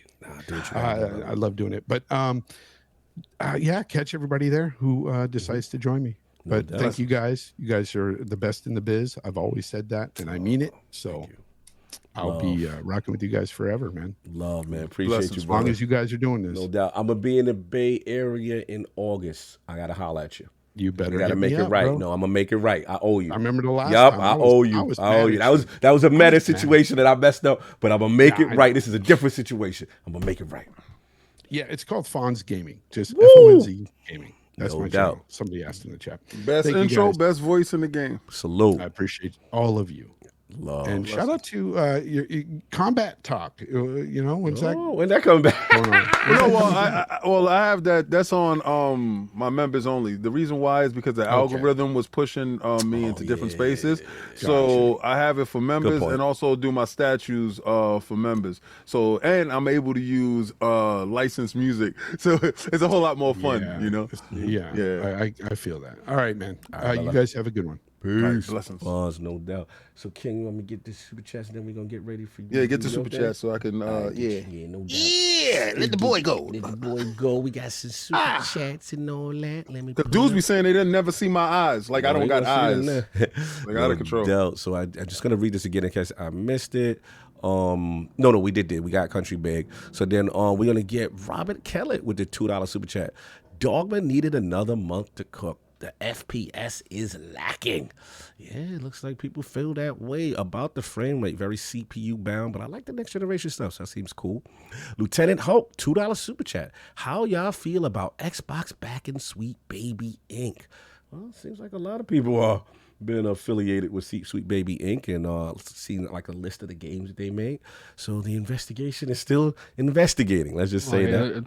The only thing I'll say about that is if you don't like people consulting on stuff, then don't support the products they do. Like, that's a good point. It's the same thing about when it comes to watching content creators you don't like. If you don't like the practices or what you feel like their practices, just don't support it. It's like The problem is that people found out after the fact, and then they say, "Wow, I purchased that product that these dudes was working with or whatever." Me personally, all I was just talking about on my videos, so somebody said I didn't address it. Yes, I did. My thing is, and I didn't say it by name. I never really say people's name. I don't care about that part. I don't feed into that power. My main thing is let the developers make whatever the developers are going to make. I just didn't like the frameworking thing, the framework solution thing, because that's subliminal. Anytime you somebody that's in power over you gives you a suggestion, that is very tricky because they're in power over you. You understand? And they give you a suggestion it could be seen as a suggestion, but more like a mandate. You don't know how that person takes it that works under you from your suggestion. You can say something suggestive and, like, well, maybe I can be in good graces with the boss type of thing. And let me take that out so I can fix it for that. Opposed to the bosses was just saying, yo, we're looking to have more inclusion or whatever the thing was. My thing was, I didn't like the removing the curvy nature out of the situation. I waited 1 year, folks. 1 whole year. I checked the store every day playing Fortnite, looking for one skin. Pause. And I got her yesterday. If they had that framework there, I would never get this character. This character would not be there. So I don't care what you want to call me. Just don't mess around with my framework on my game. Yo, framework. Yo, you out of box. We gonna cut you down. We gonna shut you down. We gonna shut you down. You doing too much. Moving on. Robin Kelly with the $2 super chat. Pumping pawns. God damn. LOL. Yo, Pimping pawns. Pimping pawns. You've got the eye. Yeah, okay, got you. Pimping Although pawns. I didn't know pumping pawns was very different. Because that's something totally different. That is that's definitely a whole different game. that's a whole different framework. That's right, Stellar Blade. I told everybody, buy 2 Stellar Blades. Buy digital, buy a physical, and buy your friend one. But they don't have a gifting system over there. But on April 21st, vote me in, and I'll make sure a gifting system is available. Shout out to Lloyd Metro, $2 super chat. Fonz, my pawn is for the streets. Laugh out loud. Salute. Fonz, you already know we got that one. And then we got Black Ronin, 357, $5 super chat. Dragon Dogma 2 on Xbox Series X runs steady 40. Even in the cities. I also, what's you laughing at? Also, He said, you better hide your pawns. yo, that's wild. Black Road at 357 files super chat. Dragon Dogma 2 on Series X running a steady 40 frames, even in the cities. I also big up my LG CX TV with the VR aura. So no frame dips. The game is amazing. It could use some quality of life. I feel you. Yeah, if you got that VR aura Series X. that OLED, that Series I'm X, good. I feel you. I got to check that out. And shout out to Matt, member for 2 months. Lord, bro. He said, hashtag no PS6. You know how we do it over here. Okay, that sounds like he's frontline. He's go. That's one of them frontline guys. team. One of them We frontline outside. guys. We out here, man. No doubt. So, King, we got something we got to talk about, right? What's going on? Oh, we got to talk about prize picks. And football season may be over, but the action on the floor is heating up. Whether it's tournament season or it's fight for the playoff or home court, there's no shortage of high-stakes basketball moments this time of year. Get in on the excitement with PrizePicks, America's #1 fantasy sports app where you can turn your hoops knowledge into serious cash. You can now win up to 100 times your money in PrizePicks with as little as 4 correct picks. You can turn $10 into $1,000. NBA, NHL, MLB, esports, and college basketball entries today on PrizePicks, America's #1 fantasy sports app. PrizePicks is the best way to get action on sports in more than 30 states across the country, including California, Texas, Georgia.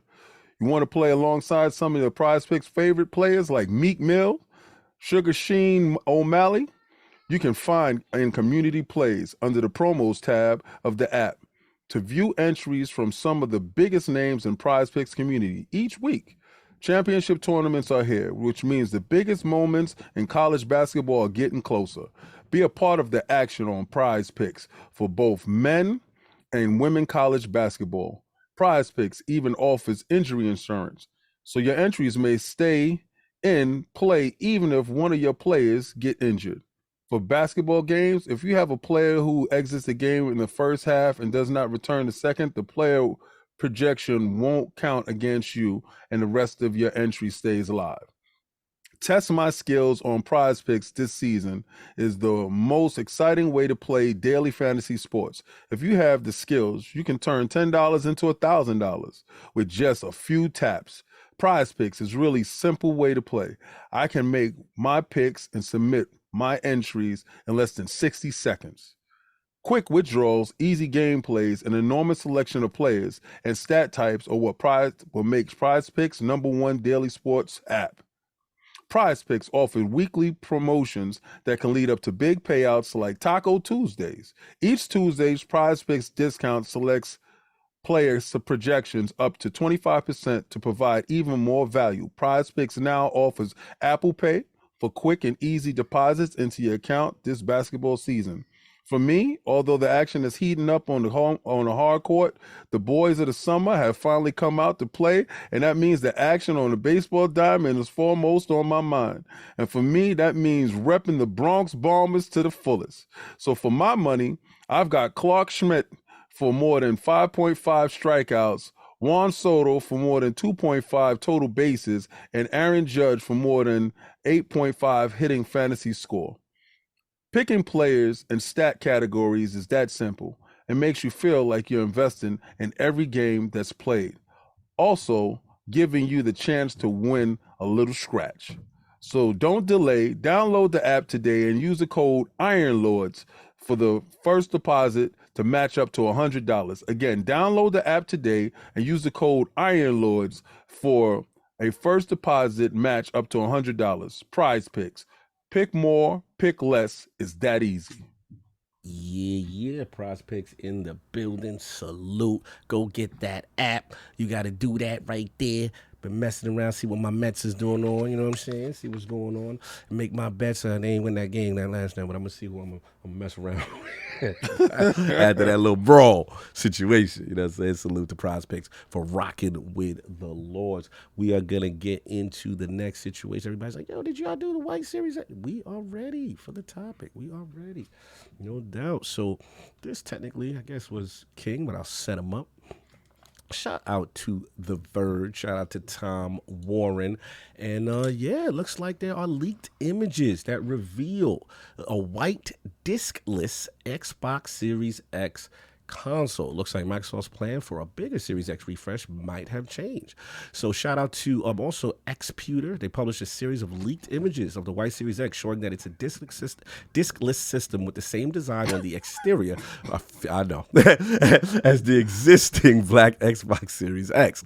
The white coating appears to be identical to Series S Robot White that Microsoft uses on its smaller $299 console. Xputer reports that this white Series X will have some internal components upgraded, including the heatsink used to cool the console. The Verge has also seen additional documents detailing changes to the white Series X that suggest that these leaked photos are genuine, but we've reached out to Microsoft to comment.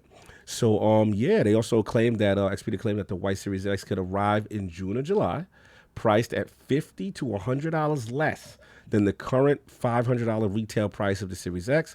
If Microsoft is planning to launch this particular diskless Xbox Series X soon, that would suggest that the company has canceled or pushed back the refresh version of the Series X console that leaked in the FTC versus Microsoft documents. If you remember, that was called Brooklyn. That was the cylinder-shaped one that we thought. And I think at that time, even Phil made a statement that addressed in leaks, saying that it's hard to see the work, teams work shared that way. Plans may have changed because so much have changed and there's much to be more excited. So, yeah. King, this is your topic. Little man becomes big man.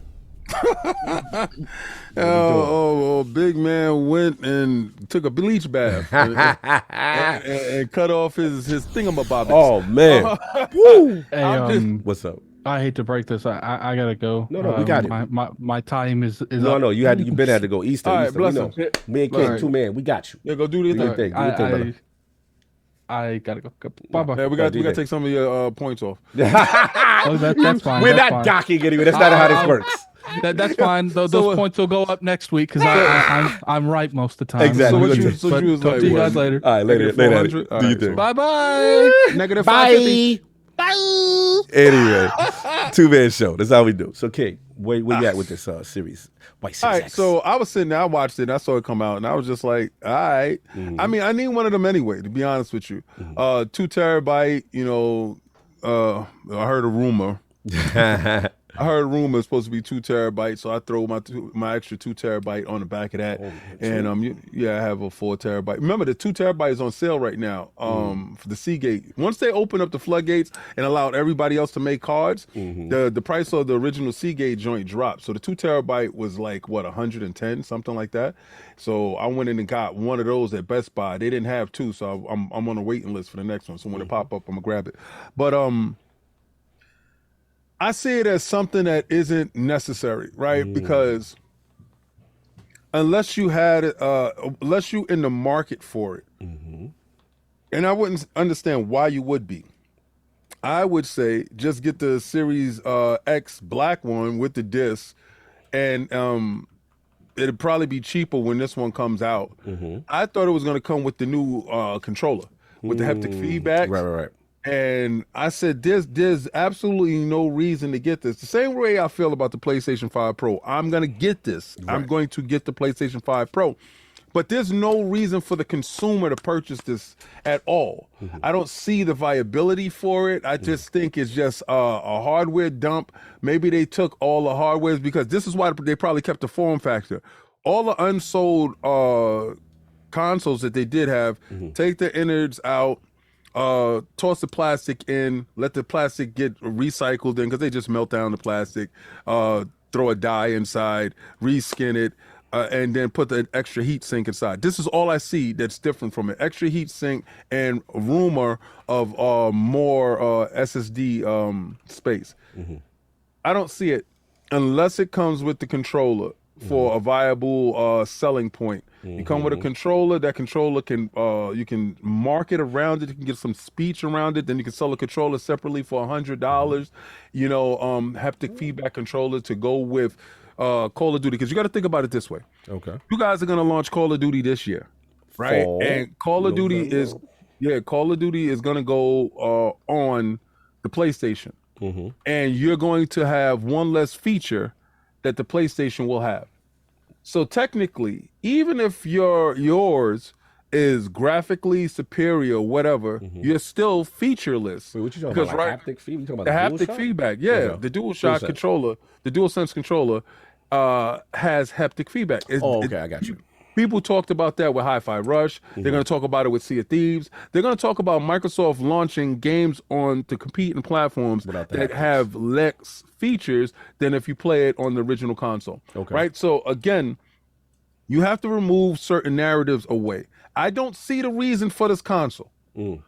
But if you put that controller in there, you have a talking point to sell that console, and then you can sell the controller for those people that don't feel like upgrading. So I could buy that controller for my son, and then when Call of Duty does come out, it has all the feature sets there, because you're developing Call of Duty for the PlayStation anyway. Right. You already have the codec for the haptics. So why would you not have that level of functionality inside your console? Go for it.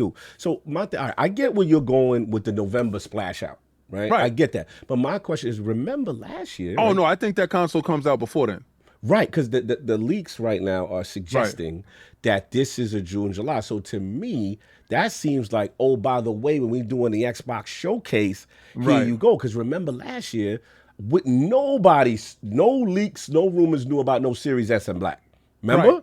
That they do that now. They do that this year. Yeah, right. So maybe what if it's just a little summer jump off? We showed you all these new titles. You want to get an Xbox right now, it's $50 cheaper.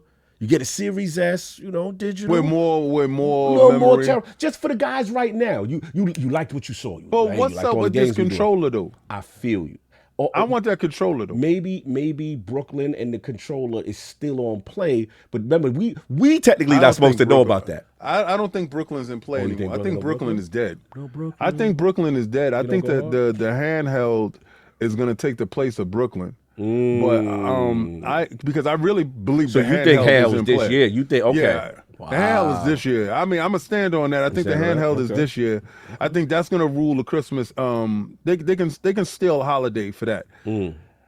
But that controller though. See, my thing, I don't really care too much about this console if it didn't come with the controller. I forgot what the code name for it, but yeah, you really feeling the haptics, and then they had the Bluetooth and all this, cloud functionality and stuff like. Okay. And I'm a fraud. I'm 100%. Yo, listen, guys. I mean, I'm gonna tell you right now. I'm an absolute fraud. Talk to me. On my PlayStation 5, I turned it off. I know. And then let's be real. Call of Duty guys do not like haptics. Right. Because it gun jam. Like, why? Don't do that. But again, this is the console warrior inside of me. I can't have you running around with my first party game doing stuff that I can't do here. Right. All right, so that's where the fight is. This is what happens when you want to be a third-party developer and you still making consoles. You cannot have the inferior product on your box and send out a superior product. I don't care if it's just one functionality. You cannot allow that to happen. That is disgusting. That's a bad look. And you're selling the products at the same price, but they're getting more for their buck. And I don't care if it's in Game Pass. What? You're still selling it. You're still selling it. You're still selling it. And it still looks bad because on their box, it says heptic. And on your box, it don't. So you must have this feature. I gotta have it. I gotta have it. I gotta have it. And not that I use it. Not gonna use it. Even though he's not going to use it. Even though hardcore FPSs don't use it. But okay. I just want it here. Yeah. Okay. Because they got it. How many times do you use cruise control in your car? Almost never. Never. That's exactly. But you got it. And if they told you your car came with no cruise control, you'd be mad. When I'm driving down 95 and state troopers are coming, oh yeah, I'm gonna hit that cruise control then. That's like the 2% chance. Yeah. And when people come over my house, I'm gonna turn the heptic on. and that's when I'm gonna stunt so on you them. just flex. You just want flex. Right. When I make my videos. Oh, my Lord. When I'm stunting on them dudes, like, y'all not special no more. I got haptic too. That type of thing. Okay. But you know, I do agree with and you know, afternoon fellas. I do agree with King when it comes to shooters. Period. I turn any kind of vibration, pause, haptics, anything, all that stuff gets turned off because I don't want nothing like potentially throwing off my aim. So, you serious? When you was playing Fortnite, you had no rumble? No. I always turn that stuff off. Nobody hardcore use that in no FPS. That's wild crazy. Yeah. You got vibration on? You be doing that? Bro, I'm having so much fun. Oh, you wild. He the best. All right, look. We load that thing up, turn it off, right? Like do it now before you forget, because your aim will be so much like it's not like you'll be like the accuracy is like dramatic, but it's like any little bit, like if you end up dying to somebody and they were almost dead, if you didn't have vibration on, you probably could have got that kill. You know, it's that kind of thing. Okay, you know what? I'm gonna play one match without it, and I'm gonna go back. I'm gonna see because that sounds so weird to me, man. I'm so used to the vibration. No, it's cool when again from the single player, immersive experience, and I get that, but usually from the competitive scene, like Slomo was saying, is usually a lot of that is disabled. It really messes with aim, and a lot of people don't like that, especially with the triggers, with the holding and the Slomo. You know how crazy I would be because you saw how many you was getting down on that Fortnite. I would be insane. Give it a shot to see if that KD go up. I didn't know you had it on, man. Like I couldn't tell, but it's good to know. Like you get a little bit extra accuracy there. I like that. I'm gonna try that today. Put little Slomos in the realm, real quick. White Series X leak potentially $50 big cheaper. White man. Hey, I'm gonna leave that alone. I'm gonna leave that alone. Nobody want Nobody want no big white man. I'm gonna leave that alone right there. I'm not touching that at all. That's wild crazy. But back to back console right there. But so they talk about potentially June, July. $50 cheaper. Where you at with this, and do you think as a result of this, what codename Brooklyn, is that off? Do you think that's still gonna happen? Where are you at with this whole thing? The whole codename Brooklyn thing, what was that supposed to be? So supposedly that was the cylindrical one. With, the trash can shaped thing. Wow, you got to see that. We got with the updated. I was like, I got one of those in my office right here. The little router feel with the Wi-Fi 6, a little bit better innards, more efficient, and then I think they was gonna have a controller also maybe in conjunction with it that was haptics and even more Bluetooth and extra protocol functionality for cloud and all this other stuff. So that was from the leaked, remember FTC, Microsoft leaked their own documents when they uploaded it to the site, the FTC site, and then Phil then made the same and said, plans have changed, it's a shame that happened, but plans have changed. So do you think plans have changed?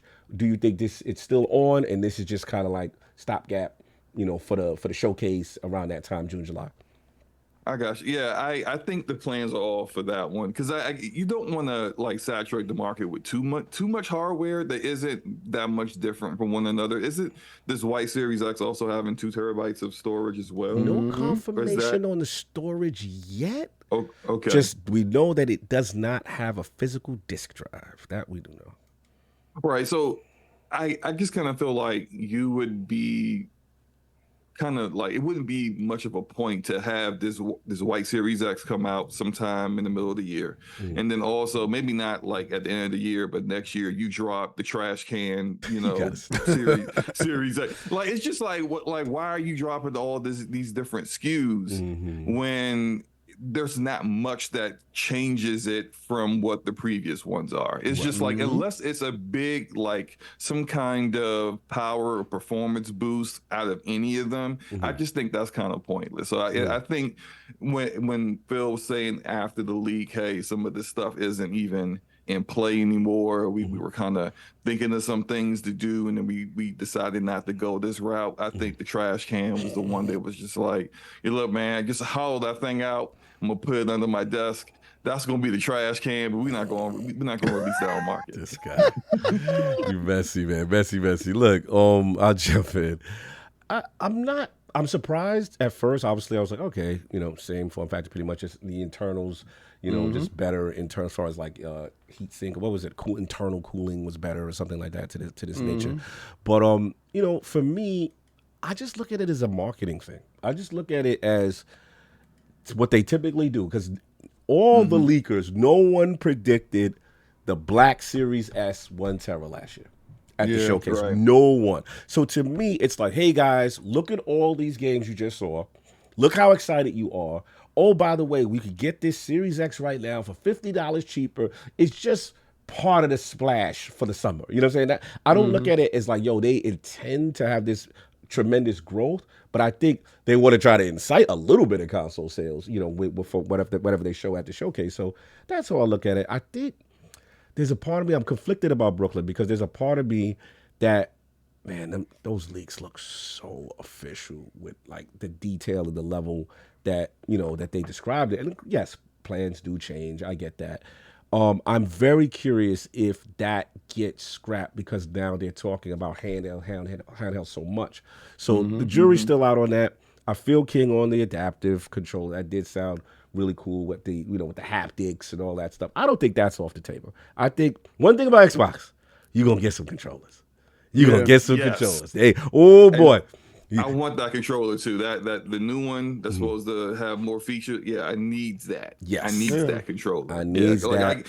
And I'm hoping it's, because I would love to have a standard controller that has more features of the Xbox Series controller, just so that I don't have to use my Series 2.0 as often as I do. And I've been kind of using like third-party ones to kind of like substitute, and they've been okay, but it's like there's always something wrong. They're either too small for my hands, because I'm 6'4", like I got big hands, and it's just like the Series controller fits great. It'd be like, yo, man. And it's just like to have the Xbox controller with a little bit more features, definitely something I can put back paddles on, and something like that. That would be great. I would love that. I just I need that to come out sooner. I know, I don't know. Like I'm not gonna say what I've heard or anything about that, but it's just I would love for it to come out like tomorrow. No, I don't know anything. I know nothing. Oh, you're not an insider?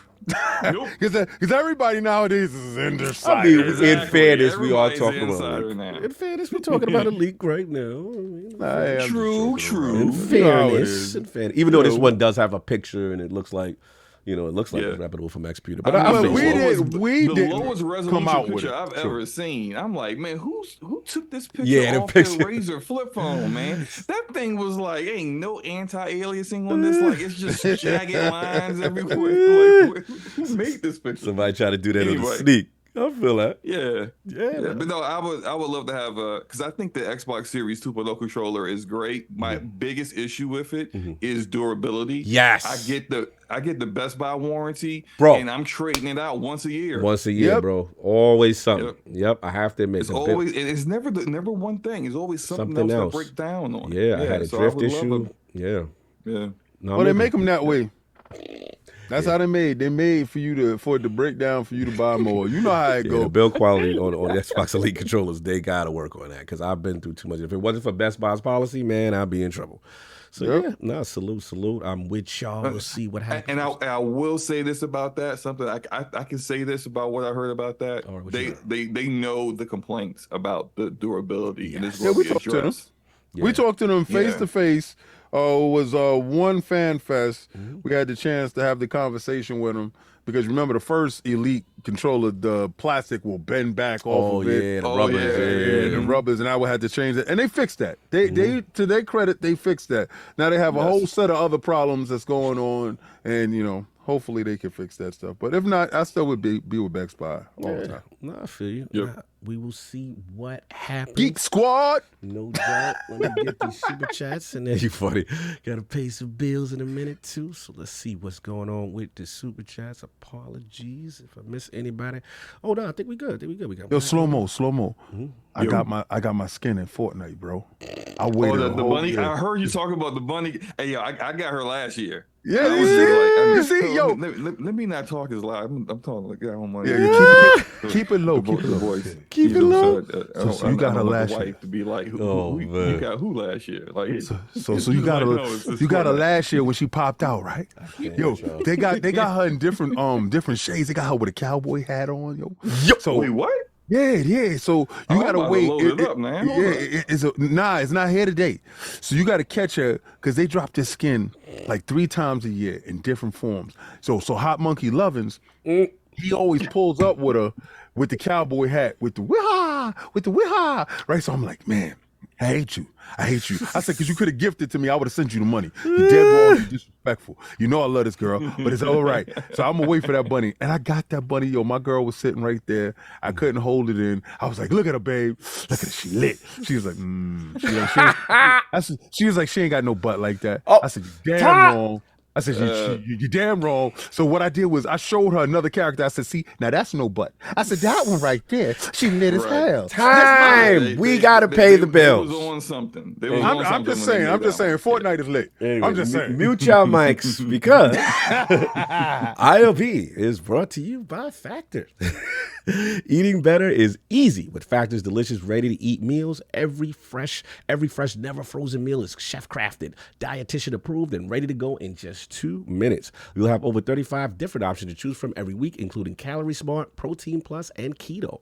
Also, there are more than 60 add-ons to help you stay fueled up and feeling good all day long. What are you waiting for? Get started today and get after your goals. You guys know the name of the game, and of course, it is always health is wealth, and that means healthy mind, body, and soul. But with the craziness of my schedule, it's often difficult to balance all these aspects of my life, and something inevitably suffers. But thanks to FactorMeals, that something never has to be my nutrition. Personally, I like ordering FactorMeals weekly. The selection is expansive, including decisions. I love the chocolate banana protein shakes. They're amazing, by the way. You can fuel up fast with Factor's restaurant quality meals and that are ready to heat and eat wherever you are.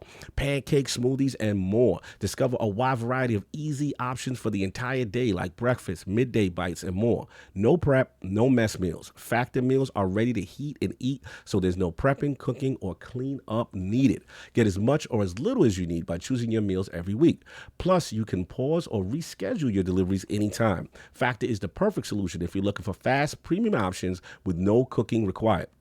Also, we've done the math, and Factor is less expensive than takeout, and every meal is dietitian approved to be nutritious and delicious. So if you're ready to take control of your nutrition, head to factormeals.com/IronLords50 and use code IronLords50 to get 50% off. That's code IronLords50 at factormeals.com/IronLords50 to get 50% off. So you know I'll be rocking that Factor, man. Love it so far. Shout out to my man Everborn. I've seen Everborn get down with the team. So salute Factor Meals. Again, link will be in the description. If you're trying to get your health is wealth on, go check it out. We are good. We could get on with the final topic of today. I'm going to start, you know what I do? Because they give me so many things with Factor Meals. I'm going to start handing out the free boxes to my members. Okay, there we because you know, because they give me every week. Because I order from Factor. I mean, I can't get enough of them. You know, get the keto meals, got the vegetarian meals, got the pescatarian meals and stuff like that. And they give me so many extra cards. You get those cards that come in a box, right? Yeah. They give me so many extra cards, and they've been going to waste. So what I'm gonna start doing is every week when I give out a card, a coin, I'm gonna give out a card to all those members. Because these Factor boxes are insane. And I'm talking about getting a free box of 8 to 10 meals. That's a week of free food on the King. I'll do that. No doubt. Salute the Factor. Go check that out. And we are here for my topic, the final one. MarvelRivals announced out of nowhere. This was a surprise this week. I think me and King, we were traveling. Actually, we were at it. We were messing around, showing them some ramen. But then the trailer for MarvelRivals, the trailer debuted. So it's their PvP shooter. It boasts this big lineup of Marvel characters. It includes Black Panther, Spider-Man, Magneto, Rocket Raccoon, Iron Man, and more. Looks like an announcement between. Oh, you didn't say the Hulk, bro. And the Hulk. Okay, and he was son too. I hate the fact that they call him Bruce Banner too. You're gonna stop that. You don't call him the Hulk, bro. By NetEase Games and Marvel. So yeah, it looks like it's fun, fast and fun 6v6 action with ever-changing game dynamics. They talk about intricate environments, ever-changing battlefields. We're talking about battling superheroes and villains. There's dynamic hero synergy. Coordinate unique combinations between characters. You can ride on Groot's back as Rocket Raccoon to take on enemies, as the dangerous duo unleash gamma energy as Hulk to charge Iron Man's armor for massive damage, and so much more.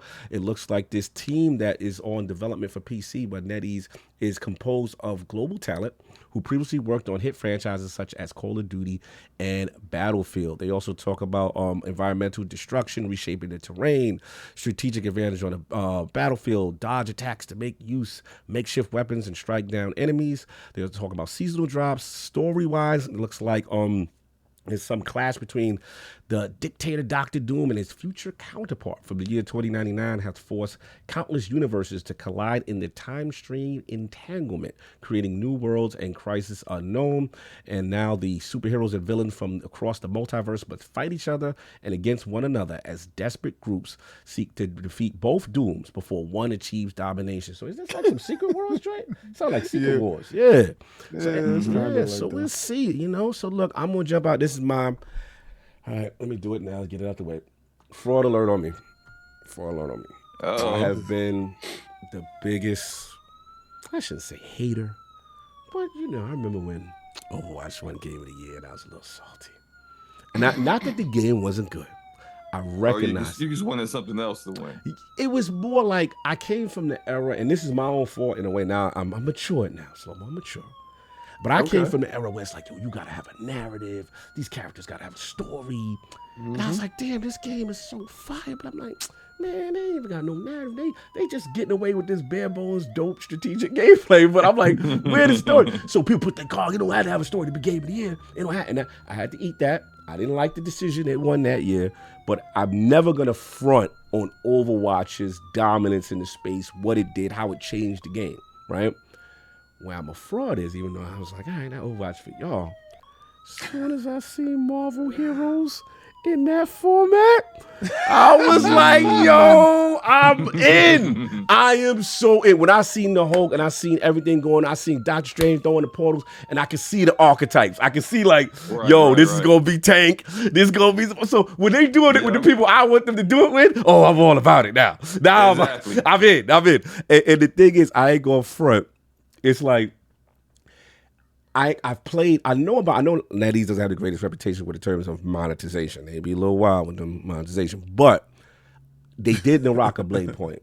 And people who played that game, that game is dope. Good game. Yeah, it's a good game. It is a really good. I was very upset with the Xbox community that came into Game Pass. It was exclusive for a long time, and I didn't see a lot of y'all rocking for all that talk about things missing platforms. And when the games come in X2, I don't be seeing y'all. I shout to my man Steel Rain. Shout to a couple of y'all that I seen that y'all was rocking, getting y'all in the rocker on.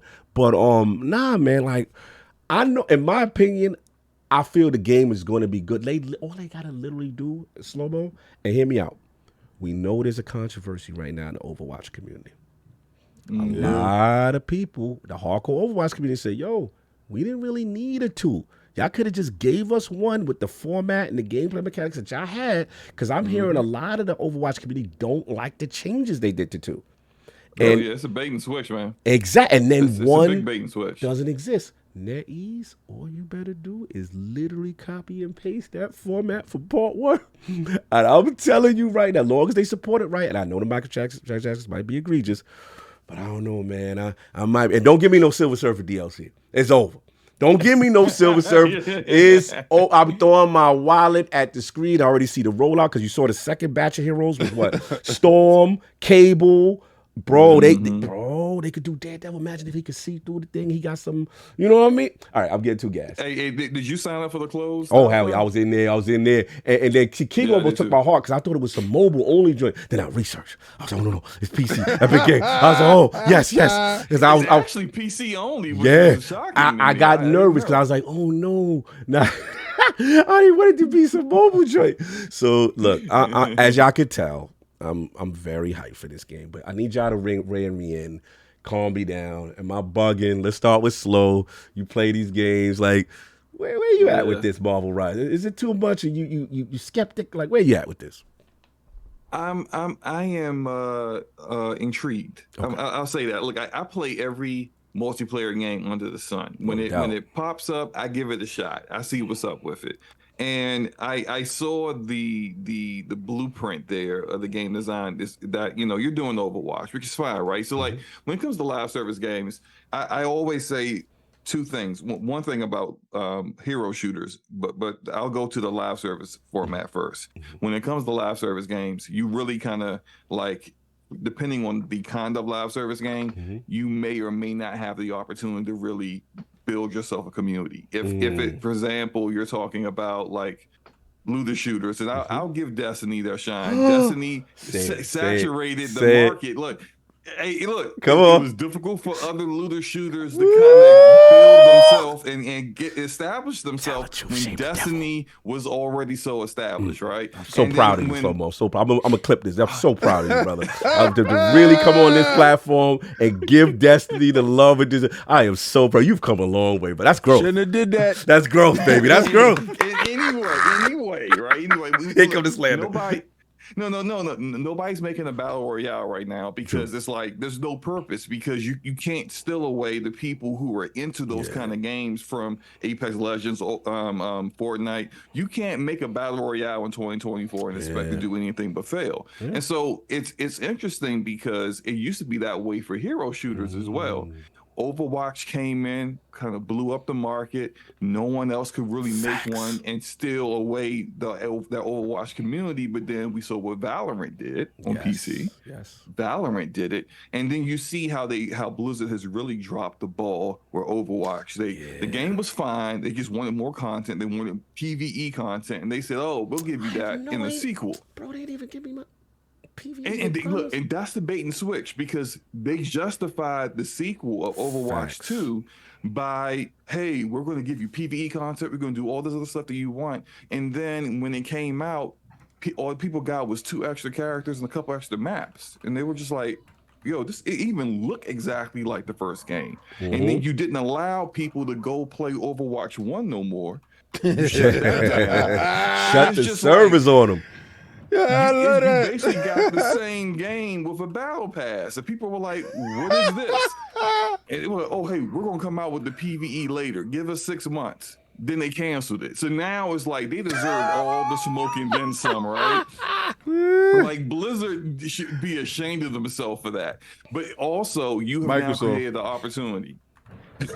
No, you've created the opportunity for someone else to come in and steal your players. Come in that lane.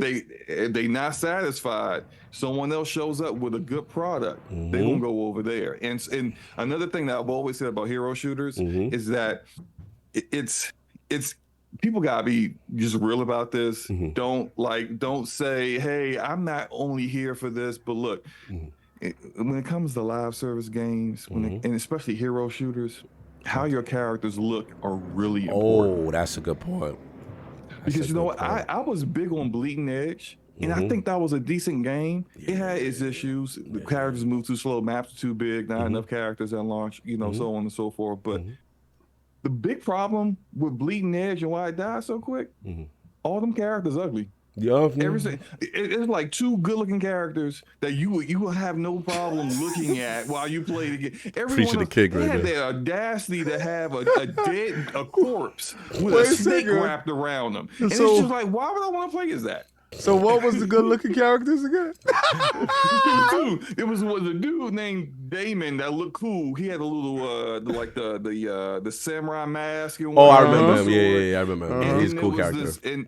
And then there was the other dude, Zero Cool, who used to sit in the chair and he'd be on his phone the whole time while you fighting. Those two were cool. Everyone else, hideous, ugly, and stupid looking. And so you think that was the framework? Oh my God! Here we go. Here we go. Nah, I feel you. Go ahead. I'll let you continue. I think some of the intrigue to hero shooters is people. One is how you monetize it, because you create a character and then people really gravitate to a particular character they like to play, and then you start putting skins out there. Oh, look at your favorite character, new skin, and they want to buy that. So that's how you make money off of it. But I think people also just, when it comes to hero shooters, period, they really start to really like see like really what they really like about a particular character, how that character plays, all that stuff, and that really kind of engenders them to keep playing the game even when there isn't a ton of content going on at that time. And I bring this back to say about MarvelRivals. Let's go. They got that in spades. Just Iron Man. Bro. You know, people are going to love to play as Iron Man. 75 different suits. The Hulk. Yeah, you got X-Men in there. Bro. It's going to be people who are going to be like, I'm getting this to play as my favorite comic book character. Period. And then when you start adding in new suits, new different designs, you're taking stuff from the comics. Oh, remember that? King that gonna be one lit. time, He gonna have that Planet Hulk. We gonna be playing together with that Planet Hulk. He's trying to sell me on something. He gonna go. We gonna be lit. I'm gonna get him on Fortnite for a little minute. You know what I'm saying? We gonna be lit. Fortnite got all that now. But we can't rock together. That's a team. I will say this one last thing, and then I'll let King go. Yeah. It looks like Overwatch. It looks like it plays like Overwatch. Does it actually play like Overwatch is going to really be the big thing. When we play that closed alpha and you playing around, the controls aren't responsive, or the combo attacks don't quite work correctly, or the tanks can't really tank well. Like that balance that comes to hero shooters that you gotta have, like, is they have to be responsive. One, have it play well, and then be responsive to the community when they say, we don't like this, we don't like that. This needs to be tweaked or balanced, and make those changes before it comes out. If not, No, you're right. You're absolutely. And the only reason I want to jump in, because I'm so entrenched with Naraka and that community, he's me on it. You know what I'm saying? Like, that game is huge in the East. And then what I realize is that, like, one thing I'm gonna know that they're gonna do well I feel they should do well is from the gameplay and the balancing. They've been very good about the buffs and when characters get out of control for the most part, especially the competitive scene. And then the other thing is, I do have to give. They have way too many currencies in game as far as so that I'm not gonna co-sign. Like, they are going to find a way to milk you paws as far as all of these different models. No Diddy. And that is going to happen. I'm not, no Diddy on that one, but they definitely going to do that. And that was my only issue, because the thing that they were notorious for, they had this thing called like spectral chest or whatever, and they were in a sense loot boxes for the chance to get certain suits. And it's like they'll have an event, and if you miss that event, they all about the FOMO. You know what I'm saying? And sometimes if you can't get it with this currency or whatever, not everything was for sale. Sometimes it was this currency in the battle pass. So that's something to keep an eye out. But I'll let you continue, Slow, if you finish. Oh no, I was done, but I do agree with you about Naraka. I remember, like, there was two characters I was using for the most part when I played it, and I played it for a while, then I stopped for a good moment, and then when I came back, there was like this one outfit I really wanted for the main character I played, but it wasn't available, and I was just like, Why show it to me if I can't even get it? They tease you with it's in the options for customization. Oh, but only if you were around here. I'm like, don't even show it to me, bro. Like that's foul. Yeah, exactly. Like don't do that to me. I feel you, no doubt. So, Lord King, my brother. My Marvel wrote, what's up, cuz? We gonna be doing what we do. Let's get it. Hulk in the game. Bruce Banner in the game. Gamma Powers look like a straight beast. Oh, what's up? I don't do hero shooters. So, me looking at it, I was like, oh, that look dope. I think that's just for mobile. Then somebody hit me in my DM and was like, yo, I think that's for mobile. And I was like, I put that in the chat. I was like, y'all getting hyped up for a glorified mobile game. Then I went back and I looked at it again. I was just like, My fear is Marvel and Disney licensing fees. I mean, and how they gonna take you dudes down that river and drown you, son? You want to do Hulk smash? That'll be $39.50. Yo, you want to rip his shirt off? That'll be $27.95. Like, I'm sorry. I gotta see the product when it comes out. Of course, I'm gonna download it. It better be free to play. We're gonna be paid. It better be free to play. We're gonna be paid for it. Well, it better be free to play. And the monetization better not be egregious. And it gotta be fun. It gotta be twitchy. It gotta be fun. It gotta be something nice. I saw a lot of things that was going on there. I saw Doctor Strange. Bro, I want to know: do they have the comic book license, or do they have? And I'm not gonna say the movie license because I saw Spider-Man there, but his suit wasn't the same. Like if you're looking at the aspects of the characters that were there, the only person that looked sort of close to his suit was Doctor Strange. Loki looked a little bit off with a little extra stuff. They had one of their little fake characters in there, Snow Cloud or whatever the hell her name was. You know, they always like to take a character that they made and try to throw them in there with the bunch, like they did with that Marvel game that you was playing, that turn-based game, the card game. Yeah. They take a character that they made up and make you think like they special, and they throw him in there. And then they're more OP than the Marvel characters that are actually there. I don't know. I'm gonna watch this thing. I'm gonna see what it does. Right, that's good though. That's good. I'm not over the moon with it because, again, like I said, on Fortnite, I got all those skins. Anyway, we shoot guns and we get busy. So I don't know. Powers. We doing the real superhero. We got powers too. We got Kamehamehas. We got Dragon Ball Z. We got everybody. Y'all got Superman with the gap. Seasonal though. It's seasonal though. Like every now and then you can do a Kamehameha. Yeah, but that's what make it lively and make it nice. This thing right here. How many times do I got to tear down this wall in order to, you can I don't use your powers like superheroes. Superheroes are not using guns. Hulk is not running around with the gat in the comics. Yeah, but see how you wasn't watching the Gamma games. Like those. See, it's like different things. Yes, I am because I don't get a chance to dispel belief. Like I can get a Kamehameha with the Hulk. Right now, I can get a lightning bolt with the Hulk and do Zeus bolts. Right. When I play that hero shooter, he is what he is.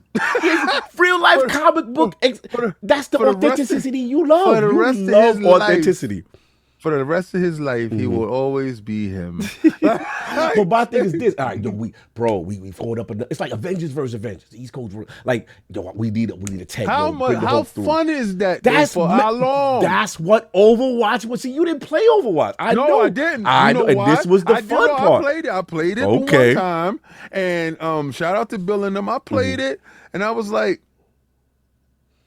no. But see, I get you. And I was with you a little bit too because I didn't relate to them characters, right, per se. But it's another thing where it's like, bro, you Spidey, I'm Daredevil. This is what Hulk. We're gonna see. And then they got their character. You got support people. All right, you got to get to the other side. Use Doctor Strange. He gonna portal them through. Oh, they got Loki. He could take some of your powers. Like, come on, bro. They do something like little hot. I'm gonna try it. I will say this, right? Yeah. Like when it comes to all hero shooters, you gotta play with a squad. Yes. And then also, if you are going to play solo, like you're going to have those issues. It happens all the time with a hero shooter where you get a team that's imbalanced. And it's just like, can somebody be the tank, please? Yeah. Everybody can't be DPS. Correct. Everybody can't. Like someone please be the healer. And I always end up being the dude that's like, I switch to what's needed. Right. Facts. Help the team. Facts. But then and people who play Overwatch heavy know how this is. Like they even now have at least the last time I saw it, they have queues for when you quick play and you want quick play as a particular kind of character. Like DPS, it's backlogged. You know, hey, it's going to take you like 5 minutes to get into a match if you want to be DPS. But if you want to be a healer, we'll get you in a match in 2 seconds. That's a good point. Or you want to be a tank, it's going to be 20 seconds. A good and point.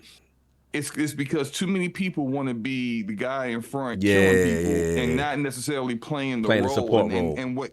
And what wins is being a balanced team. And so that's going to be something where they need to make it fun to be a healer. Make it fun to be a tank. Like the Hulk needs to be like the Hulk should be the tank, right? He should be one taking a lot of damage, but also dealing a lot of damage, but not so much more so than the DPS guys. Because then it's like, what's the purpose of having DPS if you can do it right? So it's like those kind of things need to be balance. That's what I was talking about with balance before with the MarvelRivals, and that because I don't know what happened when King played it with people before, but if like I see people play Overwatch or other hero shooters and they don't like any of the characters and they can't find their person, and then they play it if they play it solo or maybe with 1 or 2 people. It's the imbalance of things that really make it problematic. No, you're absolutely right. And that's going to be, no doubt, the challenge as far as how they do the lobby balancing, how they do team composition. Is it the mandatory? Is it going to be, you have to have one, you know what I mean? Like, because otherwise, everybody going to want to take the DPS and the tanks or whatever, and that's it. The only thing I think for the casual and a person like me is that because it's Marvel superhero ethos, you kind of know. Like if you got a Scarlet Witch or you got a Doctor Strange, right? You kind of know that they are going to be support. And I think maybe, I just feel this is an untapped market. I'm not trying to say, this is going to beat Fortnite. No, we're not being stupid. This is its own lane. It might beat Overwatch, though, because if Overwatch is down, that's where I'm going. And that's Overwatch is food right now. And that right now, if they get this right, they're showing their belly. If they get this right, I'm telling you, NetEase, I've been rocking with y'all. Y'all know what to do. If y'all get this right, just don't go so crazy with the monetization. I know it's gonna be there. Y'all got an opportunity. Just Overwatch 1. Make sure your balance is good. Make sure you listen to the community. Don't be stubborn. And I'm telling you right now, somebody said, Young Dreads, I'm sorry. I know you Overwatch to the death. I'm just letting you know what the community told me. Your community told me y'all don't like Overwatch too. I'm just saying. And if you want a casual, you want a casual, you're like, it's not dead, Cog. It's not dead. Don't you say that. But look, bro, I'm just saying. It ain't healthy either. It ain't that healthy. And if you want a casual like me to get into that game, that's how you do it. So we'll see. I'm going to be monitoring this, and that beta, when it go up, I will be there.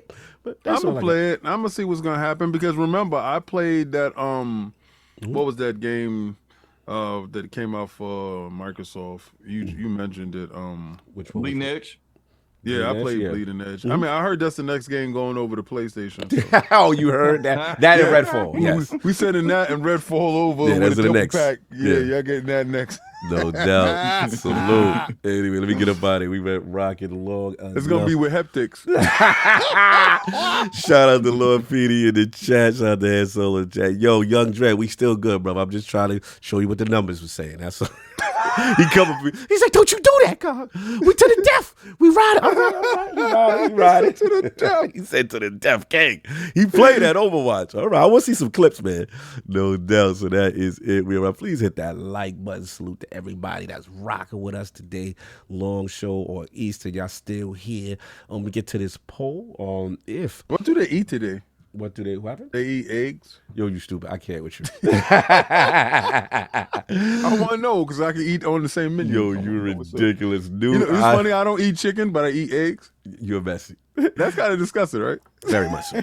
New ILP poll. If Xbox does commit to a handheld device this generation, which aspect is most important to you?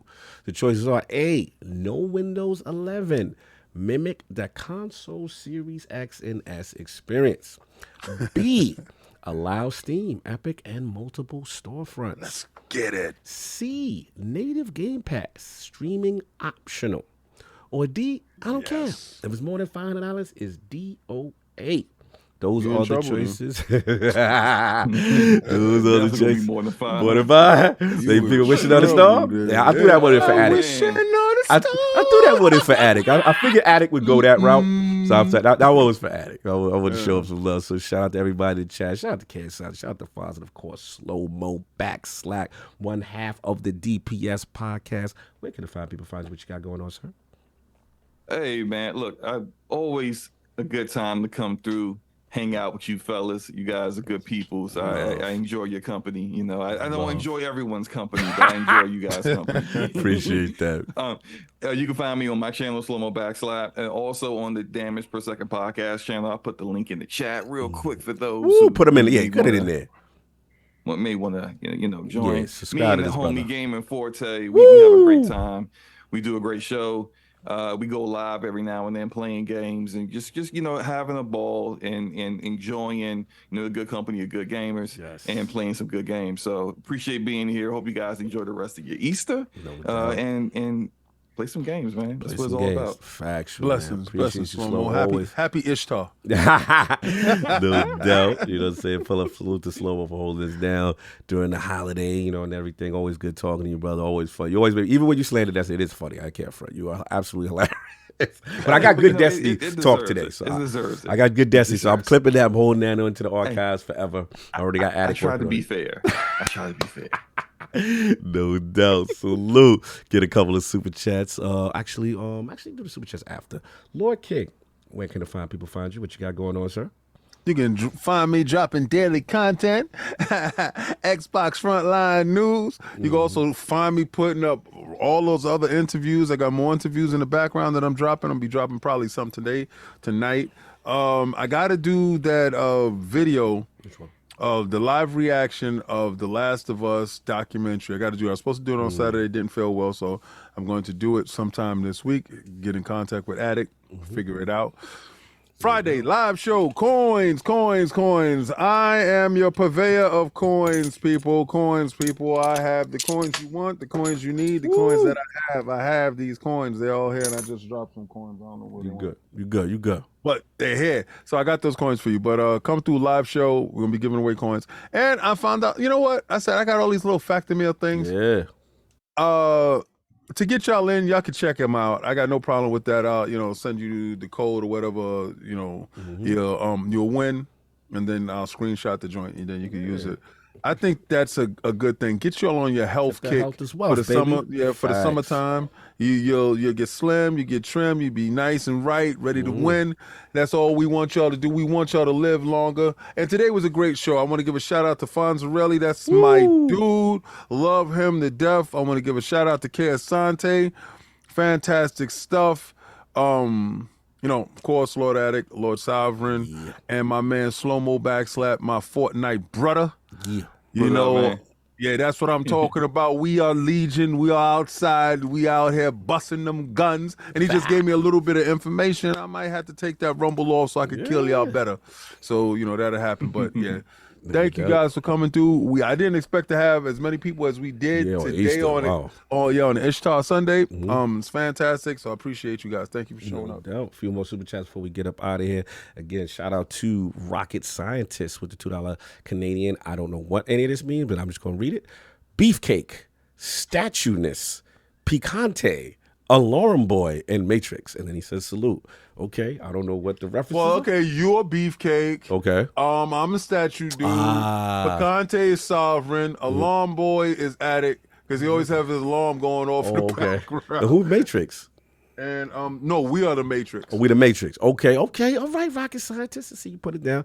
And of course, LordsOfGaming.net's own Robert Kellett with the $2 super chat. Happy was able to watch ILP the entire time. Oh wow, you chilling on the all right, no doubt the holiday. Salute.